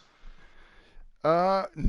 Knowing it wasn't a real little girl that he was abusing or whatever, as far as he knew. No, it makes me hate him more because clearly the like androids programmed to not know that she is not a real person, or at least to react in a way that is to be like oblivious to that. So it makes him seem even more monstrous because it's like you have this kid, for all intents and purposes, this android that is programmed to act like a child and to not even be aware of the fact that she is a robot, in the same way that every other android is clearly aware of it. They're clearly aware of their nature, on the, in the spectrum of interactions with human beings. Like, she doesn't even know, which makes her I'm not sure. I'm not sure if that's true. Now that when you think about it, I think it leaves it open that Kara has been ignoring it openly. So it may just be Alice's programming to act like a little girl all the time. She knows she's an android, but I don't necessarily. But it may be all in Kara's head. You're right, but even the way she interacts with him at the time when she's like, "I'm sorry, Dad," or whatever. Like, I remember at least there were things. You're right. Maybe I'm projecting things that I may have filled in the gaps, but like that initial interaction was not where she was just like, she didn't feel like she was acting the same way that all the other androids are, where they're like, the way they're being treated. Again, probably filling in the gaps. It still makes him seem like the worst, because if you're going to purchase an android to fill the hole in your heart that this woman left you with a child and then abuse the shit out of that child, it's just like, that's like buying a dog because your girlfriend left you and then just beating the shit out of your dog. It's like, you're a fucking monster. Like, the problem is not the fact that you're not abusing a child, it's that you're just, this is you. Like, when somebody tells you who they are, believe them. Like, when you beat the shit out of an android but it looks like a kid, it makes you still fucking gross. Like I actually think it's like it's worse because you don't have a kid to beat, so you bought one so you could beat it. It's like, what the fuck is wrong with you? Like, you're fucking get help. You're the worst. So like, yeah, I don't think that makes him less worse, because I'm like, well, I guess it's okay because you're just beating up on like a facsimile of a child, not a real child. I'm like, you still are a fucking terrible person that needs help. Yeah, and for me, it might make a little bit of a difference just in degrees. Just because, I mean, like, if you're a person that is really frustrated and you buy a punching bag that is shaped and looks like a child, and you beat the shit out of that punching bag instead of doing that to a real child, then I would say that's less horrible than if you beat a real child. But yes, I think we can all agree that's definitely you still less. got fucking issues. Right. I think everyone agrees with you issues. that beating a punching bag that looks like a child is not as bad as beating an actual child. So yeah, we're all on the same page, Jess. So that's You're what I'm not saying. going It's on a like, so limb for there. him, no, but for him, you know, he rented an android and he's beating up on an android that, not to his knowledge, is not alive. It's just a robot and has no feelings. So he's in effect just kind of allowing himself to feel whatever the fuck he wants to feel and act out whatever tantrums he wants to act out on inanimate objects. Right. It's still concerning the way he does it, but it's not the same as him actively knowing it was a real child. You know, and I agree with we you get on back that. into the whole, like, Yes. once they become alive, like, we find out that they were alive all along, so why were you treating them this way? But, like, you know, again, he didn't know that. He didn't really know that up front, right? And so to me, that's very similar to, and I do agree that it is not. So your question was, is it not? Does it make him hate you? Did you make him less? Right, and that's a very different question. Do I think he's as bad a person? No. Does it make me hate him less? No, because my argument is very similar. That I'm like, it is like a person that is eventually going to clearly turn into a serial killer, and at the time they're like cutting open like dead animals and fucking splaying their body parts out and shit like that. I'm like, you're still a fucking psychopath, and I hate everything about you. I'm glad that you're not murdering people yet, but clearly you're a person that needs help, and I dislike all of the decisions that you're making. So, like, to me, what he's doing is, like, this is the step before. If he had a kid, he'd be beating the shit out of that kid. Like, it's not that he's not like. I mean, maybe we're assuming that, and there's a good chance that's true. Well, again, but it's possible I'm saying based on my perception of him, he probably would be beating his real kid. So, like, so again, that, like, my point is, like, I can say that what you're doing is the better alternative. Clearly, like, yes, I'd much rather you do that than beat a real kid. It also doesn't mean that I like him more, because I still think he is a psychopath and a horrible person that is willing to Well, that's take why I a said thing hate that him is less. Right, exactly. Not like him. Right, like, exactly. Not like him more. But I do not you hate him any less. less. I appreciate his decision more. I just still hate him exactly the same amount as I hated him before, specifically because that thing that you think is a robot is still standing in front of you saying, please don't hit me, and I still feel like you have to be a shitty person, because it's not like, yeah, you're playing a video game where the thing's like, don't kill me, and you're like, well, of course the game tells me to kill you. It's different. I feel like it's like this is a thing that in every conceivable way looks, feels, acts, talks like, you know, everything about it is a person. Yeah, I'd have trouble. Like, I said the same thing about, like, the motherfuckers. We said this. We had this conversation about, like, the humans operating in Westworld. You know, like the fucking people they're vacationing there, and, like, they're fucking taking out their murder fantasies and shit, like, on robots. Right. And they feel, you know, they get out of their system and then go back in the real world, and then they're wonderful people in the real world, as far as everybody knows.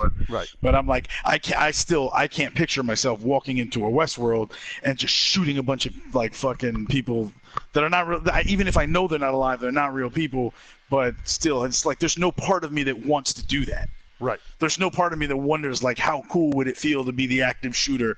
Like, well, somebody's like, please don't do it. No, like, please. Right, yes. Like, imagine somebody, like, you know, building a fucking, like, a Westworld, but like a fucking school shooting, exactly. And allowing you to go through and just feel like what it's the power it feels like to go through with a rifle, fucking gunning down a bunch of people. Actually, a great point that you mentioned, because there are people that have made games that are school shooting games. Like, it's literally walk through a school and shoot up the school. And as somebody who has played hundreds of Grand Theft Auto, where you like of Grand Theft Auto and hookers and kill them, and first person shooters where it's run around and shoot Nazis or whatever the fuck it is. Like that's just like a hard stop for me. Like I'm like I just like why? What are you doing that for? Like what's the point of running through and just like shooting at like high school kids? Like, so to me there is just a difference, right? And that's in a thing where clearly I know those things are not alive. I know they're pixels on a screen, and to me I can recognize that's a fucking you're a problem for making that game, and that game shouldn't exist, and somebody needs to get you help because you made that game. And so unless it's a fucking trap to capture all the people, like to catch all the motherfuckers that then are put it out interested there. in that kind of shit. Put it out there. If you're just using it to train, then yeah, man, catch those guys. That's amazing. But so like that to me is the same logical extension where I can say the same thing would probably apply for this whole idea of the Android, where it's like, hey, yes, I get it that they're not alive, but still the fact that you're willing to do it just makes there's just an issue that you have, that you're able to disconnect that part of your brain and probably, I'm not saying definitely, or at least possibly, there's a better chance that you'd be willing to disconnect that part of your brain towards a regular, like quote unquote live human being if you're willing to do this. And that's why I'm like, what's funny is like, I'm playing like especially as I get older, even making these decisions in a hypothetical context where it really doesn't matter. Like I don't even want to break bad in like a game. Like I'm playing Days Gone, right? And so like there's a bunch of these fucking like zombie-like characters running around the board, but there's also marauders running around. And so like your guy will sometimes come across like a marauder camp, and they're clearly labeled marauders. They're highlighted as enemies whenever like you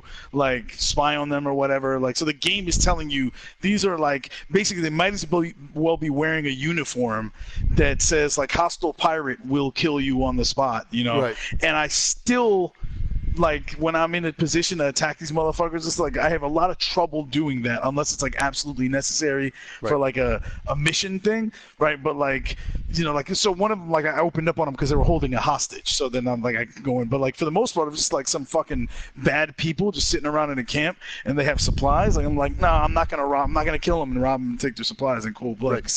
I don't want to be that guy, like I don't want my character to be that guy or whatever. Which is like, it sounds silly that I'm holding my video games to those standards, but like so I have trouble understanding how or empathizing or sympathizing even with people that see how we all bring it back full circle. I have trouble sympathizing with these motherfuckers that like are like playing these games and like gunning down kids in a fucking school. Like what the fuck is wrong with you?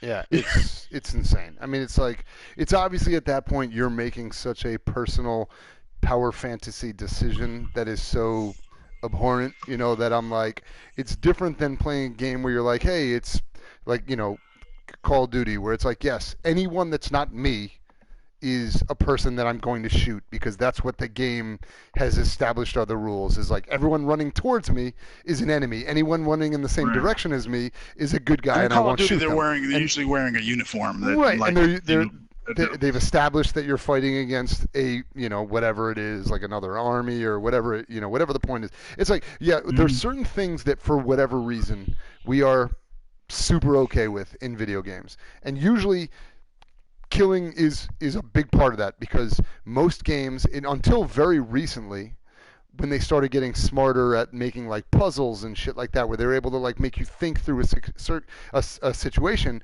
early games were like destroy a thing, right? Like first it was fucking blocks, and then eventually they turned them into people, and like that was the thing. It was just like it was destroy as many of opponent X until you get to the end of the board. And so like we've kind of established that unless you were cool ass Cubert, you're running around just turning things into different colors. Hopping on top of them and then maybe turn them into a different color, right?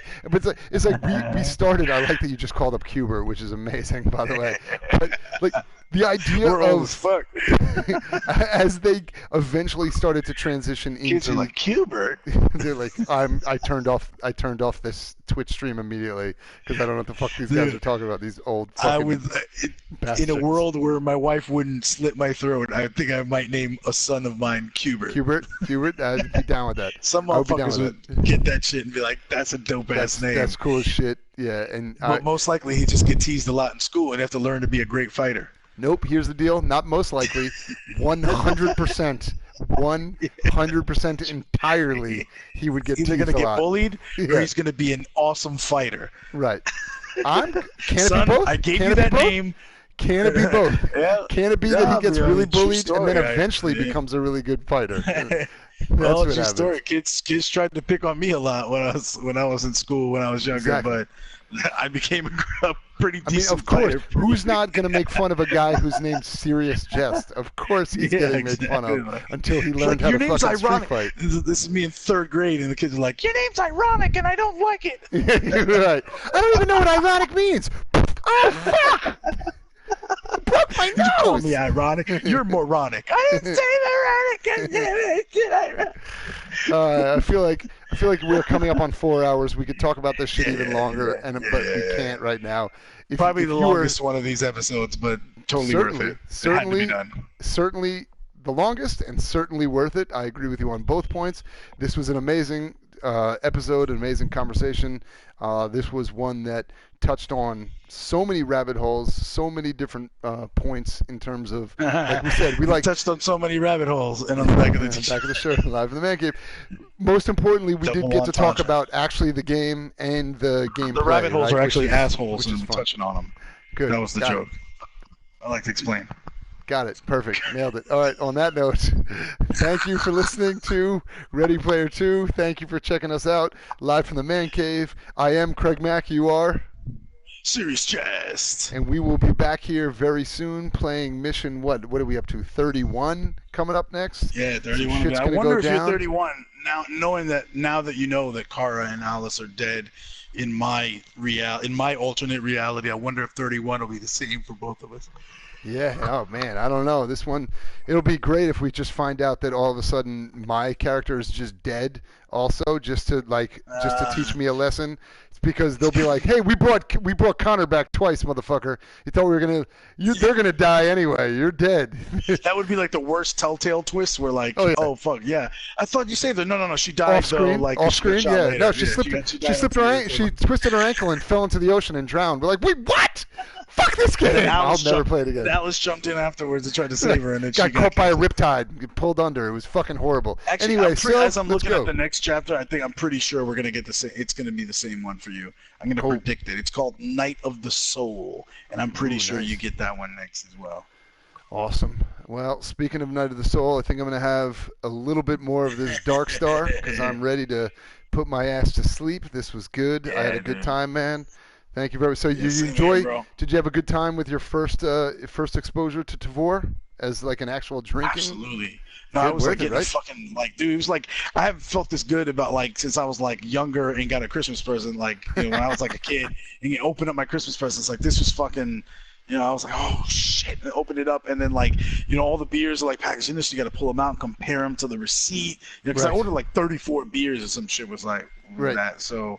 It was really cool, and then deciding because I had the space situation, so I was like, all right, is this one cellarable? Like, can I cellar it? That was a fun conversation. That was a good conversation.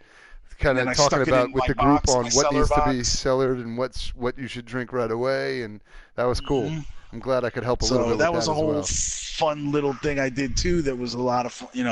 I've been having a great time with Tavor. I highly recommend it. Nice, dude. Awesome. Well, check out Tavor. Check out Live from the Man Cave. Check out... Use that reference code.